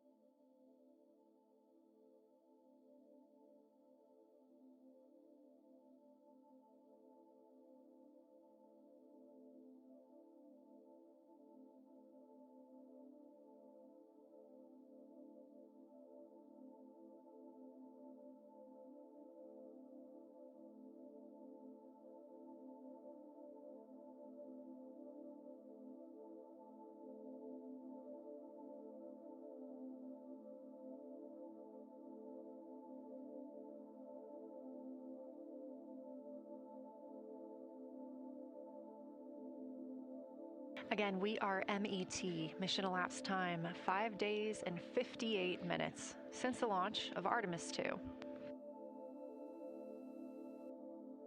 We have reestablished communications with the crew and the Orion spacecraft, now entering a little bit of a break while they are out of visibility, or the moon is out of their visibility. The spacecraft will be reoriented to view the moon ahead of an upcoming eclipse. This current attitude maneuver helps charge the solar arrays and batteries aboard Orion that will power them through the eclipse.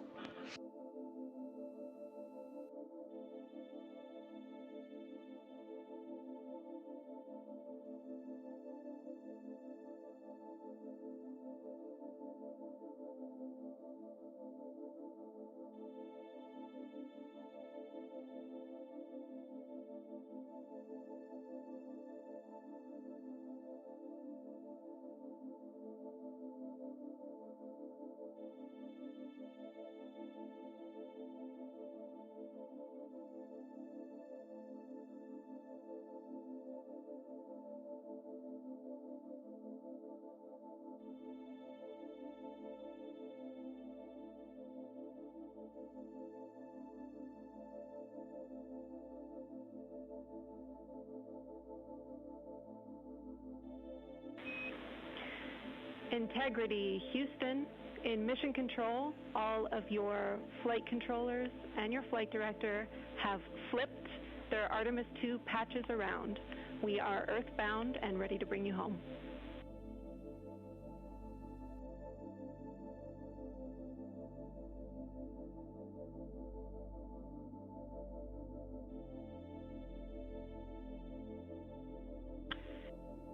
That's great.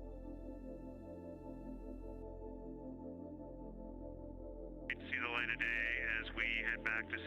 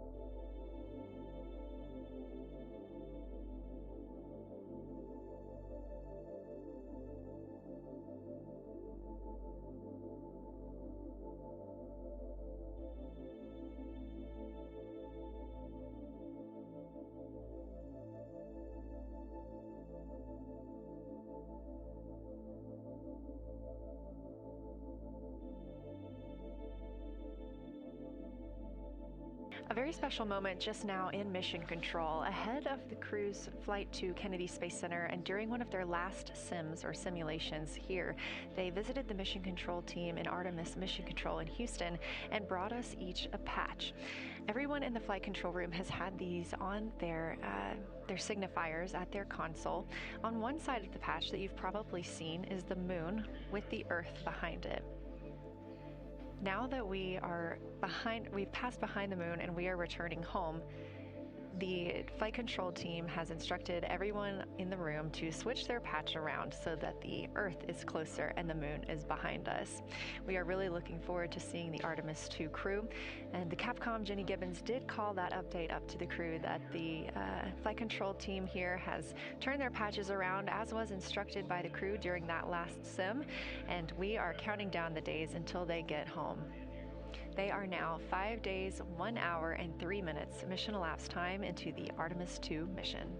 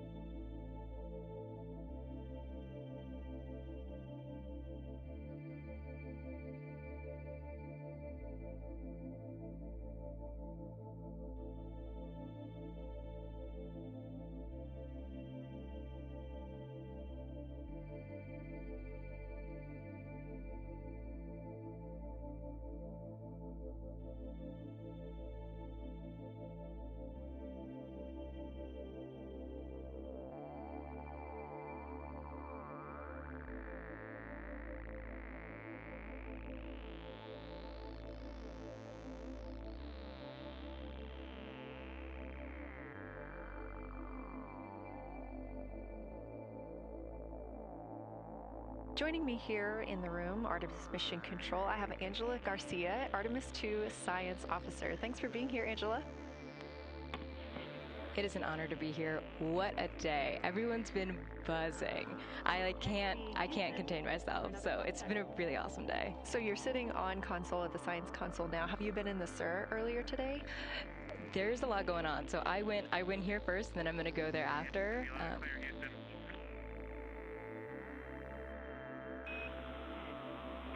All right, Integrity, we hear you. That was a little clipped, but I think we have a better link now. We experienced some blockage from a solar array.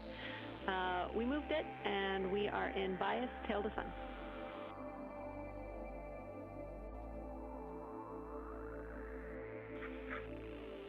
Okay, Houston, you're coming in loud and clear, and copy, we're in bias tail to sun now.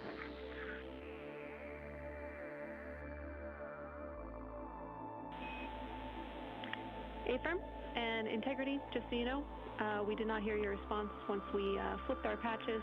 Jeremy, we heard you call down, but you were clipped, and then we briefly lost comm. Glad we're back.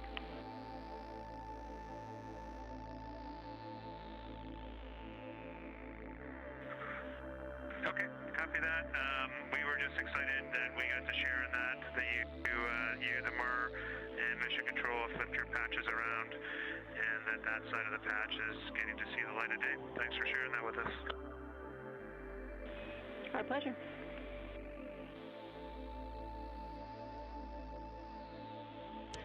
Okay, Angela, so can you tell me a little bit about your role supporting Artemis II and the science preparation for the mission?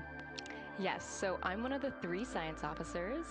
So Kelsey's been on console all day. I'll take over kind of closer to the end of the day. And then Trevor Graff is on the planning shift. And so it's the 3 of us in this 24-hour cycle supporting the mission. And so the science officer console is a brand new console to mission control. And it's not every day that you get a new discipline incorporated into mission control. So it's been such a significant milestone for us. And it's just a testament to like the commitment that the Flight Operations Directorate and NASA have, that they're going to be integrating science and maximizing science throughout Artemis. So it's really exciting. And then the science preparation. So I'm on the operations team, but I'm also on the training team. So all the incredible training and shout outs that you've gotten today, it warms my heart. It warms everybody's heart in the science evaluation worm. I promise you that. But so all the classroom training, the field training, the mission simulations, right, we were part of all of it. And that is what we did to get the crew to be. They are a part of the science team, and they are the forefront, that nice edge, and they're just been doing such a great job today. I know. I imagine that you have to be pretty proud of them. Their reports have been fantastic. So I would like to know a little bit about how you have developed procedures for this crew. What kind of science activities are they carrying out inside the spacecraft? Yeah, so the procedure development has been a unique challenge. I would say the exploration science that we're doing is inherently pretty flexible, and operations is, I'd say, inherently has more structure and rigidity. And so to marry the two and to operationalize the science that we want to get done has been a challenge. But I think we've been able to go through these processes and create good products at the end and have a good plan. And yeah, it's been really great. What was the second part of your question? Just what kind of these science activities that they're performing, which of those have you really had a hand in? Yeah, so a lot of the procedures help organize what the crew is doing in the cabin. And I know we've talked a lot about what they've been doing, and they've been doing a lot, and it's been a little dark, so I can re-explain what some of those things that they're doing. So the observation blocks are about an hour long, and the crew is organized, the 4 crew members are organized into 2 pairs of 2, the window team and the cabin team. And the lunar targeting package that you've been showing up and that the crew have on their handheld tablets is really the instructions for the window team. So the window team, the 2 crew members are looking out the window. One has the camera with the long lens. One has, they're just looking out the window with their unaided eye, and they're taking these detailed observations. And then halfway in that observation block, they do the window team position swap. So that's what Capcom's been calling out, and they'll switch positions, so each crew member has a chance to have that long lens. And then that's just what the window team is doing. There's also the cabin team, where they also have duties that they're doing. We're asking a lot of the crew in this time. And then the cabin team, they have the interior camera, and they're taking images inside the cabin. They're also supporting the window team, where, you've heard some call-outs where looking out at the bright moon and then looking inside the dark cabin and looking at their LED screen is a lot. So the cabin team is also helping support, target, and guide the window team into specific targets on their plan. They're also helping call out these science situational reps. So they're looking out a different window and listening in to what the crew who are really down and in the science on the window team are doing, and they're giving us insight. And those recordings that the window team is doing are going to be uplinked or downlinked overnight, and we're going to be able to chew on that data. But yeah, they're helping. They're doing a lot. And so making sure we have a plan that's flexible, but also make sure that we check off all those boxes was really important. So tell me a little bit more. You talked earlier about the analogs that the crew has done. What kind of analogs or environments were really useful for this? Yeah, so for procedure development, right, you have so many different environments that you can do. You have classroom, like we said, you have the Orion mock-up, you have simulations, and at least for developing the plan, we kind of did it in a tiered approach, because each of those different analog environments helps us answer a slightly different question and has a little bit of a higher fidelity. So we would start with the classroom. So we would we would just get into a classroom, we would put all the hardware on the table, and then we'd almost role play of like, you be Victor, you be Reed, you be Jeremy, and I'll be Christina, and like, let's just do the plan how we think we should do it, write that down, and then just keep iterating on that, and then...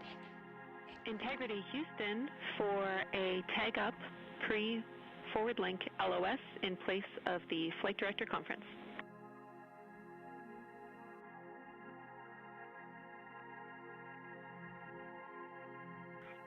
Okay, Jenny, we're ready. All right, crew, I'm going to roll through a couple of topics here. The first two are for timeline. First of all, read for your toilet maintenance. It is a shortened toilet maintenance where you do not have to do the oxone changeout.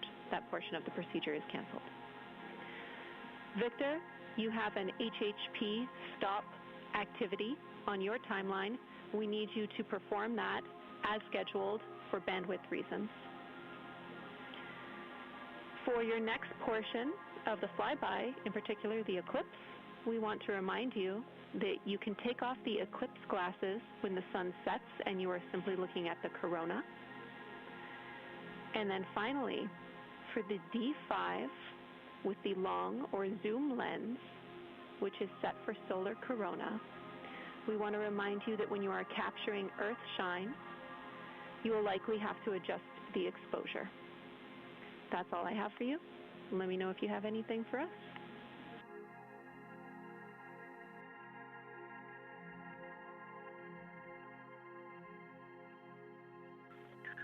Okay, Houston, we copy all. Thanks for those words, Sydney.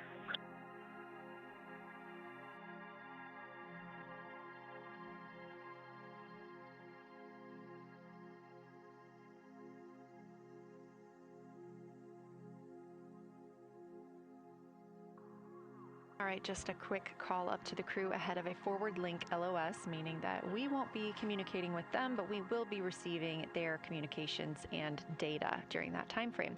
So, Angela, we were talking about analog environments. You were telling me about the classroom and getting in there and pretending who's Victor, who's Reed. Tell me more about this. Yeah, it works pretty well. So you're going to do the plan how you expect it to be, and then once we finalize that plan, we'll give it to a completely new group of people and have them practice it, and then they'll be like, these steps don't make sense, and we'll reiterate on it over and over. And then we'll take it to a higher fidelity environment like the Orion mock-up, and we'll do the same thing because that volume is smaller, the window placement, their seating, what things have we forgotten with this addition of this environment.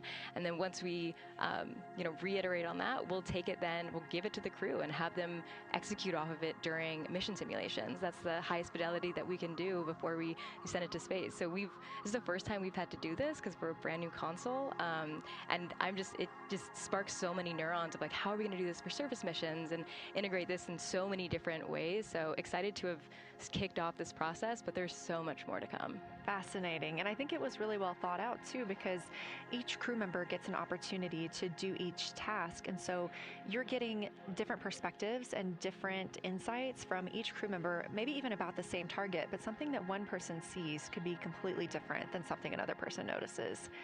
So we also know that Artemis II has traveled. They're now on their way home, but they traveled farther from the moon than the Apollo missions did. So what makes that vantage point scientifically interesting? Yeah, observations are so fundamental in the scientific toolkit, particularly observations from different perspectives, different scales, and with different techniques. And so for this, so we really tried to make the plan to optimize those. There's pros and cons for all those things for this mission, so we really just focused the plan to have all those pros. So in terms of scale, this zoomed out scale, you can learn different things. This different perspectives, so their perspective, as Kelsey talked about, photometry around when they orbit the moon, and then also just their different the different things they're able to observe. So yeah, let me talk a little bit about scale, because I think observations at different scales, you can gain a lot of different information. So like, for example, if you were an astronaut on the surface looking at a rock, and you describe at this micro scale. So in training, we kind of talk about observations from micro to macro, or from outcrop to orbit. So looking at a rock at this scale, you can describe its components, you can describe what it's made of and its colors and its minerals, and you're like, okay, and this rock came from this boulder, and it's this part of this boulder, and these are the different things that I'm observing around. It gives me context to this sample. And then you zoom out a little bit more, and you're like, okay, well, I can see that this boulder came from, it rolled from this mountain ridge, or this high ridge feature. And then because I can see the trail that it came from, okay, now let me describe this ridge and, different parts in it and maybe other boulders that I'm seeing. And then you zoom out further of the orbit scale and you're like, this ridge is a part of this larger crater. So all of those different steps give you different information. And so that's why observations at these different scales and these different perspectives are so important. So this zoomed out kind of far view is this full lunar disk view. It's the full lunar on Earth, we see the full lunar disk as well, but now we're able to see it on the far side, and we're able to see it, all at the same time, which enables the astronauts to compare very quickly to different parts of the surface. And the color particularly is very compelling because you can just be able to very quickly compare from 3 different regions. Is it in the same family? Is this actually a little bit different?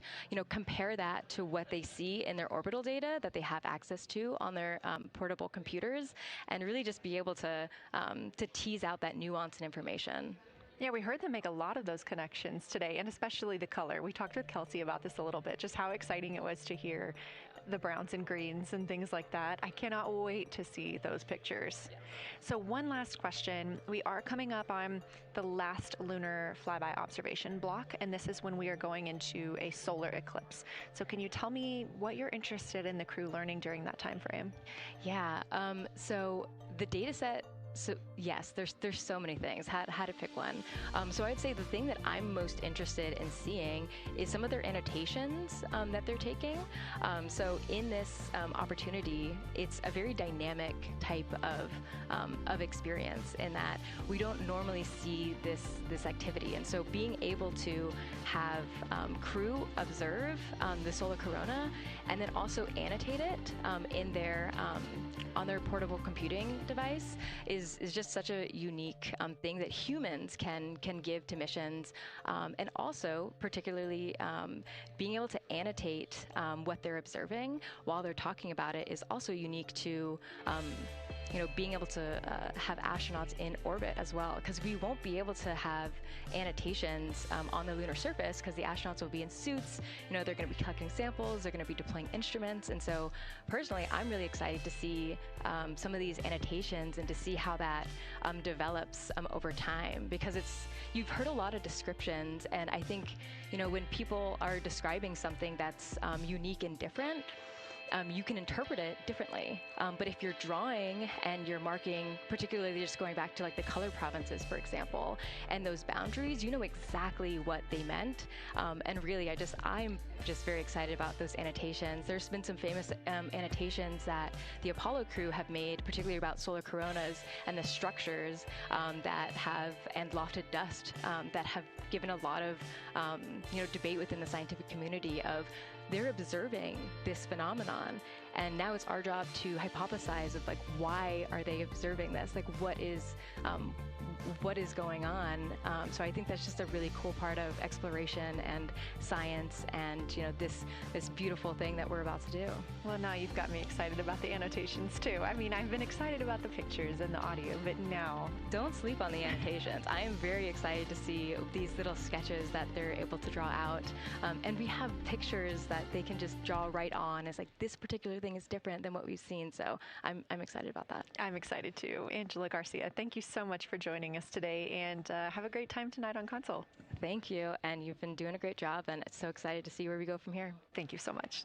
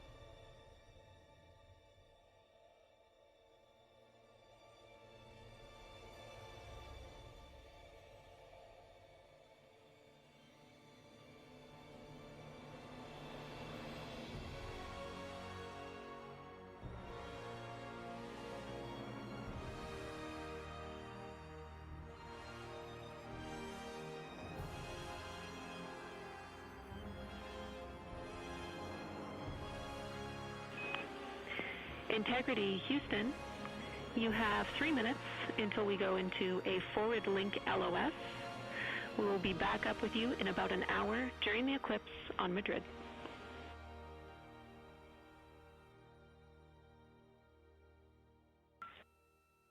Thanks for the heads up. Look forward to seeing you on the other side. Likewise.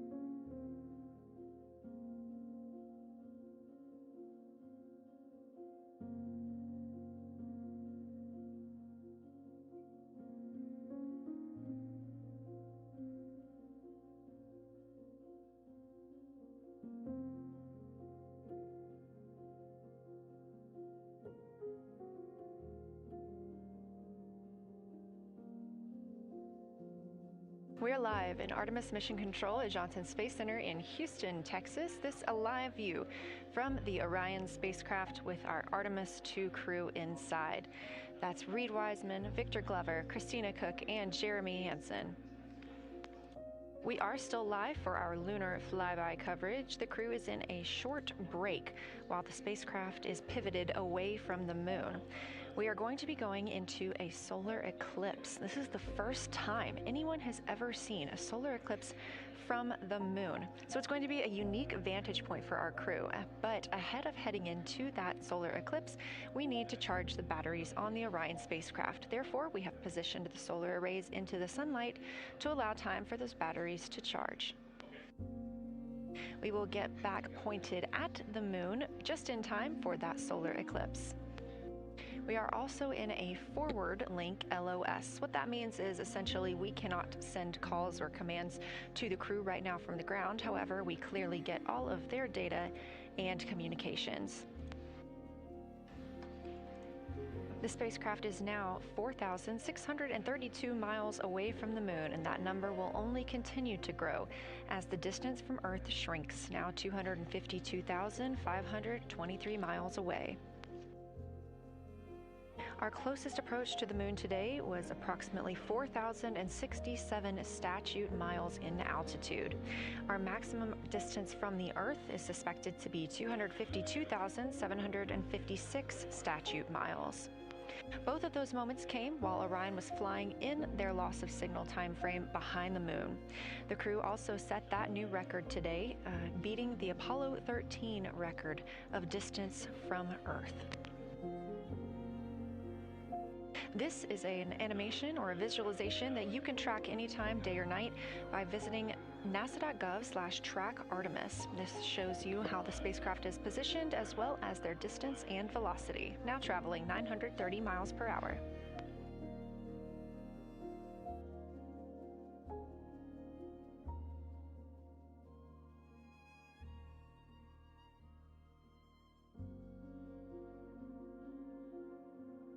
During this break in their time today, the crew is working on a couple of other tasks. Some of those include their National Geographic timeline test. National Geographic was selected through a competitive process by NASA to help tell the story of Artemis II. So you've seen the crew with some GoPros inside the cabin, taking videos and pictures, and with other cameras as well. National Geographic plans to leverage its portfolio of media assets, including magazines, social and digital content, and television programming for engagement opportunities. Throughout the flight, the crew has been timelined a little bit each day to film from a shot list provided by National Geographic, and that includes their morning routine, talking with their families, exercising, and just their overall thoughts about the mission. And I cannot wait to see that footage.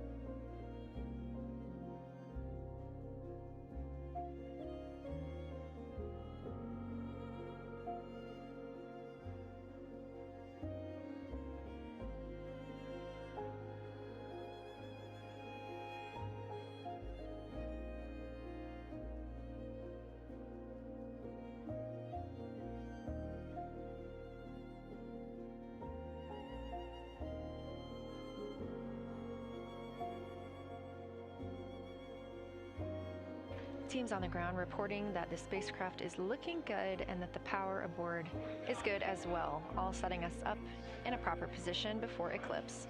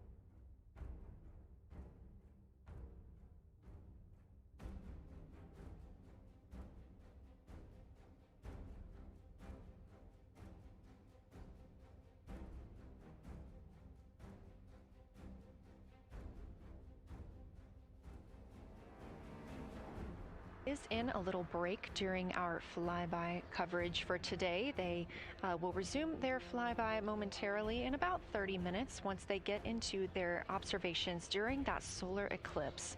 Now, the moon is our nearest celestial neighbor, orbiting Earth at less than 250,000 miles on average.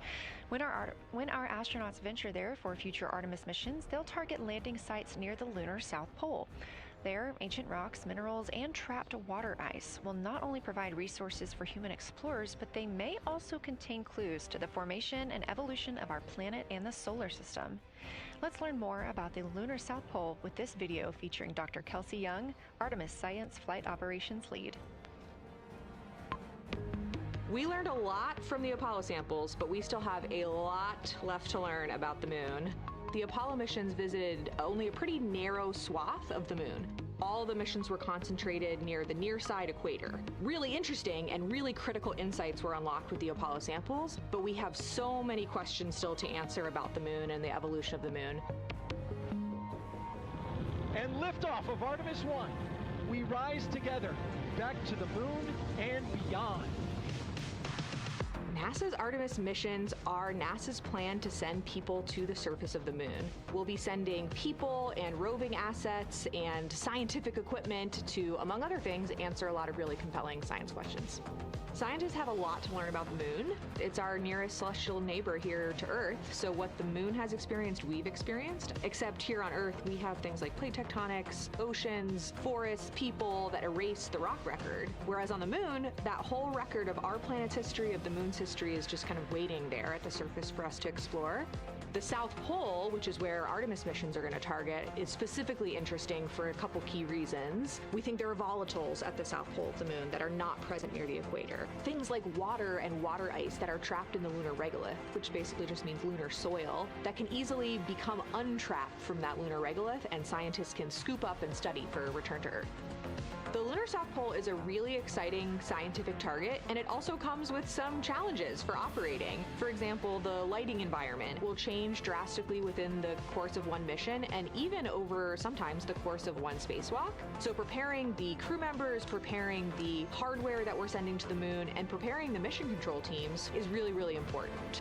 The South Pole Aitken Basin is particularly exciting. We think it's one of the oldest and largest impact basins in the solar system. And if we can get the right rock from the South Pole Aitken Basin and bring it back to our labs here on Earth, we can use that sample to constrain the entire evolution of our solar system and really understand the timing of how the moon and our planet and the entire solar system evolved.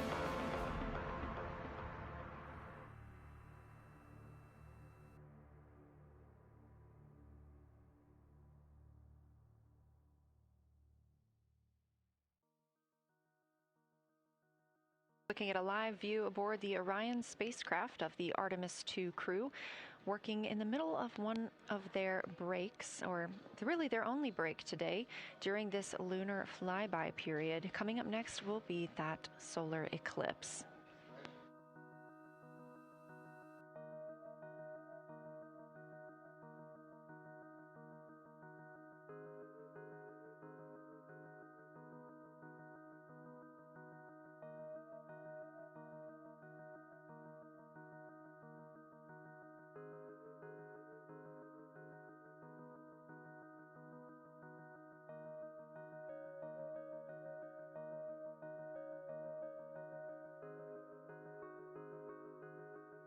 Throughout the Artemis II mission, and of course throughout today, you've likely heard the crew being called with the name Integrity.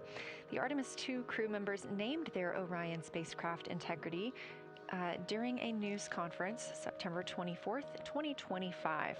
The name Integrity embodies the foundation of trust, respect, candor, and humility across the crew, and the many engineers, technicians, scientists, planners, and dreamers required for mission success.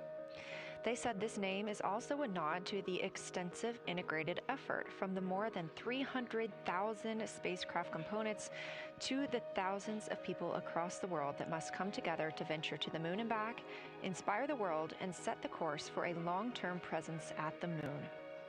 The crew also said that integrity is rooted in a shared core value of NASA, the agency's astronaut office, and the CSA, the Canadian Space Agency.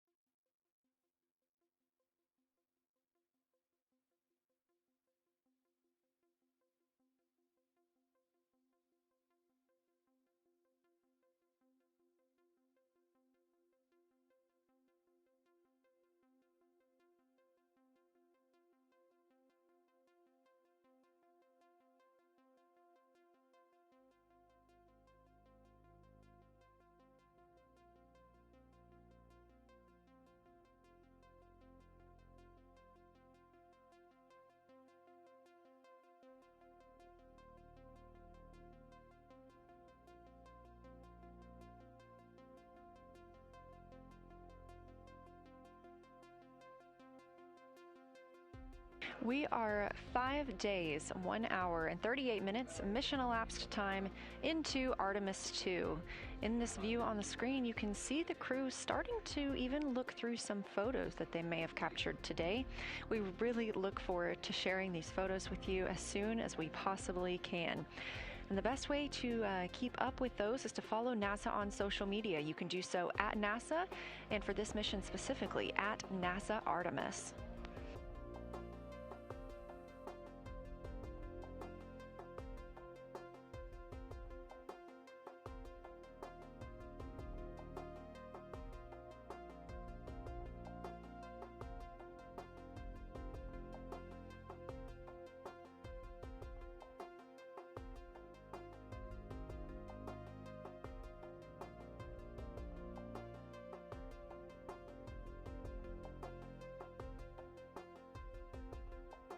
Again, we are in a forward link LOS, or forward link loss of signal with the crew, meaning that we're not able to communicate or send any commands to them right now as they were. This is a tracked event that occurs at times, but they could still provide communications down here to us, and we are obviously still receiving their video and their data.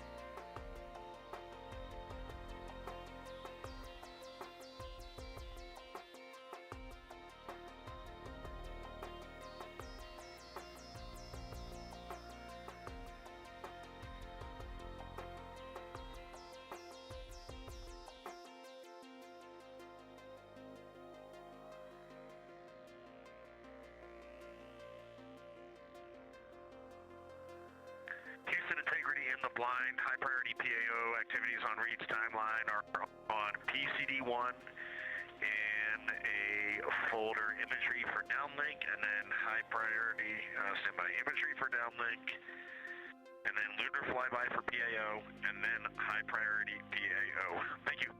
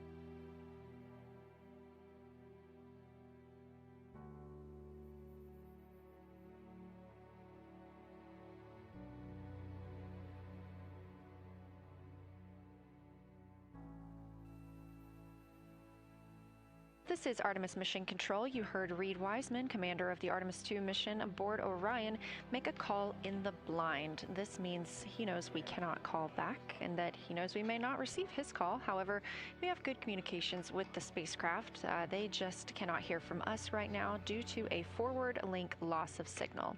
Again, we were tracking that this would occur, and we will regain that momentarily.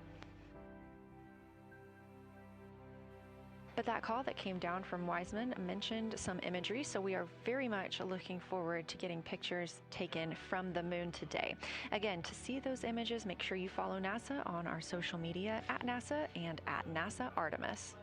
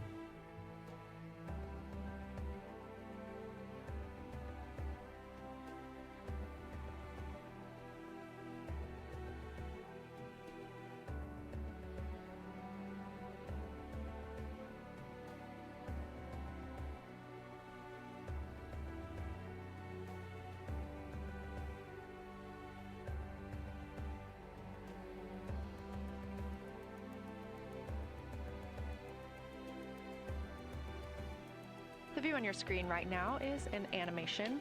This is called Arrow, or Artemis Real-Time Orbit website. You can visit this for yourself at nasa.gov/trackartemis, and you can watch as we continue to grow closer to Earth and farther away from the moon. It's all seemed to happen so fast so far, and we're coming up on splashdown now in 3 days, 23 hours and 31 minutes.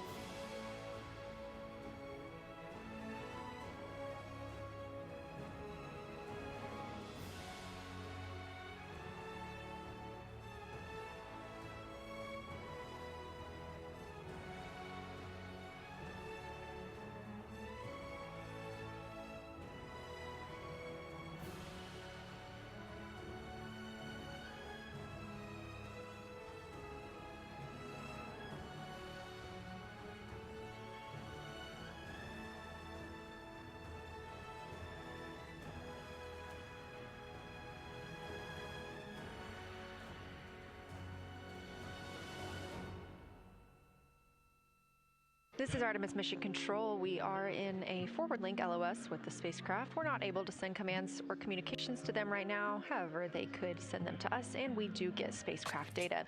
This is tracked as we are on the Deep Space Network. This is the network that we use to communicate with the spacecraft now that we are so far from Earth, over 252,000 miles. We are still in our Lunar Flyby coverage. The crew still have a very important and very exciting flyby milestone coming up when they will see a solar eclipse from the moon, the first humans to ever do so.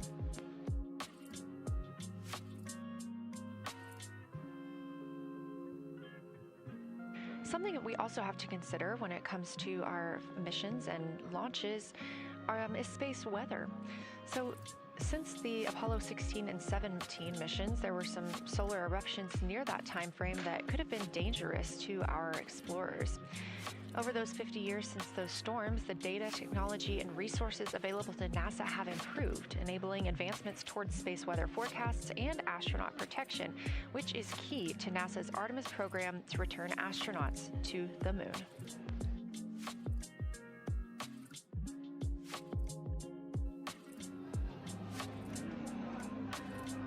Across our planet, billions of people depend on the invisible networks that connect us to space.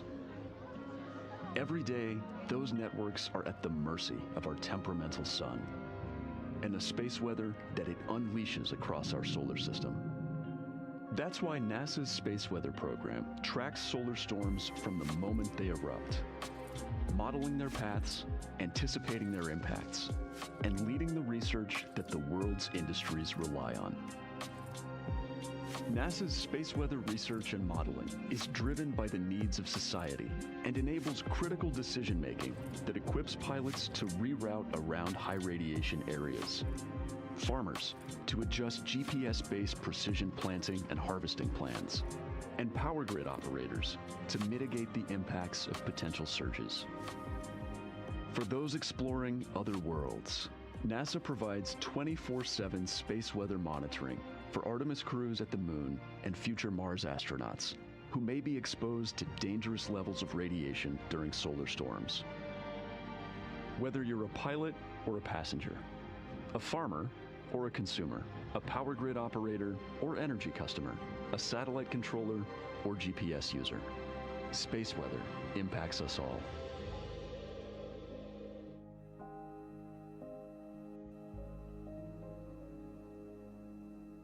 This is a live view from the Orion spacecraft on the Artemis II mission. It's now been 5 days, 1 hour, and 54 minutes since we launched.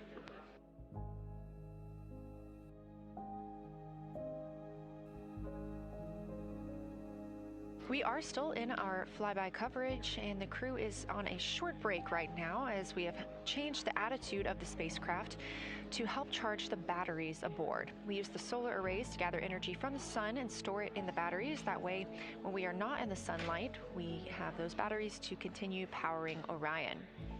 Now we're doing so because the Artemis astronauts are about to experience a solar eclipse from their capsule. And this is a solar eclipse that no one else on Earth will experience. This eclipse is about 54 minutes, and to the astronauts it'll look a lot like a total solar eclipse on Earth, except the moon is going to be huge compared to the sun, unlike when you watch one on Earth and the moon and the sun appear about the same size in the sky. We're interested to learn if they see the outer corona when the sun is fully obscured by the moon. And because of how big the moon will be from their perspective, the total phase of the eclipse will last nearly an hour. The astronauts will see a partial solar eclipse as the moon covers and uncovers the sun, which is before and after totality. So, much like us on Earth, they will have eclipse glasses so they can safely view that portion. The astronauts will also be using cameras to capture images of the corona during the eclipse.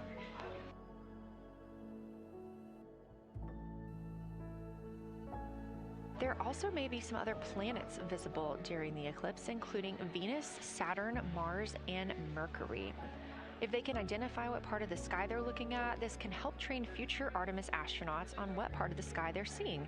This provides useful knowledge in challenging situations when they may need to rely on that information instead of instruments for navigation and orientation.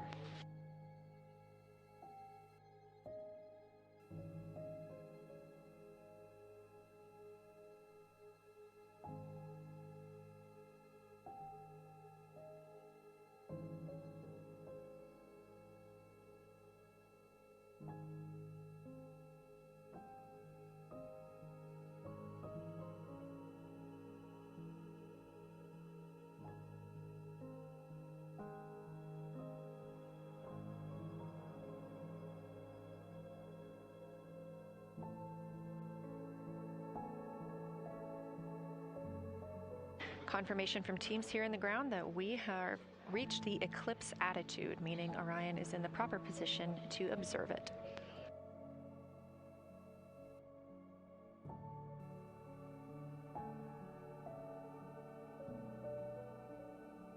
The astronauts' break during this observation period is now over, and we are resuming their lunar flyby observations. The first of these is sunset. This is the solar corona that we'll be looking for. It's the outer atmosphere of the sun. The science team is also interested in if the astronauts can see polar plumes. These are thin streamers that project from the sun's north and south poles. Additionally, they're interested in seeing if the crew can witness coronal loops. These are arcs close to the sun's surface. And something else that we've previously mentioned is lunar dust. This is dust from the moon that is lofted above the lunar surface and illuminated by the sun. It was reported visible by Apollo astronauts.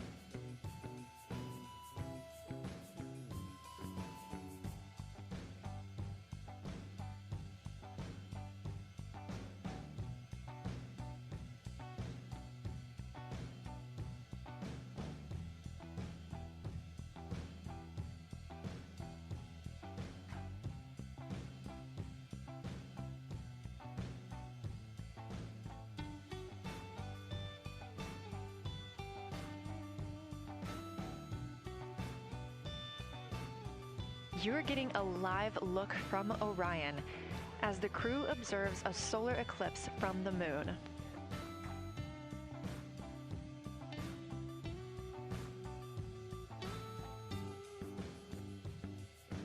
And this solar eclipse is only visible to the crew on the spacecraft. It's not visible to anybody on Earth. The science team is interested in several different targets for them during this time frame. And we're personally looking forward to getting those images as well. Again, during the beginning portion of this eclipse, the astronauts will need to use eclipse glasses just like we do from Earth to safely view it.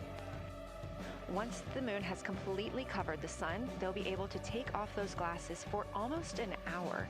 Totality on Earth during a solar eclipse lasts only a couple of minutes, so this opportunity gives them a chance to look out into deep space and to look into see if there are other planets nearby.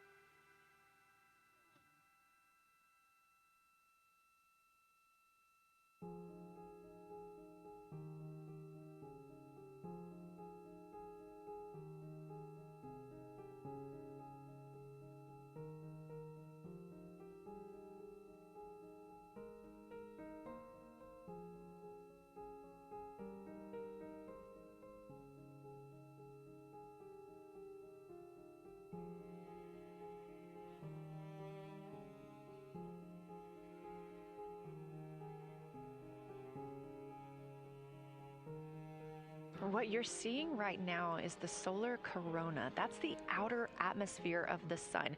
And the science team is very interested in any images that the crew can capture of this.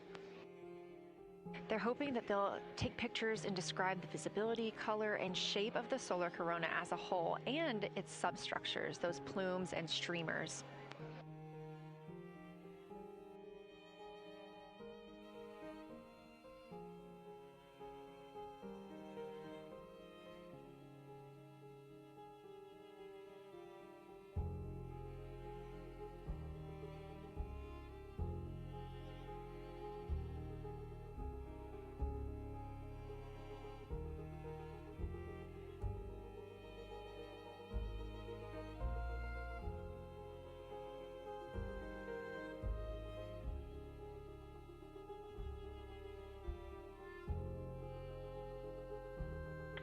Science integrity in the blind.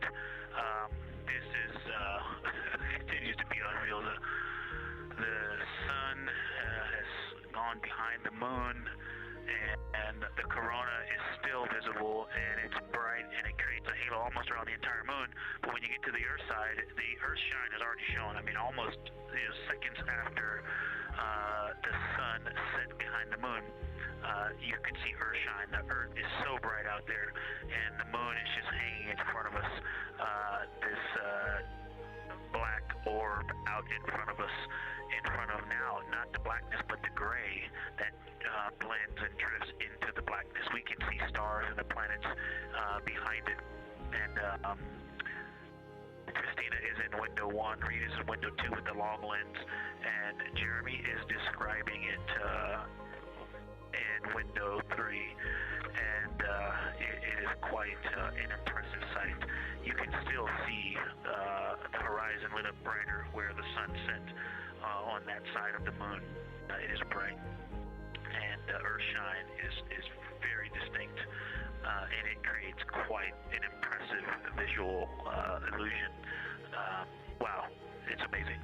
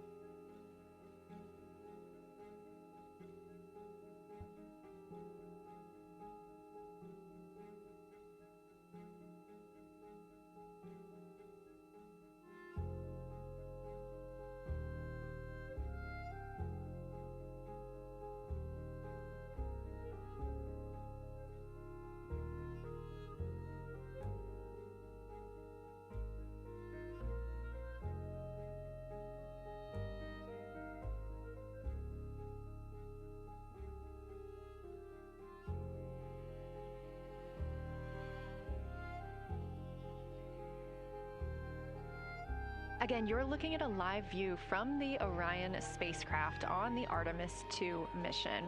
Orion is now 252,125 miles away from us all on Earth.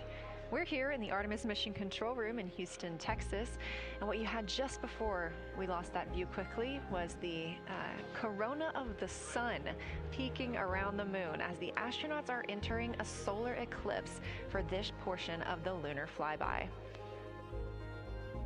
We're now over 5,500 statute miles from the moon. That closest approach today was just about 4,067 statute miles away.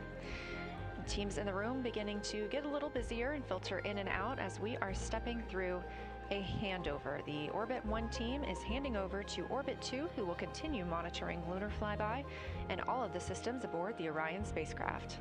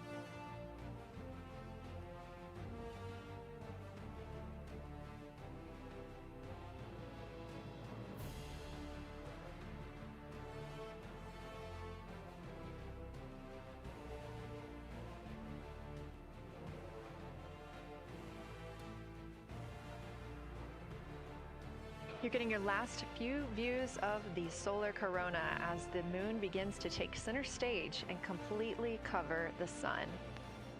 If you see that bright dot up near the top left of your screen, we think right now that that may be a part of the spacecraft, but we'll be sure to correct that if we end up figuring out later that it is something else entirely.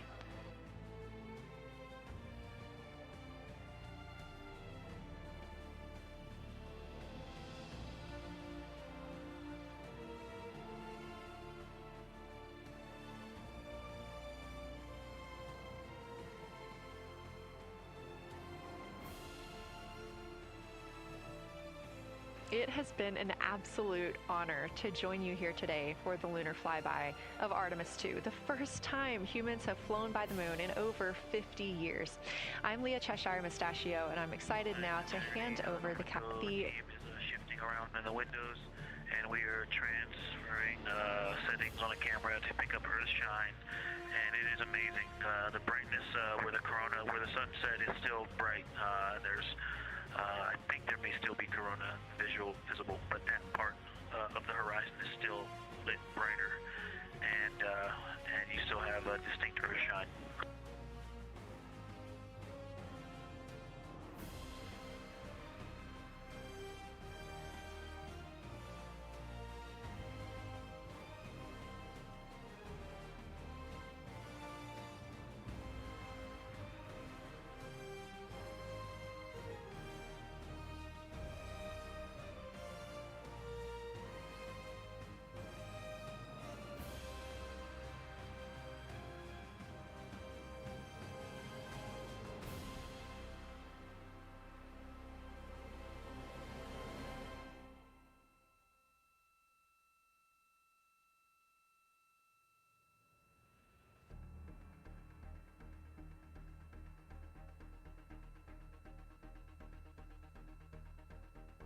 You know our rules that we don't talk when the crew is talking, so wanted to give Victor Glover a moment there to call down what he was seeing now that the moon is covering the sun. A really amazing time during today's Lunar Flyby. Again, thank you so much for letting us help tell this story today. I am Leah Cheshire Mustachio, handing it over to my friend Anna Schneider at the PAO console as the Orbit 2 team comes to join us. So thank you so much, and I hope you all enjoy tonight. Anna, you can take it away. Thank you so much, Leah, and it's been a joy listening to your coverage over the last several hours. So as you mentioned, the Orbit 2 team of flight controllers is currently making their way on console and completing a shift handover with the Orbit 1 team of flight controllers. The Orbit 2 team tonight will be led by Flight Director Diane Daly, and she is currently handing over with the Orbit 1 Flight Director there on your screen, who was Flight Director Jeff Radigan.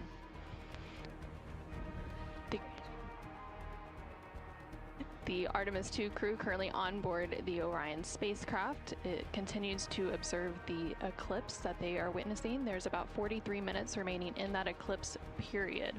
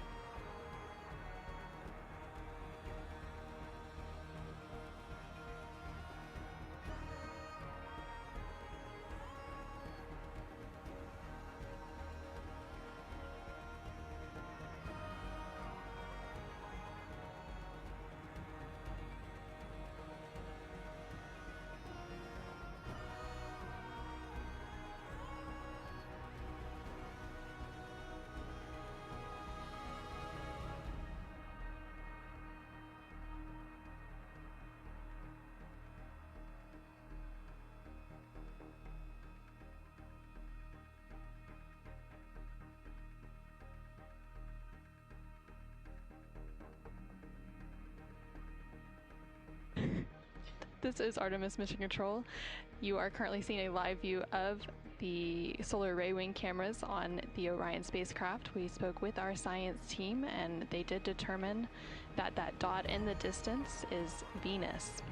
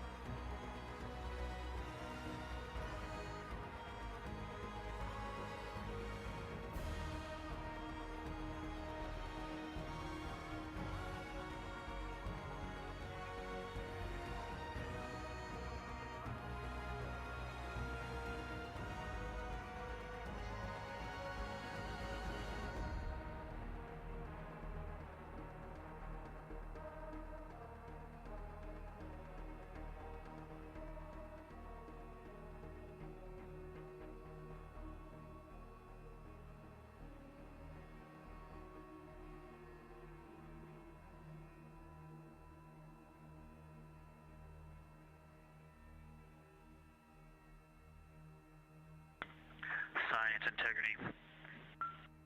Let's see, not a huge change in here, just an update. The camera settings for Earthshine are challenging. This one's challenging to capture. What we're seeing, we're just not picking up on the cameras. And after all of the amazing sights that we saw earlier, we just went sci-fi. This has, it just looks unreal. You can see the surface of the moon between, I guess, the Earthshine. I guess Earthshine. You can actually see a majority of the moon. It is the strangest looking thing that you can see so much on the surface.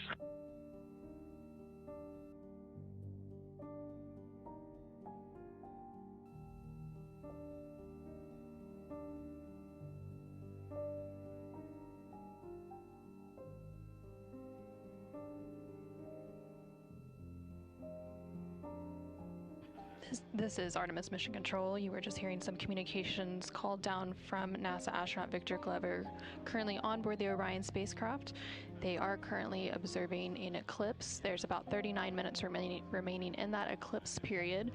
Currently, we are in a forward link LOS, or loss of signal, so the crew can communicate down with... He's seen 2 meteors, science.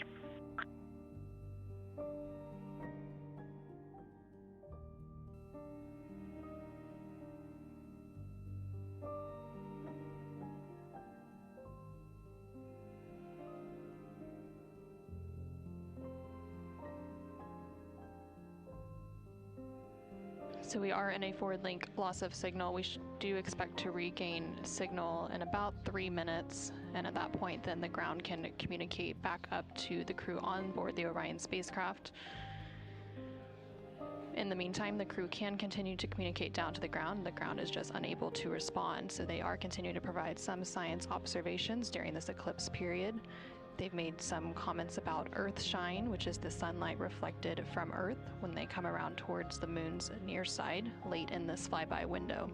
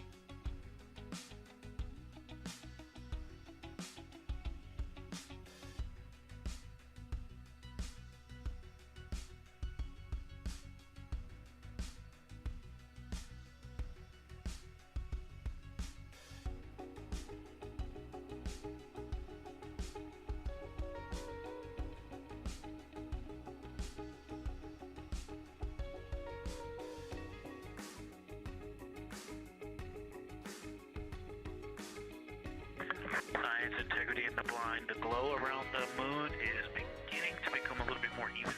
It's not so much distinct just where the sun set on the moon's horizon as we're flying through this trajectory, and then the sun's going to come up out of the other side. I think it's we're starting to see the glow around the moon get balanced out. I still see Earth shine, and the Earth is very bright out there. Still quite an unreal sight. Integrity Houston, we have that sit rep loud and clear, and we are back with you. How do you hear me?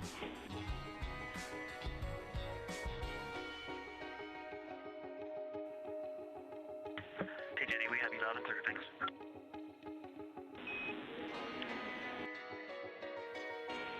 Integrity Science, we were loving your science sit reps in the blind, and it should come as no surprise that we have a number of follow-up questions.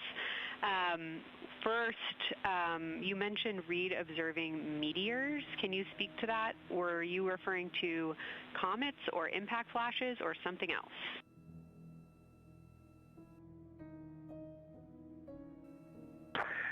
Yeah, there was a little bit of giddiness. We have seen 3 impact flashes so far.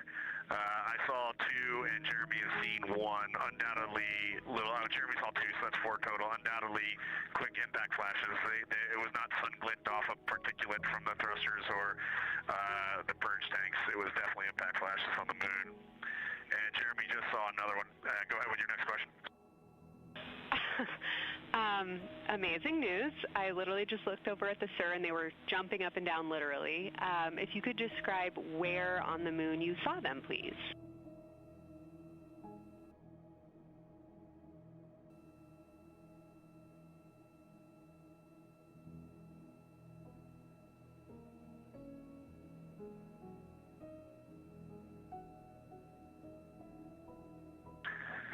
So they've all been either on or a bit south of the equator and on the Earth side of the moon.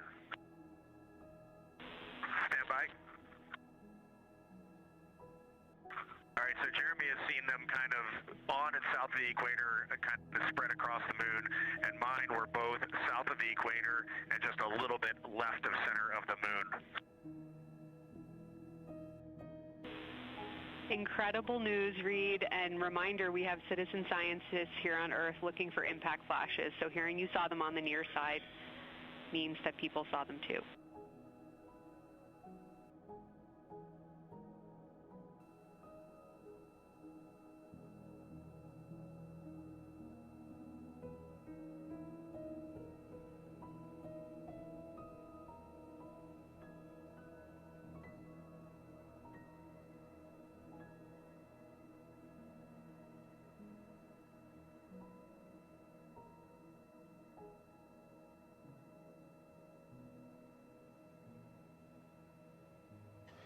This is Artemis Mission Control. We have regained that signal, so the team here in Mission Control was able to call back up to the crew on board the Orion spacecraft as they continue their lunar flyby. Specifically, they are now in that eclipse period. So the science team here in Mission Control was able to ask some questions about some of the situational reports they were providing during that loss of signal. Specifically, they were interested in some of the meteors that they mentioned seeing and those impact flashes, and they did provide confirmation that they did see at least 4 impact flashes during that loss of signal. Are you still with us, Houston, or do we lose you? Integrity, I hear you loud and clear. How do you hear me?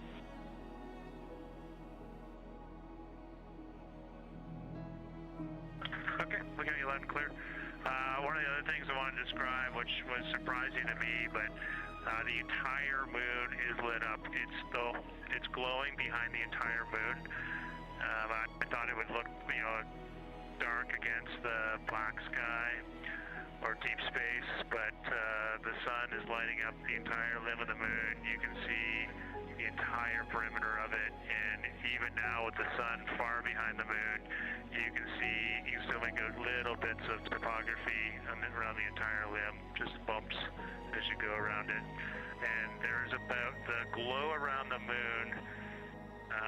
once your eyes adjust, is easily 10 widths or diameters of the sun around the entire moon.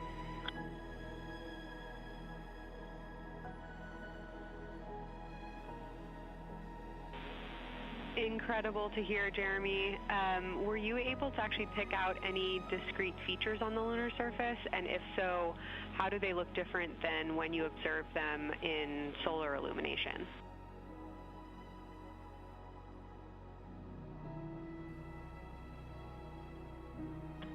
No, we really haven't been able to identify features on the lunar surface yet. We just see, the topography on the limb. For the Earth glow, we're about a quarter moon, waxing quarter moon, if you will, from the Earth glow perspective, and it's just at a very, just the sight angle. I'm just not able to tell what I'm looking at yet in the Earth glow. Understood. Thanks, Jeremy. One other question for you on the solar corona. Were you actually able to see any structure or color in the corona before most of it disappeared behind the moon?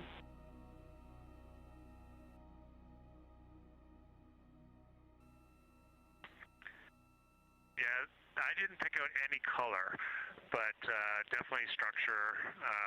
There were streamers, and they were not uniform at all. For me, the 5 o'clock position, there was just this constant streamer. It would change in intensity and diameter, but it was always there, and it was always at the 5 o'clock position.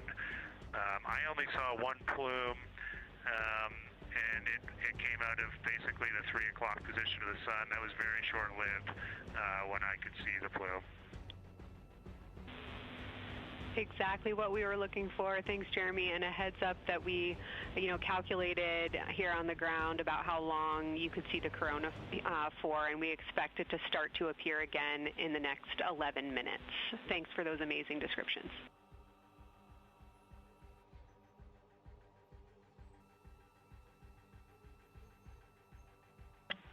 Okay, we're excited to see it all again. Integrity Houston, we're following along as well. That was outstanding. If you haven't already, just reminding you to swap positions at the windows. And that brief LOS we had previously was due to a data rate change expected.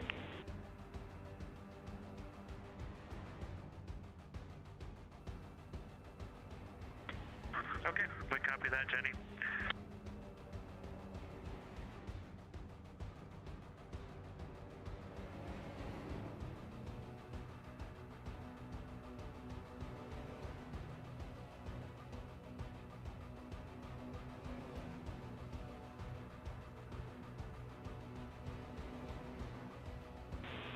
Integrity Science, one more request for you. While it's still fresh in your mind, any annotations or sketches you want to make of what you're seeing either around the corona structures you just mentioned or even on Earthshine would be so appreciated.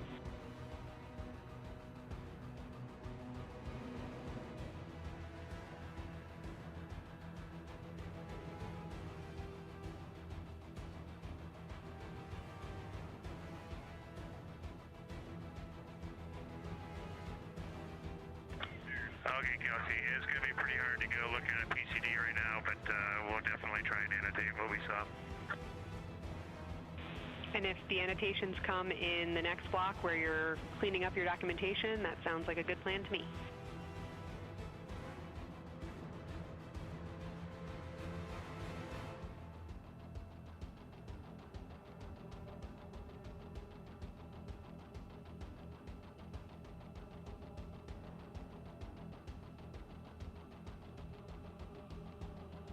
This is Artemis Mission Control. On the bottom right corner of your screen, you can see a view of the Science Officer console here in Mission Control. And we've been hearing that communication between the Science Officer. The Orbit 1 Science Officer is Kelsey Young, and she's been asking questions to the crew, specifically CSA astronaut Jeremy Hansen, based on the observations they've been making during this eclipse period. And then in the upper left-hand corner of your screen, you can see a view of the Artemis Real-Time Orbit website, which provides updates on the velocity and the distance from Earth and the Moon of the Orion spacecraft as it continues to make its way back to Earth. The distance from the Moon will continue to increase at this point. So right now, Orion and its crew are about 6,300 miles away from the Moon and about 251,000 miles away from the Earth.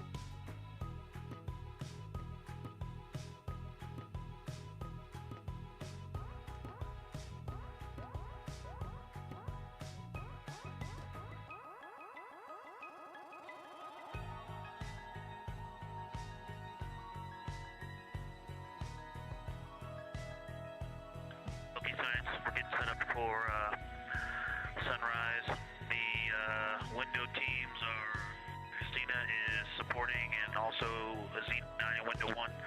Jeremy's got the long lens in window 2, and the short lens in window 2. And Reed is in window 3, and he has started recordings and is set up to see Corona.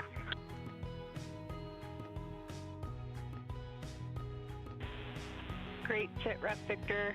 That sounds like a good config, and we're showing coronal effects start to appear on your video camera. So in the next few minutes, we should start to hear your observations.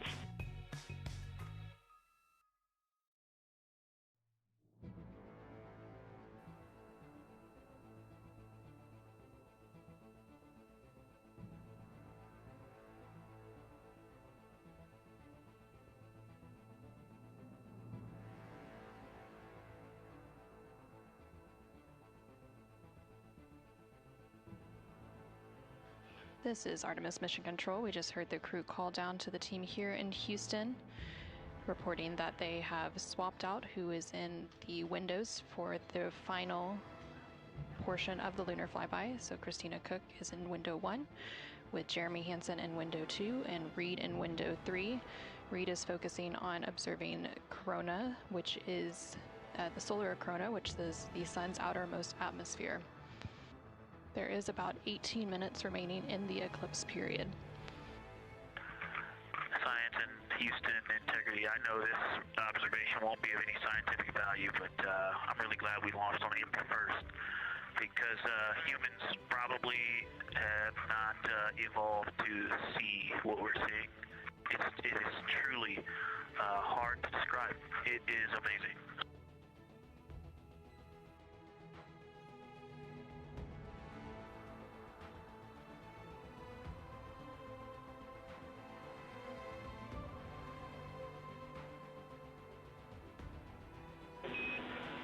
Amazing. Thank you, Victor.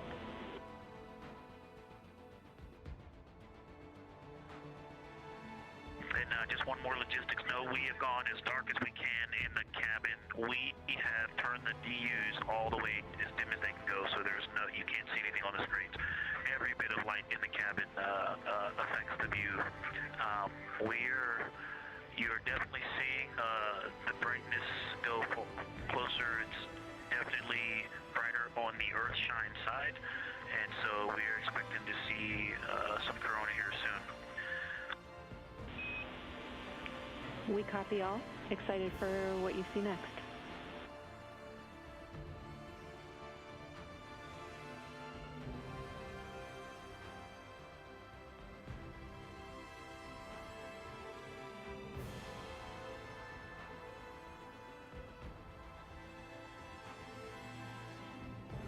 I'm not sure if we talked much about the star field, but we've got lots of stars.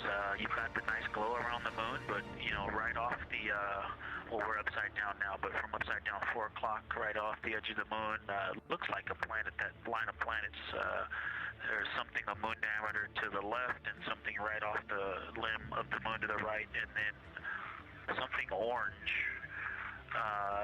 It looks orange to the right of that, about half the moon diameter. So, but anyway, there are definitely stars. I think some of those planets that you said we might see, we're seeing. And so in unreal view, yeah, the moon in the foreground is one of the darkest things we see out the window, and now it's deep space behind it is kind of dark blue like it looks from Earth, but we can also still see stars. It's quite a wicked view. Victor, I'm just doing the best job, and I'm not going to try to add on to what he's doing. It's indescribable. No matter how long we look at this, our brains are not processing this image in front of us. It is absolutely spectacular, surreal. I know there's no adjectives. I'm going to need to invent some new ones to describe what we are looking at out this window. This is just absolutely beautiful and inspiring to hear. And Victor, we suspect what you're seeing is Saturn and Mars. That reddish object is likely Mars. Good opportunity to look to the future of where we're going.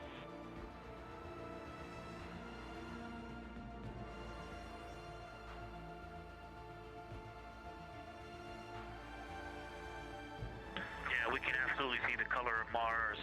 That's awesome.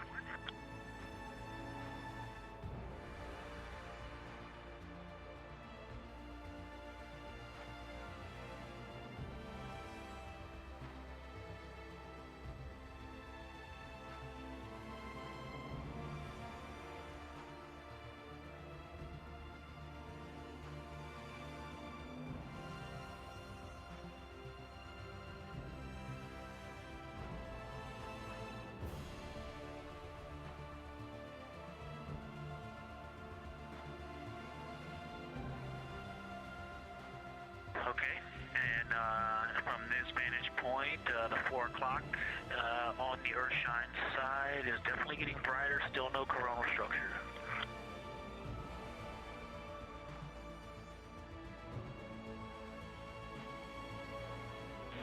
Houston copies.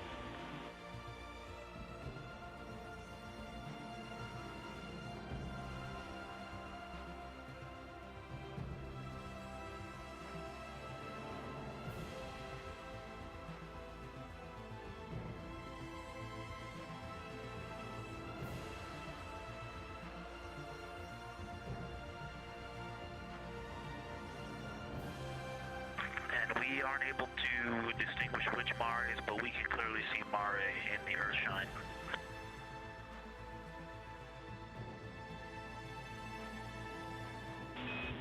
We copy.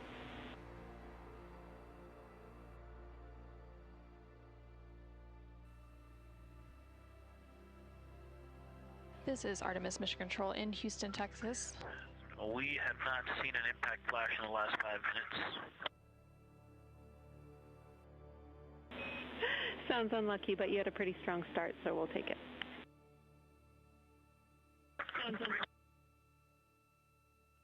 actually, right after I said that, right at the South Pole, near the South Pole on the Terminator, Reed just saw one. Amazing.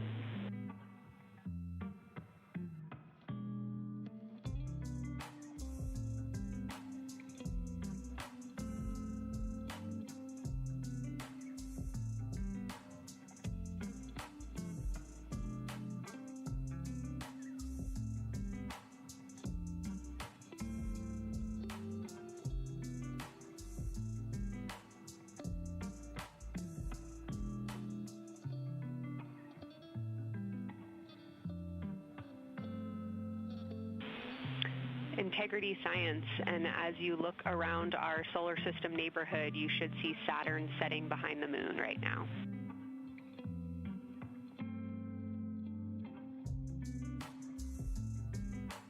We do. We've been watching it track close to the horizon, and it's right tangential to the moon at this moment.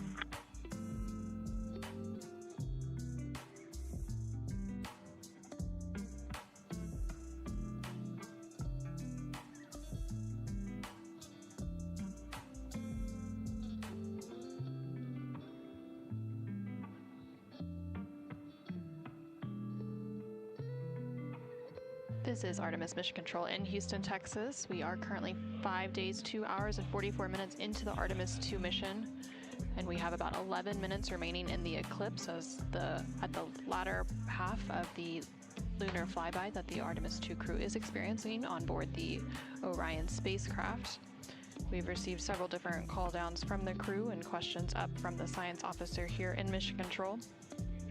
One of the things that they said that they were able to see is Mars off in the distance, and then the science team also confirmed that they should be seeing Saturn setting behind the moon. They've also acknowledged seeing several different impact flashes, and these are flashes of lights from meteorites striking the surface of the moon. They've also mentioned the solar corona, which is the sun's outermost atmosphere. Here in Mission Control Houston, the Orbit 1 and Orbit 2 teams have officially completed their handover. So the Orbit 2 team is now leading here in Mission Control, and that is being led by Flight Director Diane Daly, and the Capcom here in Mission Control will be Tess Caswell. And you can see there on your screen on the right-hand side is the Flight Director console, and Diane Daly is in the far right of that screen, and Tess Caswell, the Capcom or capsule communicator, is in the far left hand of that screen.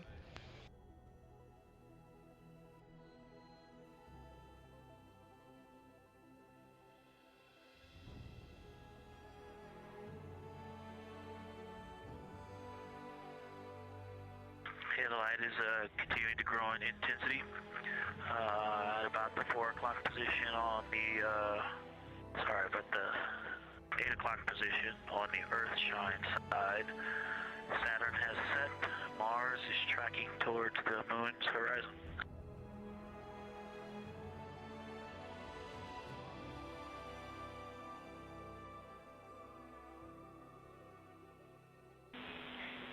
Integrity Science, we copy, and we're starting to see it on the vehicle stream.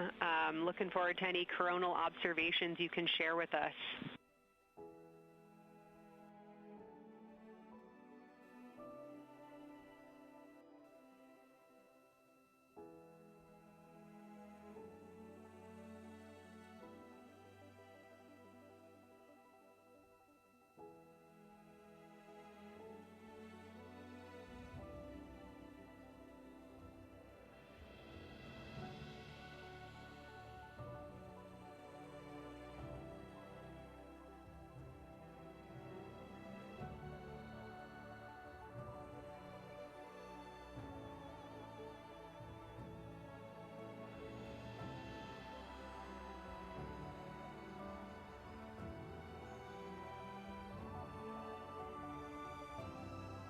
This is Artemis Mission Control. That view you're seeing on your screen is coming from the solar array wing cameras outside of the Orion spacecraft.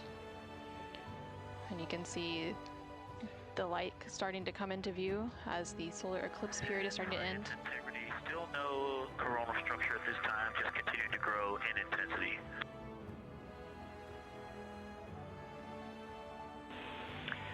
Copy, Victor, and reminder, you still should have several minutes before the Eclipse classes need to go on, and we can send you up a reminder when you're getting close to take your eyes away from the D5 viewfinder, but you should be good for several more minutes.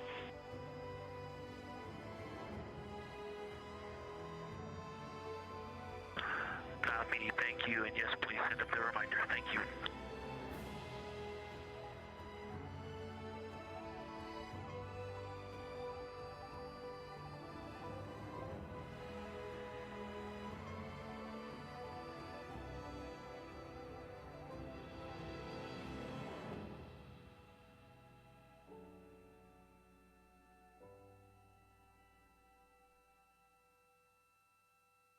Okay, we all think we're starting to see something. I believe the most popular term is baby hair.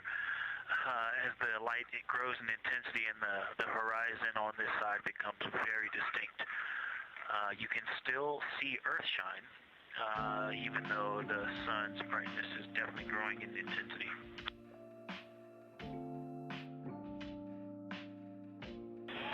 Love the description, Victor. I'm sure as the next couple minutes progress, more of those structures will continue to pop out.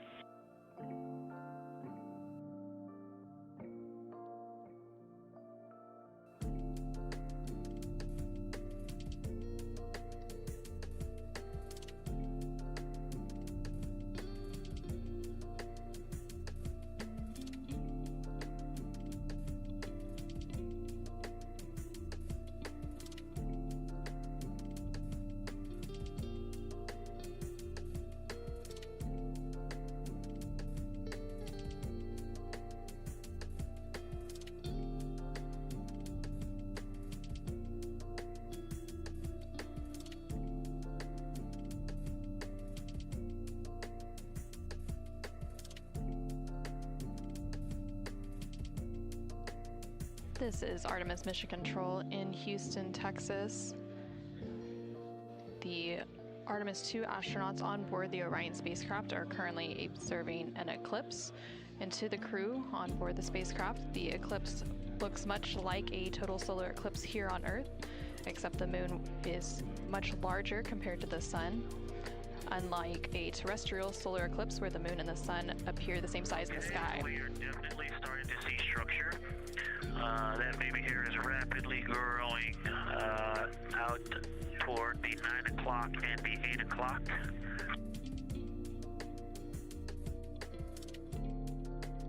It's almost as if it were reaching out for Venus or for the Earth.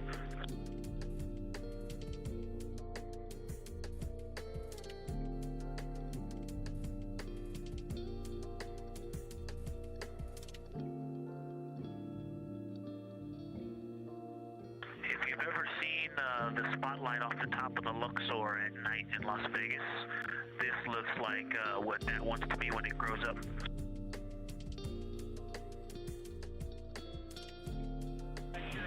Integrity Science, glad to hear you're following your training of tell it like you see it.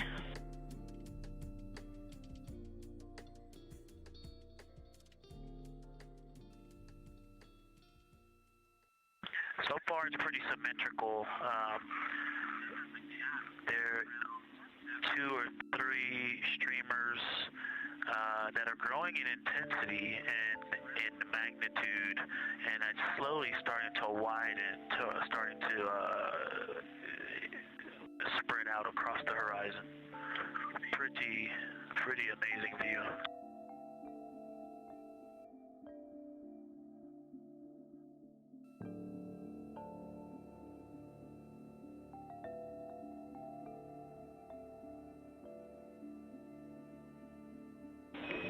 And Integrity Houston, great words. Reminder for you, we are approaching the brightness level at which you should no longer be using the viewfinder on the D5.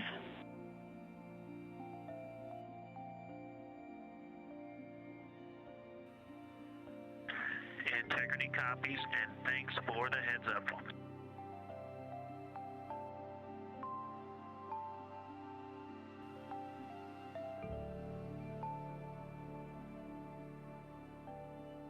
This is Artemis Mission Control. Oh, and I think we're seeing some directionality. Some of it is going in different directions because it appears to be moving and combining and recombining as it moves. It's pointing in different directions, and some of it appears to be going like down toward the south pole of the moon, but it's and then coming back together and going out towards Venus and the Earth. And depending on how I stare at it, it looks like one large structure, but then it definitely has wisps, and you can see 3 or 4 structures inside of it. It's like watching a flame. It's like looking at a flame. And stand by.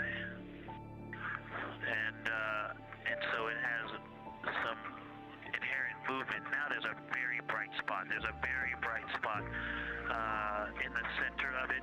There's a towering light of. There's a towering light, and then there were like 2 streamers that were going 30 degrees out from it, and now it is just extremely bright.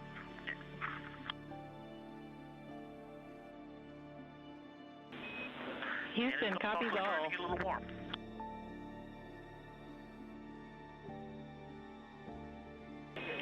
And we copied all. We wanted to remind you at this point on the Eclipse glasses. Should be about time for those.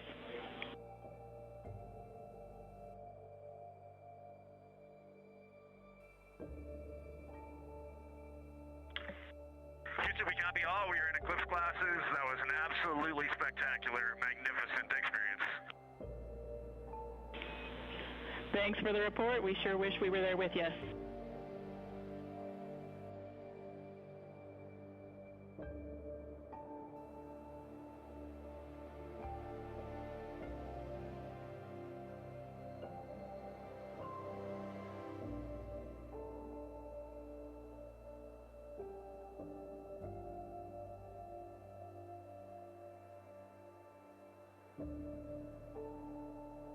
This is Artemis Mission Control. The eclipse period is coming to an end, and we did hear that call up that the crew now has to put on those eclipse glasses to be able to protect their eyes for this final portion of the eclipse. And these views coming to you from the solar array wing cameras on the Orion spacecraft. Hey, Houston, if you could give me about 20 new superlatives in the mission summary for tomorrow, that'll help my vocabulary out a bit. Thank you. We will solicit input from the team.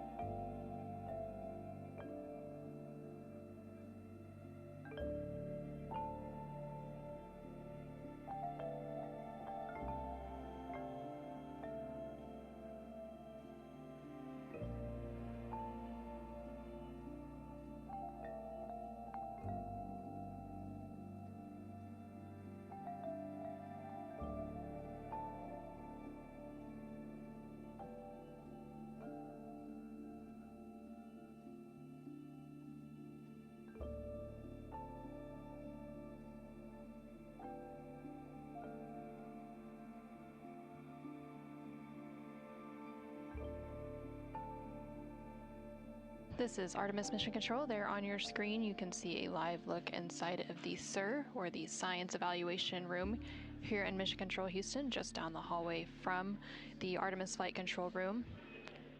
Integrity Houston, back with you after a data rate change. Regarding the SAW-3 camera T low caution, no action for you. It just got a little cool during the eclipse.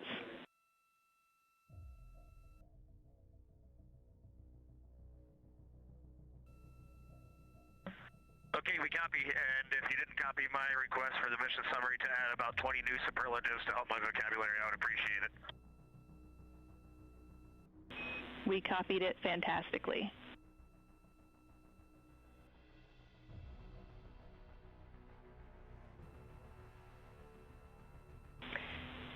And Integrity Science, this is basically wrapping up your fly-by-day observations. I can't say enough how much science we've already learned and how much inspiration you've provided to our entire team, the lunar science community, and the entire world with what you were able to bring today. You really brought the moon closer for us today, and we cannot say thank you enough. And Science signing off, and can't wait to talk to you tomorrow morning.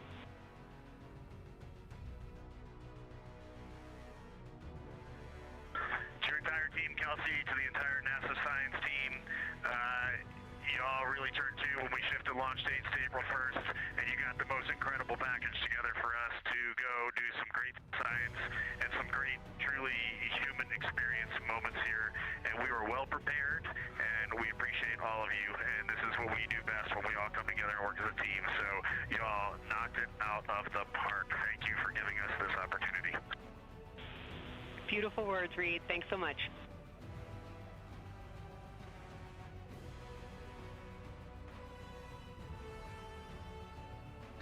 And this is Artemis Mission Control. The Lunar Flyby observation period is starting to come to a close following that eclipse. And there on your screen you can see a look into the Science Evaluation Room, or the SIR, which is embedded within Mission Control to provide science input. And they provided that input throughout the live flyby operations today. They also have a back room called the Science Mission Operations Room that processes data, evaluates imagery, and supports rapid analysis. And then, of course, we have the science officer on console here in the Artemis Flight Control Room, which you can see a view there on the bottom right-hand corner of your screen. The science officer throughout the flyby operations today has been Kelsey Young, who is the Artemis Science Flight Operations Lead. And then to her left is Angela Garcia, who will be the science officer taking over for Orbit 2.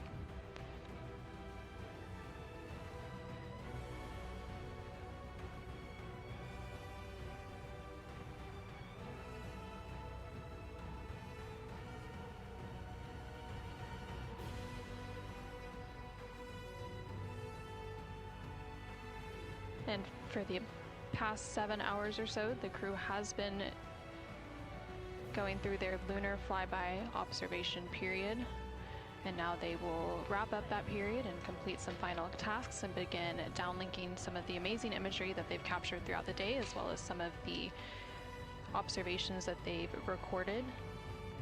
And now on your screen you're seeing a live look from the Orion spacecraft from those solar array wing cameras.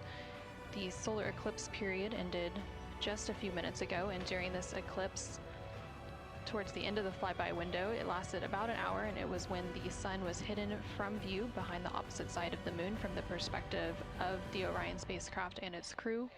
And during that time, the crew saw a mostly dark moon, and they used the opportunity to analyze the solar corona, which is the sun's outermost atmosphere, while it was visible. And then once the sun was completely out of view behind the moon, the crew looked for impact flashes, which they reported seeing multiple impact flashes, and those are flashes of light from meteoroids striking the surface of the moon. They also looked for dust lofting above the limb or the edge of the moon, along with some deep space targets, including planets, and they noticed Mars off to the distance, and we also saw Venus on one of the solar array wing cameras early on in the eclipse period. The crew also looked at parts of the moon illuminated by Earthshine, which is the sunlight reflected from the Earth when they come around toward the moon's near side at the very end of that flyby window.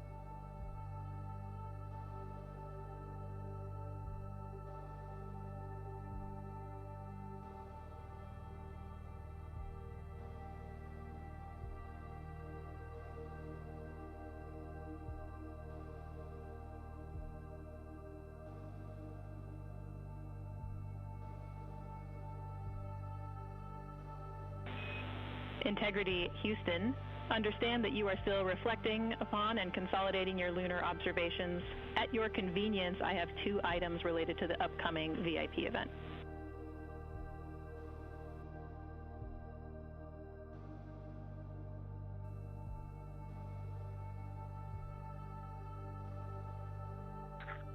Go ahead. All right, first we wanted to let you know that the message for that upcoming event is on board for review at your convenience. That's message 3.06.04. The second item is that we've seen a couple of video blips in previous events. So during the HDPAO setup activity, we're wondering if Jeremy could please confirm for us that the TF rate is set to 1300 when you get to step 10.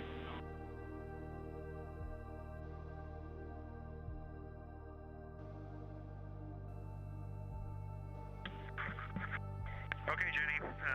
Yeah, we're pretty sure we've been in 1300 for all the PAO events. We've been tracking that when we swap between the HHP and the D5. We copy, Jeremy. Thanks. And for the record, the phenomenal Jenny has gone on to her next appointment of the day, and you've now got Tess with you.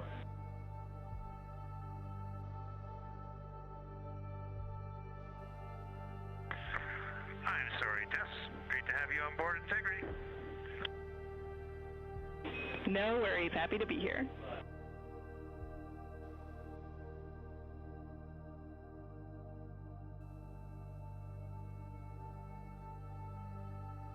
This is Artemis Mission Control. We heard some communication there between the Capcom or capsule communicator here in Mission Control, which for Orbit 2 is Tess Caswell, and the CSA or Canadian Space Agency astronaut on board the Orion spacecraft, Jeremy Hansen. They were discussing an upcoming public affairs event. And Integrity, 3-minute warning for the maneuver back to bias tail to sun.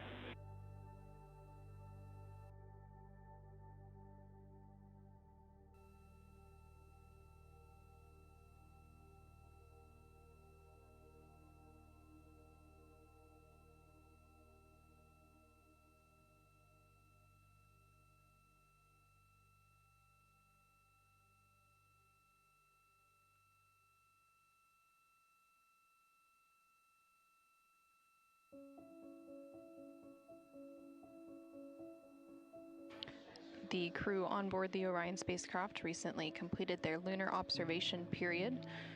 It was an approximately 7-hour period of time in which they were focused on several different targets identified by the science team here on the ground that they studied and prepared for ahead of time. And then they also were referencing a lunar targeting package that was uplinked about a day ago with those final targets. Now they are completing some post-lunar flyby activities, so they're working to clean up their observations that they've made and also working to downlink some of the photos that they've taken throughout the day. The science team here on the ground will then work to get as much data as they can overnight, and then there will be a post-flyby conference tomorrow after the crew wakes up. And that's not a debrief, but a science data collection to capture their nuanced experience while they're still in the field and the experience is still fresh. And then, of course, there will also be a public affairs downlink event later in the day. Now that once the post-lunar flyby activities are complete, and then after that, the crew will go into some of their final activities for the day. They will have a private medical conference, or PMC, with the medical teams here on the ground. These are regular conferences that they have at the end of every day, and then there's also a flight director conference that they will have before they go into their pre-sleep period, during which they can complete hygiene activities, and they will have the chance to eat their dinner and complete any other final personal activities for the day before they head into their sleep period.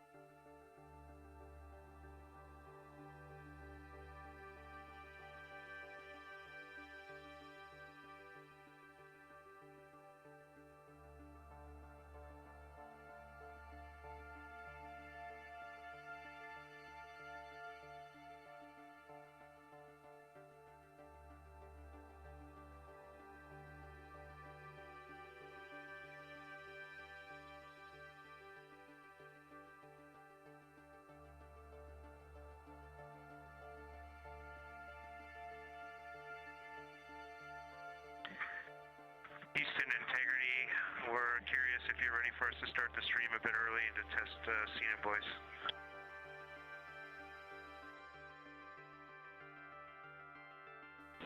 Checking.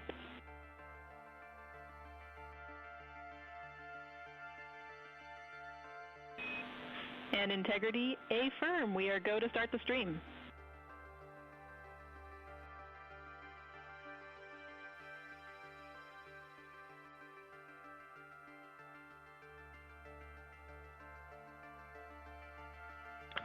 Okay, Houston, the stream has started. We checked the TS rates 1300 and audio is true. So I will give you a voice check now on the mic. We copy. Good settings, and we've got a good view.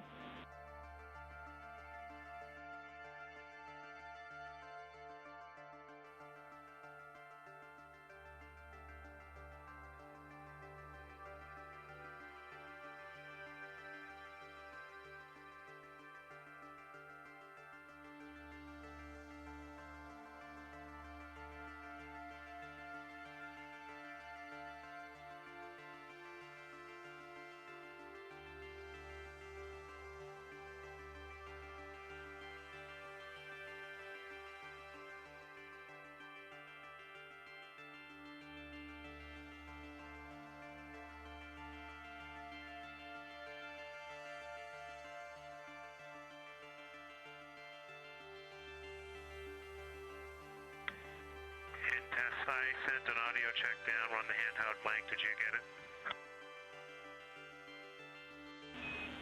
Sorry for the delay, Jeremy. We were talking that a bit, but it was a bit broken, so please repeat for us.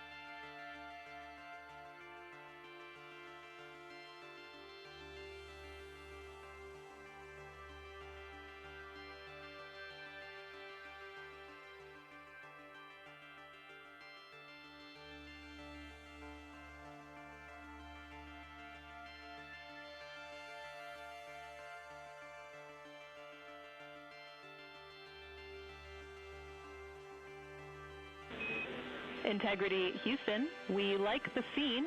At your convenience, we'll take a 10 count with Jeremy in frame.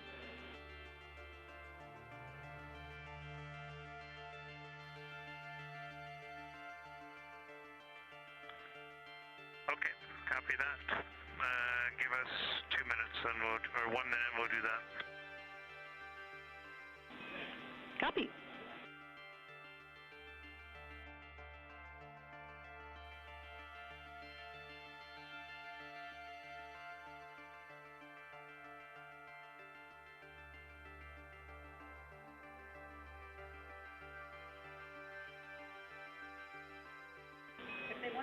Great voice check and good words. We like the scene.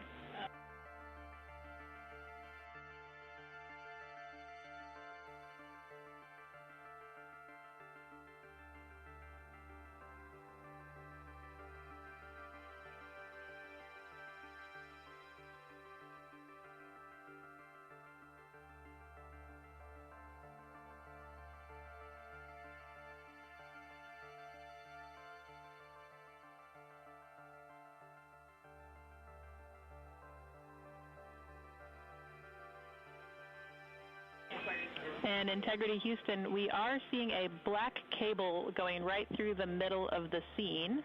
At your convenience, if you would please move that, PAO would appreciate it.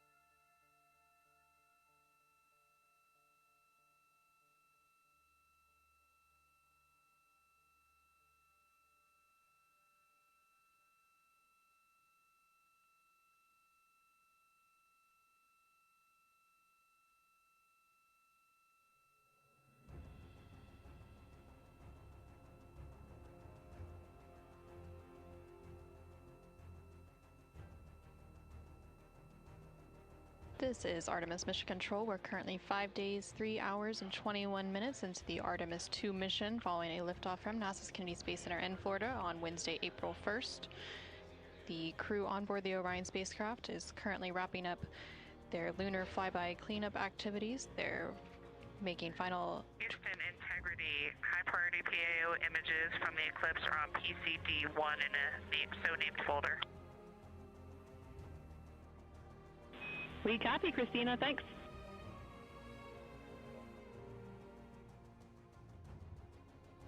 And NASA astronaut Christina Koch there calling down to the ground regarding some public affairs imagery that was captured during the Lunar Flyby activities. She referenced a PCD, that is in reference to their portable computing devices, which are basically tablets that they're able to transfer files and also follow along on processes and procedures and their timelines for the day. No.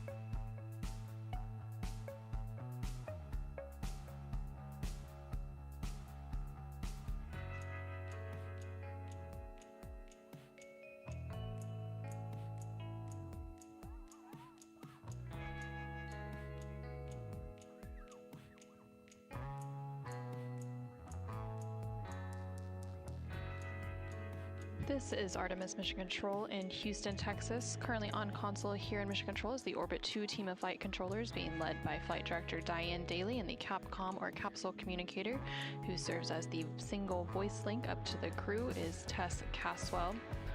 The crew on board the Orion spacecraft recently wrapped up their Lunar Flyby observation period, and now they are completing some cleanup activities and transferring some data and files down to the ground following that lunar flyby. Many of these files will be analyzed by the science team overnight in advance of a post-lunar flyby conference tomorrow once the crew wakes up. The crew is also preparing for an upcoming public affairs downlink event.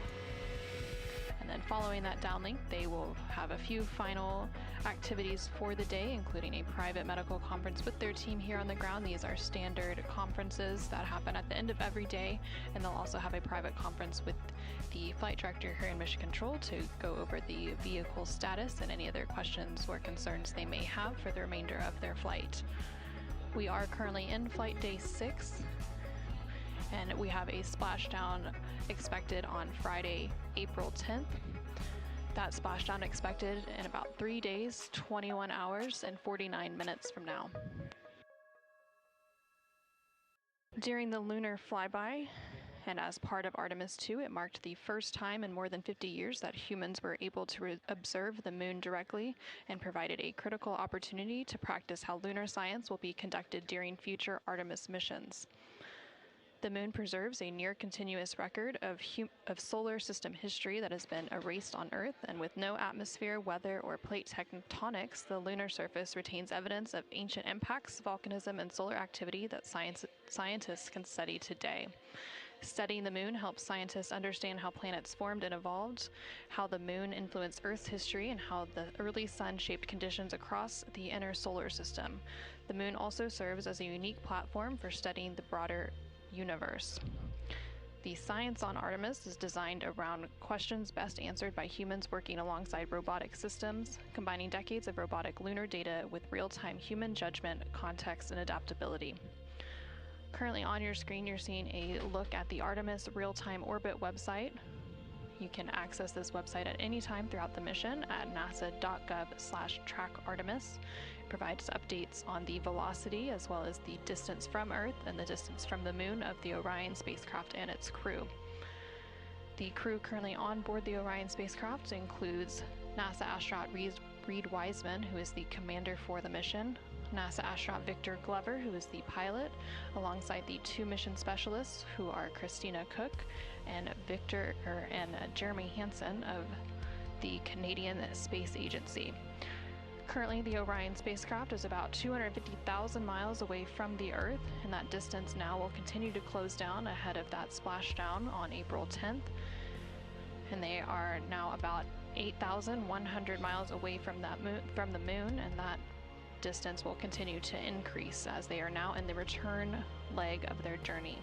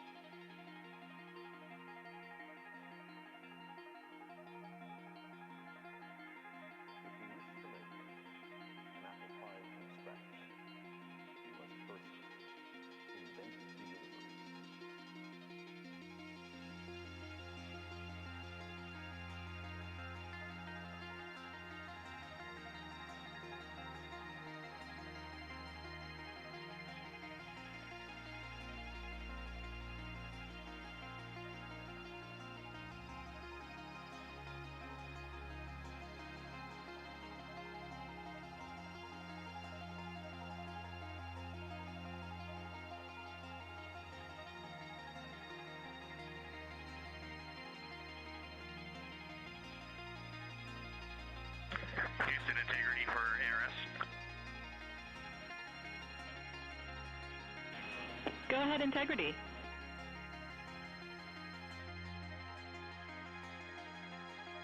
Hey, Tess, great to talk to you. Any chance we could drop the fan speed down for this PAO event?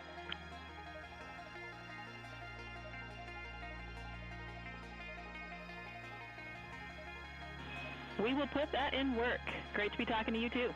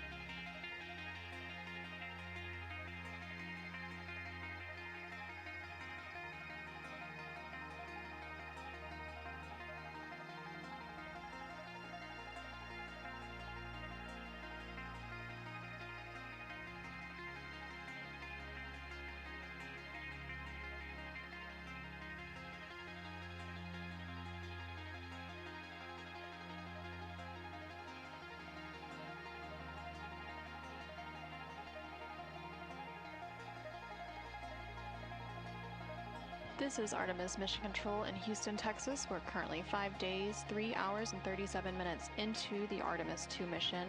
The crew on board the Orion spacecraft has recently concluded their lunar observation period during the Lunar Flyby. As part of that Lunar Flyby, the Orion spacecraft and its crew made the closest approach to the moon at a distance of 4,067 miles away from the surface at approximately 6 p.m. Central Time, 7 p.m. Eastern Time. Now, although the Artemis II mission is a new opportunity to study the moon, teams are also conducting other scientific experiments, including on the crew themselves. Here's a little bit more about the science of the mission. Artemis II is our return of humans to the moon, flying around the moon on board Orion. But along with that, we're doing a lot of great science. One of the exciting things about the Artemis missions to the moon is that science is actually a fundamental pillar of why we explore, why we're going, what we're doing in Artemis. I think it's incredibly exciting that not only are we testing the vehicle, but we're testing science on board. Science where the astronauts are conducting experiments, science riding along with the astronauts. We have astronauts looking outside the window and really observing the lunar surface. It will help us understand the deep space environment. It will help us understand how that environment affects our astronauts, our systems, and life in general. So deep space is a challenge for us because you have to leave Earth's protective magnetic field. Here in low Earth orbit, the crew members are protected from some of the harmful radiation. Going to the moon, they'll no longer be protected, so they'll have a higher radiation exposure. Much like Artemis I, we have so many radiation sensors and detectors that are inside the capsule so that we can fully understand and appreciate the radiation environment for protecting our astronauts. In my hand here, I'm holding a tissue chip model. This is the exact design that it's going to be flying alongside the astronauts. We'll be collecting samples from each of the crew members, and we can make these organ chips out of the astronauts themselves. So every crew member will have their own avatar on board, and then upon return, we can evaluate that deep space radiation environment and what that compares to the astronaut themselves. Not only are they going to help change the course of medicine for the astronauts, but revolutionizing that on Earth as well. We're looking at sleep, we're looking at team dynamics, we're looking at how you interact with the environment. We're also looking at the immune system, so what are the biomarkers? We're using saliva as a method to study hormones and different things in your body that may change during a mission like this. And then finally, how do we function after microgravity, being close to the moon, then returning to Earth? Which will ultimately help us achieve our goal of getting humans to Mars. And then on top of that, we have an opportunity to look at the moon from deep space on the far side for the first time in over 50 years. Having human eyeballs and brains back around the moon is going to unlock a new generation of lunar science discovery. The human eyeball is capable of taking in so much data in just a split second. They'll be able to tackle impact history, volcanic history. They'll be able to look at how the albedo, or kind of the shade and hue of the moon and the color of the moon, can tell us something about how that terrain evolved over time. We're integrating science in ways that have never been integrated into human exploration before. We have a front room mission control flight controller position called the Science Officer. We have a brand new science back room where it's basically our brain trust of lunar scientists and geologists supporting the crews of the future. And Artemis II will allow us to really test how this works so that future missions are really set up for success. We'll also be deploying some CubeSats. They're small shoebox-sized spacecraft of their own. They're each provided by another country, one of our partners. As they conduct their research, they'll complement what we are doing at the moon with Orion. It is so incredibly exciting to be a part of this mission. And it has been, really one of the privileges of a lifetime. I can see the work I'm doing benefit crew members right now and benefit the crew members in the future. So it's incredibly exciting and it's very rewarding. As this rocket launches humanity off of the Earth, we'll be setting the stage through our science to prepare humanity to leave Earth and explore the solar system.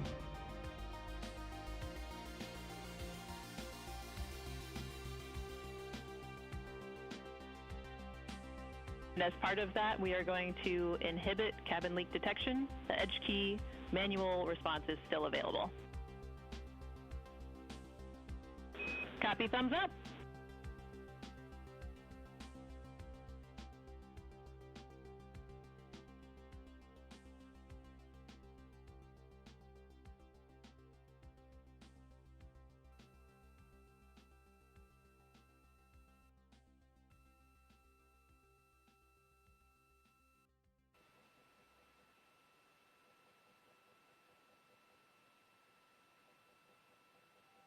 This is Artemis Mission Control. Again, we're hearing some communication between the ground here and the Artemis Flight Control Room in Houston, Texas, specifically the Capcom or Capsule Communicator, who for Orbit 2 is Tess Caswell, and the crew on board the Orion spacecraft, that spacecraft named Integrity by its crew.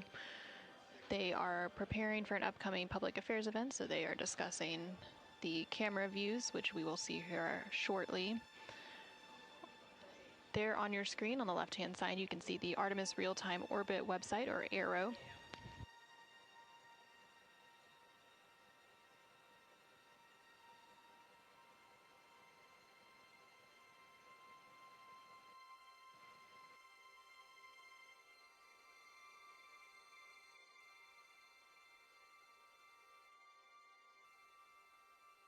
The Artemis Real-Time Orbit website there on the left-hand side of your screen provides updates on the velocity of the Orion spacecraft during its journey around the moon.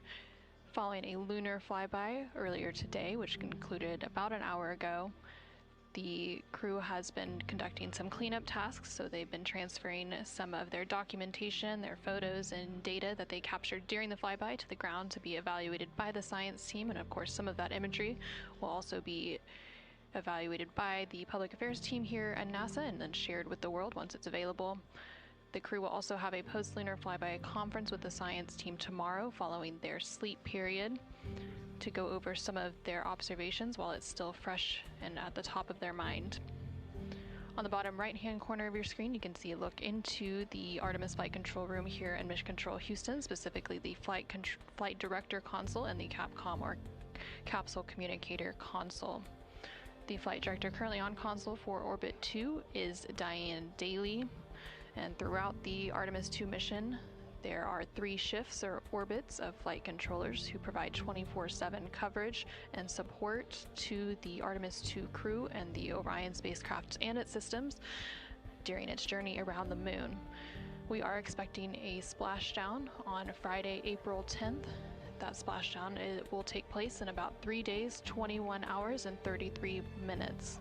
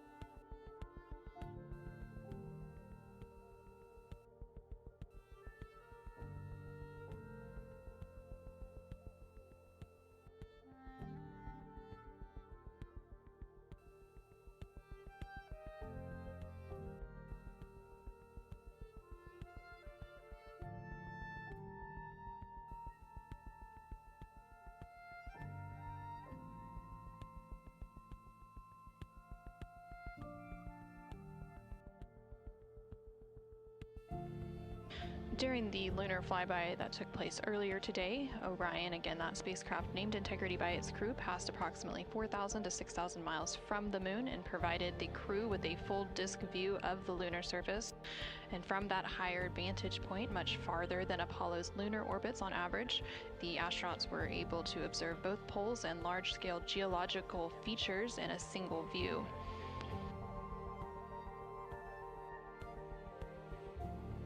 And there on your screen, you're currently seeing a live look inside the cabin of the Orion spacecraft. Integrity Houston, we are 3 minutes out from an on-time start, and we have adjusted the fan speed. We'll take a thumbs up if you're happy with it. Copy, thumbs up.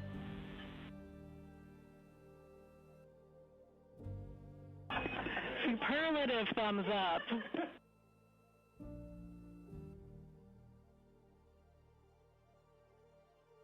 And there on your screen, you can see all of the Artemis II crew members. CSA astronaut Jeremy Hansen just floated out of view behind the camera, but you can still see NASA astronaut Reed Wiseman, NASA astronaut Christina Koch, and NASA astronaut Victor Glover as they prepare for an upcoming public affairs downlink event, which is scheduled to take place in just a couple minutes from now. And there, floating back onto the screen, is CSA or Canadian Space Agency astronaut Jeremy Hansen. He is making himself comfy on some of the OX or Orion Crew Survival System suits that have been stowed for the outbound and now return journey.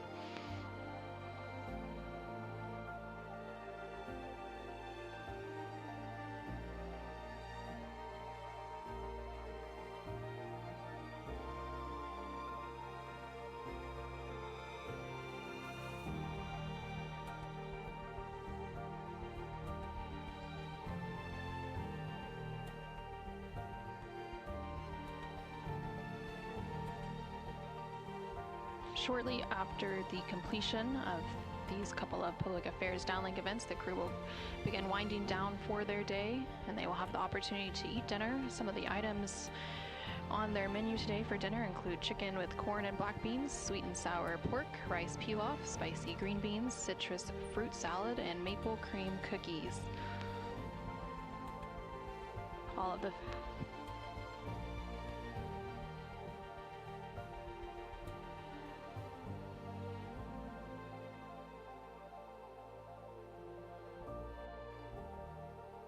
And now we will go ahead and stand by for that public affairs event beginning in just about a minute.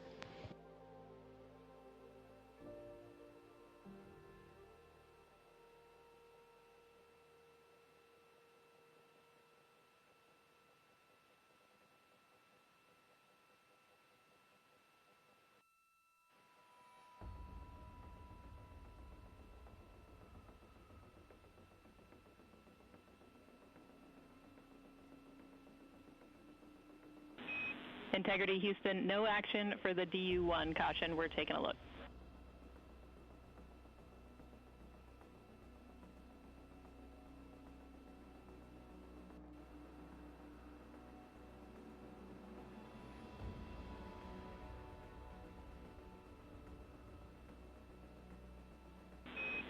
Integrity, this is Houston. Are you ready for the event?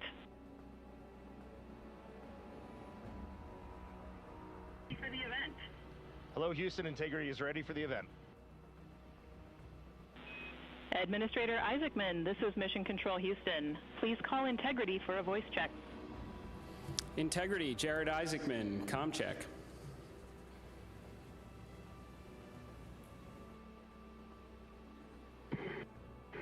Administrator Isaacman, we've got you loud and clear, sir. How us? I've got you loud and clear. Artemis II crew, we have a very special guest who wanted to be the first person to greet you after your return from the far side of the moon. Reed, Victor, Christina, and Jeremy, it's my honor to introduce the President of the United States of America, President Donald J. Trump. Over to you, sir. Well, thank you very much, Jared, and you are doing a fantastic job. And hello, very special hello to Artemis II. Today you've made history and made all America really proud, incredibly proud. We have a lot of things to be proud of lately, but this is there's nothing like what you're doing, circling around the moon for the first time in more than a half a century. and breaking the all-time record for the farthest distance from planet Earth. Humans have really never seen anything quite like what you're doing in a manned spacecraft. It's really special. I want to personally salute and congratulate Commander Reed Wiseman, Pilot Victor Glover, Mission Specialist Christina Koch, and Jeremy Hansen. And I also want to thank the entire amazing team at NASA, headed by Jared, who's a very special guy, by the way, and you all made this day possible, and you've really inspired the entire world. Really, everybody's watching. I find it incredible. I just watch you go to the back of the moon, and people haven't been there in a long time, we can say, but it's going to be more and more prevalent because we're going to be doing a lot of traveling, and then you're going to ultimately do the whole big trip to Mars, and that's going to be very exciting. So you look at, we had no astronaut has been to the moon since the days of Apollo program. The Apollo program was also very special, but that was 50 years ago, and at long last, America is back, and America is back in many ways stronger than ever before. We're the hottest country anywhere in the world. The Artemis crew flew in the most powerful rocket NASA has ever made, ever launched, traveled over 250,000 miles, broke the distance record set by the legendary Apollo 13. And America is a frontier nation, and the 4 brave astronauts of Artemis II are a modern day, you really are modern day pioneers, all of you, and one of them happens to be a neighbor. You know who that is, right? You have a special person over there, a neighbor, and we like our neighbor. Your mission paves the way for America's return to the lunar surface very soon. We're going all out. We're doing everything we can, and it's headed up by Jared. We'll plant our flag once again, and this time we won't just leave footprints. We'll establish a permanent presence on the moon, and we'll push on to Mars. That'll be very exciting. I'm waiting for that so much. I'd love to be here, but maybe we won't quite make it in terms of timing, but we will be up in the moon, and that's going to happen soon. So America will be second to none in space and everything else that we're doing, and we will continue to lead the whole thing into the stars, this incredible journey into the stars. So I just wanted, it's an honor to speak to you, and I wanted to congratulate each and every one of you. And tell me, what is the most unforgettable part of this really historic day? The whole world is watching and listening. Please tell me.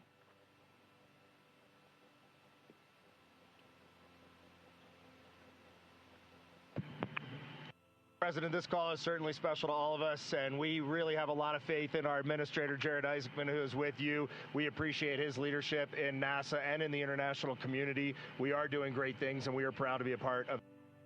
I have to tell you, as we came around the near side of the moon, seeing all the sights that we've seen from Earth for all of our lives, but we're seeing them from a different perspective, and then we started to get a glimpse of the and we saw sites, Oriental sites that no human has ever seen before, not even in Apollo, and that was amazing for us. And then the surprise of the day, we just came out of an eclipse where the sun, moon, and the entire dark moon about that big right out the window that we were watching. We could see the corona of the sun, and then we could see the planet train line up, and at Mars, and all of us commented how excited we are to watch this nation and this planet become a 2-planet species. That is fantastic. You know, I had a decision to make in my first term, and the decision is, what are we going to do at NASA? Are we going to have it be revived, or are we going to close it down? And I had very little hesitation, and it's really great to have somebody like Jared involved, because he really makes it much easier for me. But it was not even a question in my own mind. We've spent what we had to do, and then of course we have Space Force, and Space Force is very much related to what you're doing, and that was my baby. That was a very important one, and it'll turn out to be truly one of the most important, I believe, decisions I've ever made. So we're very proud of Space Force, and we're very proud of all of you. Does anybody else have anything to say? A lot of people listening.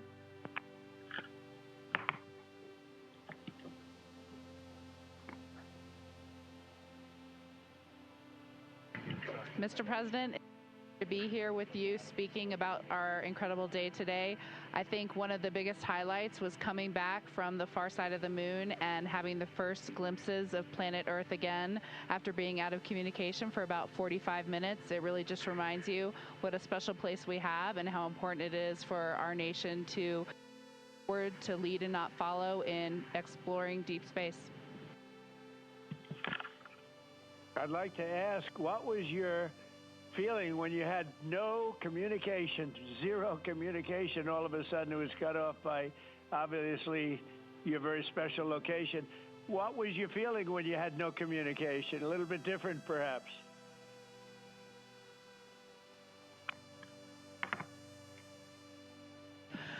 Yes, Mr. President, it was cool. I said a little prayer, but then I had to keep rolling. I was actually recording scientific observations of the far side of the moon. You know, that is actually the time when we were the farthest and the closest to the moon. And so we were really able to make some of our most detailed observations of the far side of the moon up close. And so we were busy up here working really hard. And I must say, it was actually quite nice. Did you see a difference, a big difference, between the far side of the moon and the near side of the moon? Was there a difference in feel or difference in look? What did you see?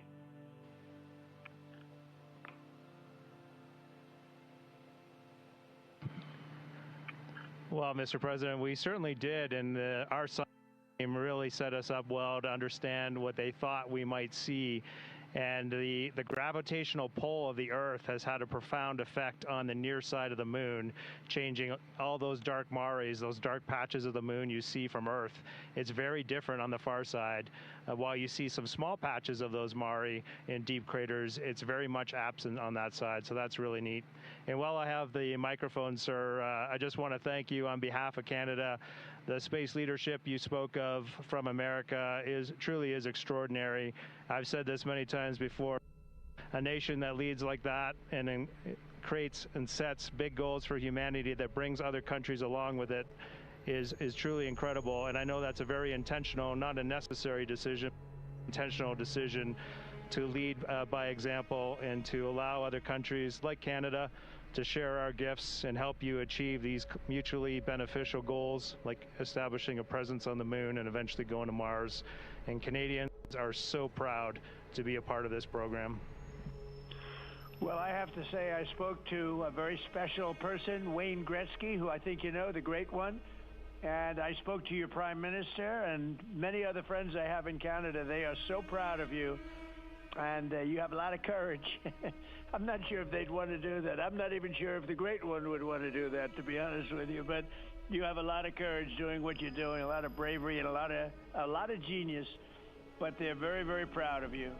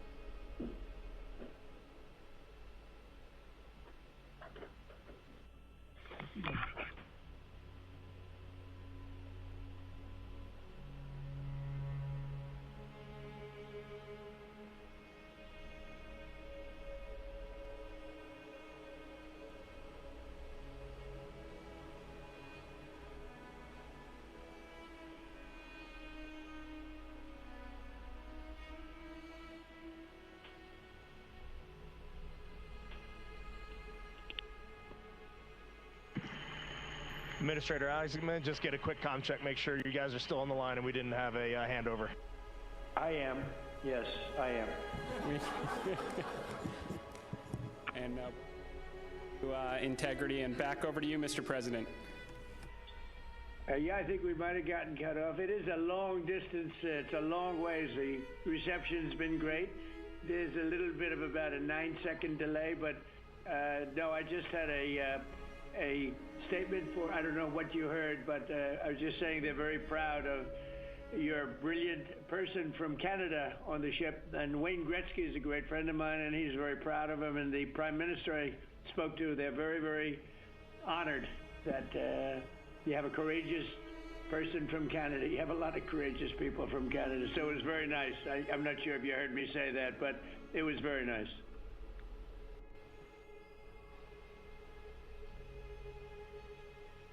Yes, Mr. President, we heard that, and we do love our Jeremy Hansen. We love all our Canadian astronauts, Jenny Gibbons, Josh Kutrick. They're just great people, and they're such a welcome addition to our Corps. Great. Well, I really look forward to, when we can, I look forward to seeing you in the Oval Office. I'll ask Jared to bring you over, and I'll ask for your autograph, because I don't really ask for autographs much, but you deserve that. You really are something. Everybody's talking about this, and I look forward to having you in the Oval Office at the White House, and we will celebrate your incredible achievements and triumphs. This is big.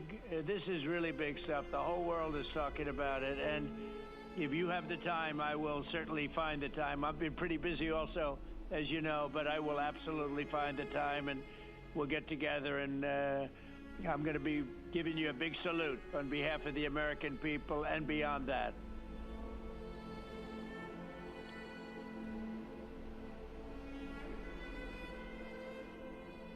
Thank you for that, Mr. President, and when you want us, we will be there. And thank you for your leadership. Thank you to Jared for his leadership. Really, thank you for taking the time out today to visit NASA. It's really special for us, but it's really special for the team on the ground. A whole team of people all around the world pulled this off, and we just want to say thank you to all of you for this.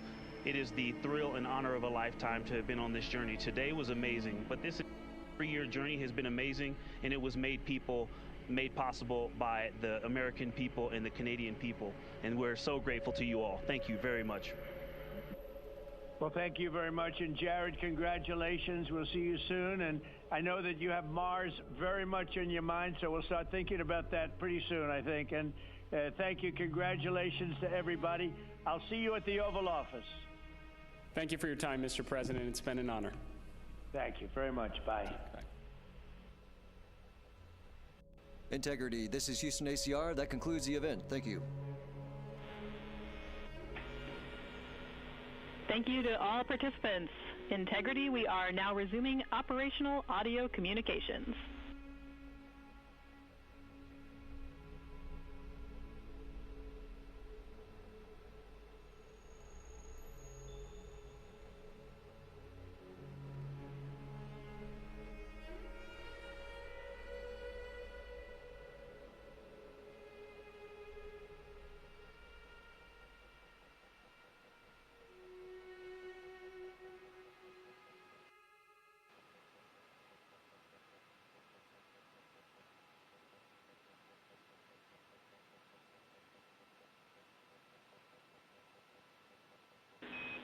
Integrity Houston, great job on the event. Just a heads up, we are on track to start the next event on time at 4:15.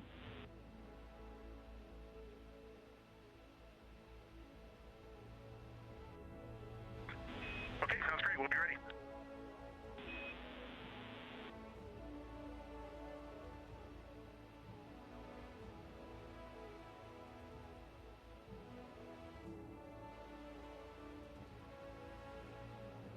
This is Artemis Mission Control in Houston, Texas. We just had that public affairs event with President Donald Trump and the crew on board the Orion spacecraft.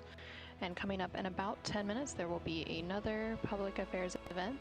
That event taking place at a mission elapsed time of 5 days, 4 hours, and 15 minutes. Currently on your screen, you're seeing a look at the Artemis Real-Time Orbit website, which provides updates on the velocity as well as the distance of the Orion spacecraft from both Earth and the Moon. The Orion spacecraft and its crew, that crew including Reed Wiseman, Victor Glover, Christina Koch, and Jeremy Hansen, are currently about 250,000 miles away from the Earth, and that distance is starting to become smaller as they are now on the return leg of their journey. And they are about 9,300 miles away from the Moon. They made their close approach to the Moon. Integrity Houston with a question about fan speed.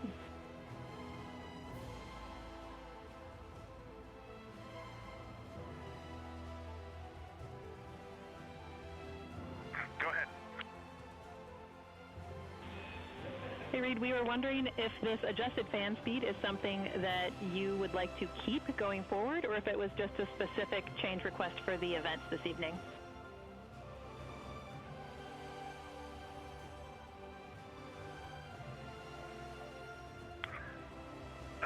Certainly for PAO events, this is an ideal fan speed. If you're willing to give us this fan speed for routine habitability, I think we would take it and try it for a while.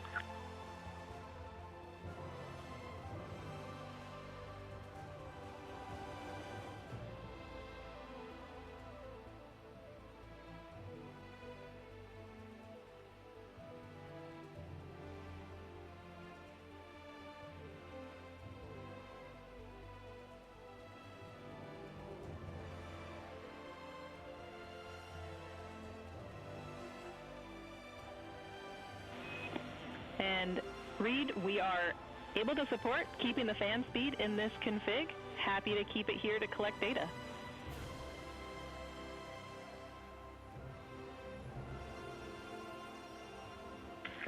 Okay, you got 4 happy astronauts up here. We'll take it. Obviously, when we go to exercise, we'll need to bump it up, but I think for quietness of living, this will be great.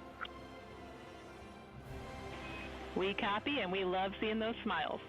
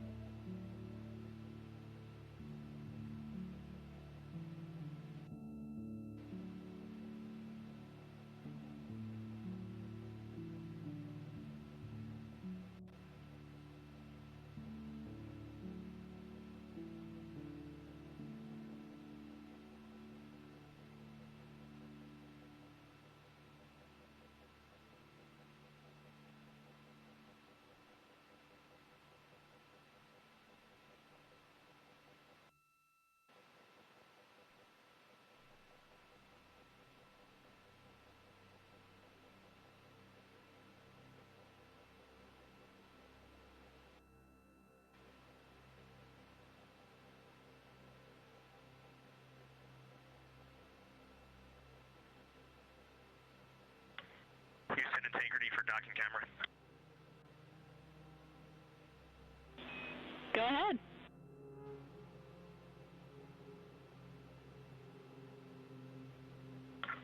Just want to make sure we have the config you're expecting. I have the dual camera bracket is installed, the window shade is closed, and the docking camera is stowed in its Alpha 3 storage area.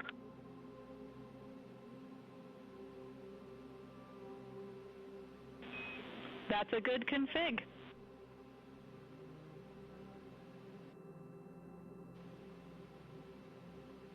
Thank you. And while I've got you, we are 3 minutes out from an on-time start of the next event.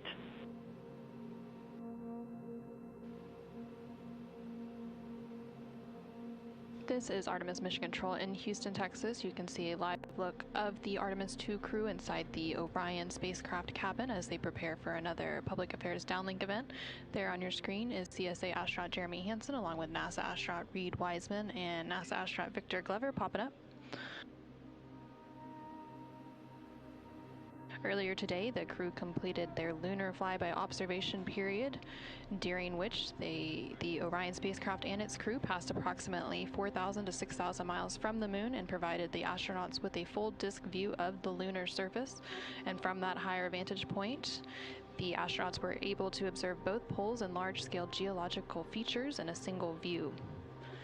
Towards the tail end of that observation period, they also were able to see an eclipse. And that eclipse period lasted about an hour and was when the sun was hidden from view behind the opposite side of the moon from the perspective of Orion. Since then, the crew has been working to clean up some of their observations and transfer some of the data and imagery down to the ground to begin processing, and the science team will take a look at that imagery as it comes down ahead of a post-lunar flyby conference tomorrow with the crew following their sleep period. Now we are standing by for a second public affairs event taking place in about a minute.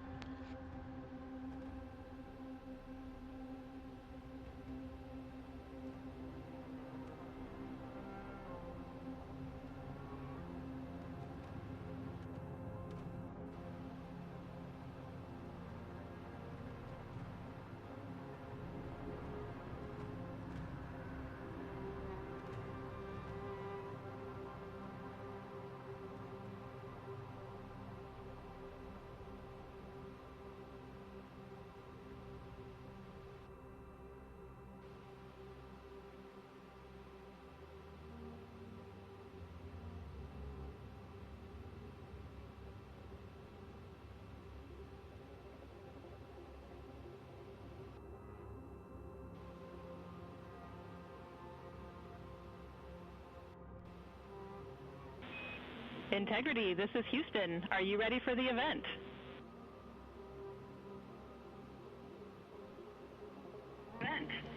Houston Integrity is ready for the event.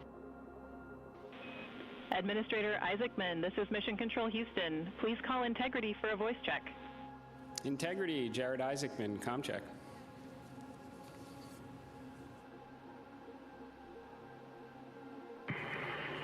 Administrator Isaacman, we've got you loud and clear up here. I've got you loud and clear, and let's see if we can top that last PO event. That was pretty special. So we are going to spend the next 20 minutes doing Q&A from a number of questions that have been submitted, and we are going to start with one from me. You all have spent years preparing for this moment and imagining what it must be like when you look down at the moon, at the lunar surface. What has surprised you all that you did not anticipate?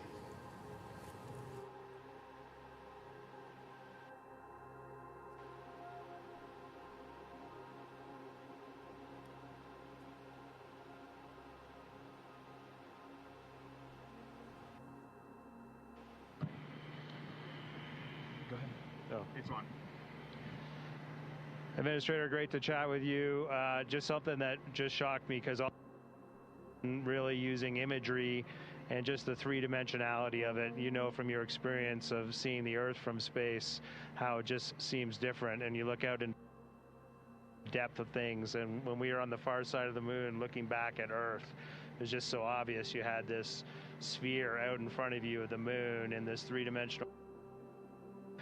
You really felt like you weren't in a capsule. You'd been transported to the far side of the moon, and it really just bent your mind. It was an extraordinary human experience. I'm so grateful for it.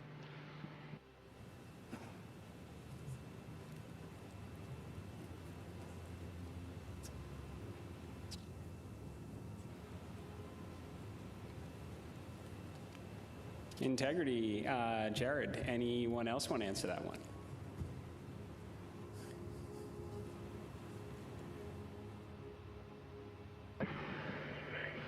You know, we had an amazing launch. The SLS is quite a powerful rocket, and got us into a 1,200 by, eventually a 100-mile orbit, and clearly power and speed, and then we did our translunar injection, and we were going quite fast. And so with all of that speed, though, it still took us days to get here. And so the scope of all of the things to a 321-foot tall rocket was amazing. It just puts the power required to do this in perspective. But then even with all that power and to get to those velocities, it still took us days.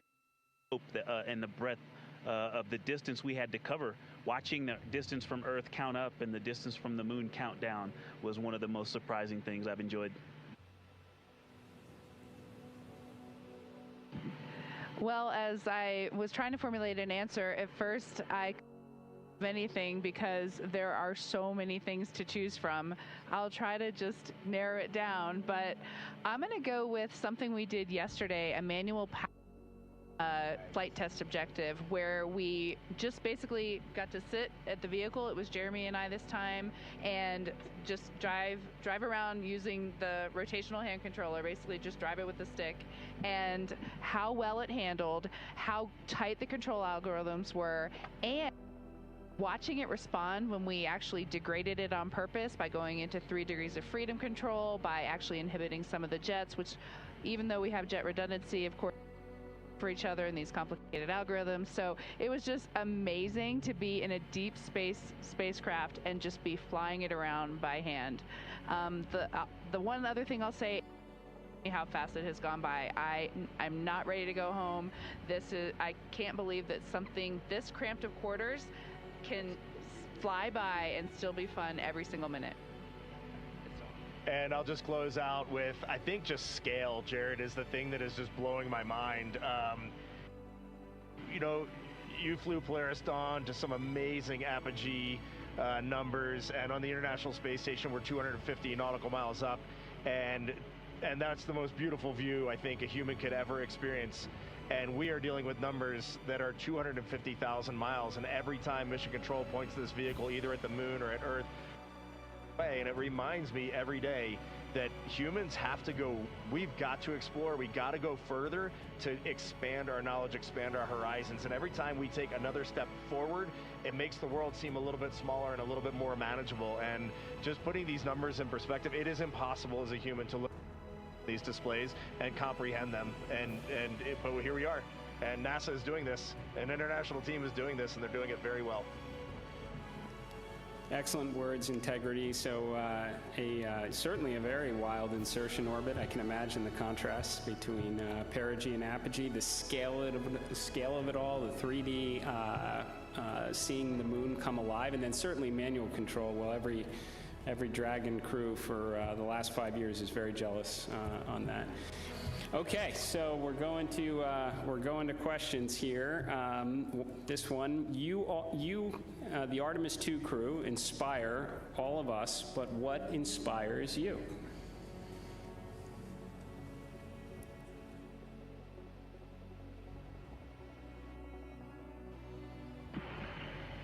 I think as you get older, your answer to that question changes a lot. Certainly when I was a young boy and a young man, just and seeing an airplane flying overhead, to me that really lit a fire in me.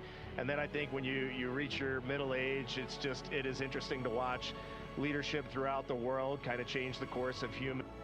You can watch that unfold, and now now that I'm just a little bit over 50, you'll be there soon. Now that I'm just a little bit over 50, I mean, it all ties back to just family, and you understand just how much the people that you surround yourself with, and that is really every night when you go to bed, that's really what you end up thinking. At least that's what I end up thinking.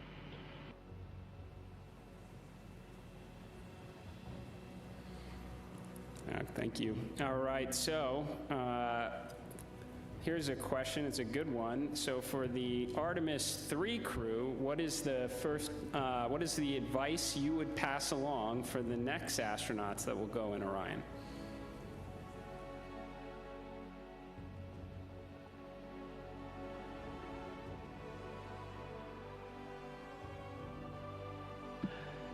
That's a great question, Jared. We've actually been thinking about the Artemis III crew since we were assigned as the Artemis II crew. It was the beginning of how we came up with how we wanted to fly this mission, how we wanted to buy down risk for the program, and values as a crew. And so, over the course of these 3 years, we've taken a lot of notes. So we've almost got a book to hand them. But I think a few practical things, just sitting here that we've been living for the past 6 days. How you pack is a huge impact to how you will live on the journey. And so things like food and your hygiene products, and then you know what's going on with our waste management system, the technology that we have, practicing that and being familiar with that and being prepared mentally. I used it on the space station, I used it at home in training, but I'll be honest, I wasn't really prepared to have to use it for over half the mission, and but we adapt and overcome, and so I can't wait to talk to that crew. I'm glad you said it, or else I was. We definitely have to fix some of the plumbing. Okay, this question is from Merriam-Webster. So wordy one here. So you are going to be, well, you've already surpassed more than 250,000 miles from Earth, farther than any human has gone before. So what are some words that come to mind when you try to wrap your mind around this very unique experience?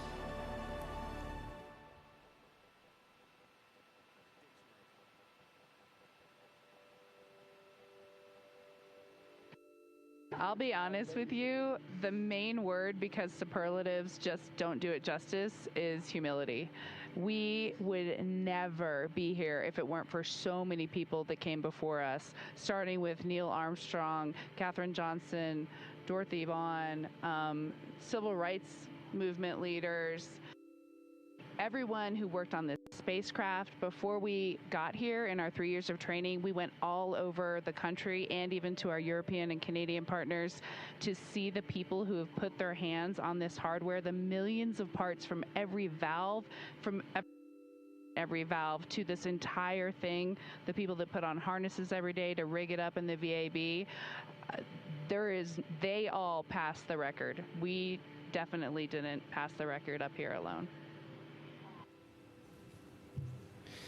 So this is actually very similar to the question the President of the United States asked just a brief bit ago. But during the quiet moments on your journey, when you were out of contact with everyone here on Earth, what were some of the thoughts that tended to occupy your mind most?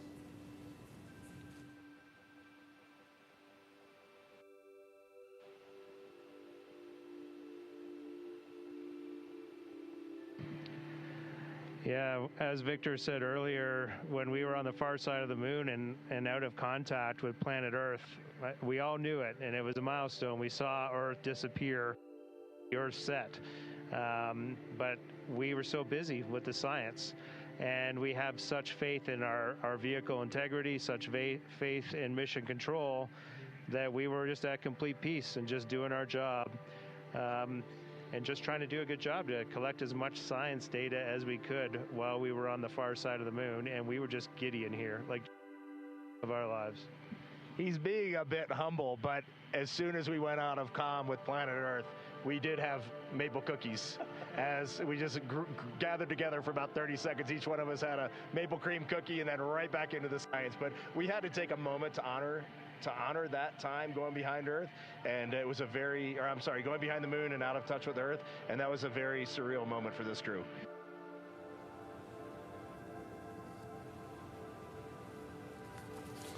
Copy that. Copy.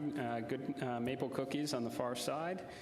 And how has this journey changed? How has this journey already changed the way you see our home planet and humanity's future among the stars?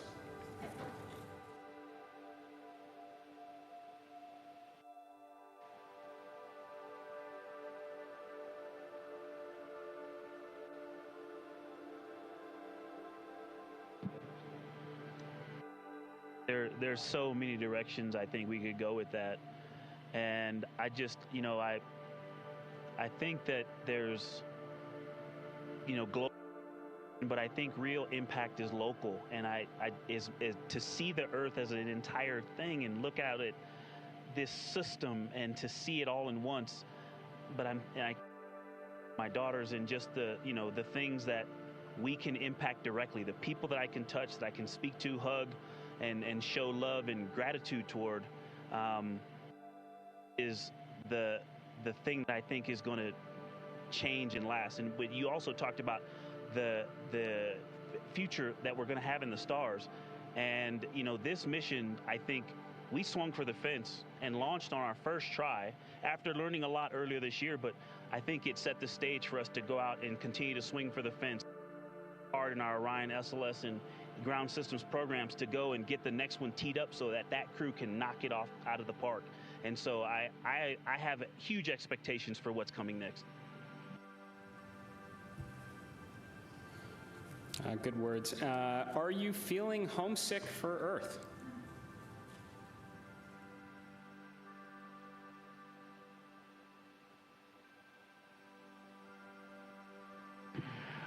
I will tell you, last of my eyes, I did start thinking about getting home. It's not homesickness at all, but the first time probably in 3 years, I let my mind get past the moon and back towards home, and I had to catch myself right there. You're an operator just like we are, and that is the place to be when you're up here. We got to look one step ahead. What's next? What's our next burn? How are we setting up our trajectory to get home? And we are going to do that. We are locked in, and we are definitely excited for the second half of this mission. And we are on guard. We are first crew to fly this vehicle. We are ready for any contingency in any scenario, and we are going to stay locked in every second until we are back on that Navy ship and then home reunited with our families. And copy that. Astronauts like being in space. That checks out. Okay, there's a lot of questions from the space photography community. How are the pictures going so far?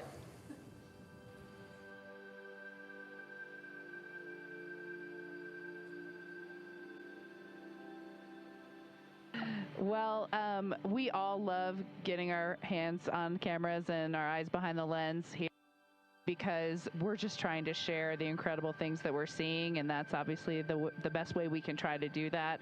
I've been into night sky photography for a long time, and so a dream come true for me. I have thought specifically to that community, the time lapses I've been trying to get, those are a little tougher because we have a very dynamic vehicle. It's not like being on ISS where you can get the city lights below and the auroras and the spinning stars around the North Star.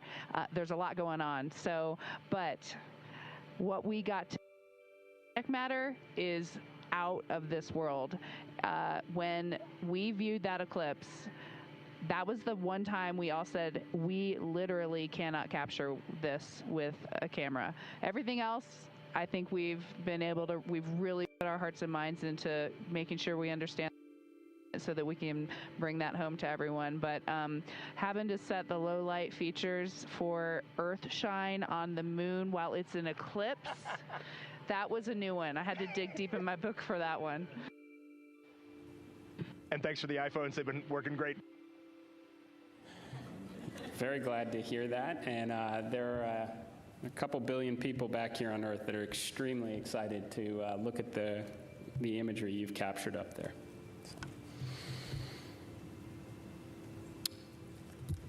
Okay, well, I want to thank you all. Integrity. So Reed, Victor, Christina, Jeremy, on behalf of NASA and space-loving people across the world, thank you for taking us with you to the moon.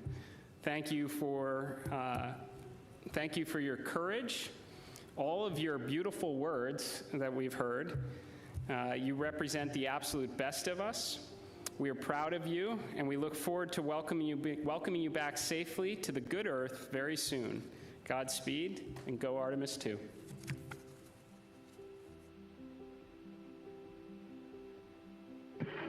Thank you so much, Administrator. We are just proud to be a part of this team, doing our work every day, and we are supported by a huge world of humans, and we are just honored to be a part of that. Thank you.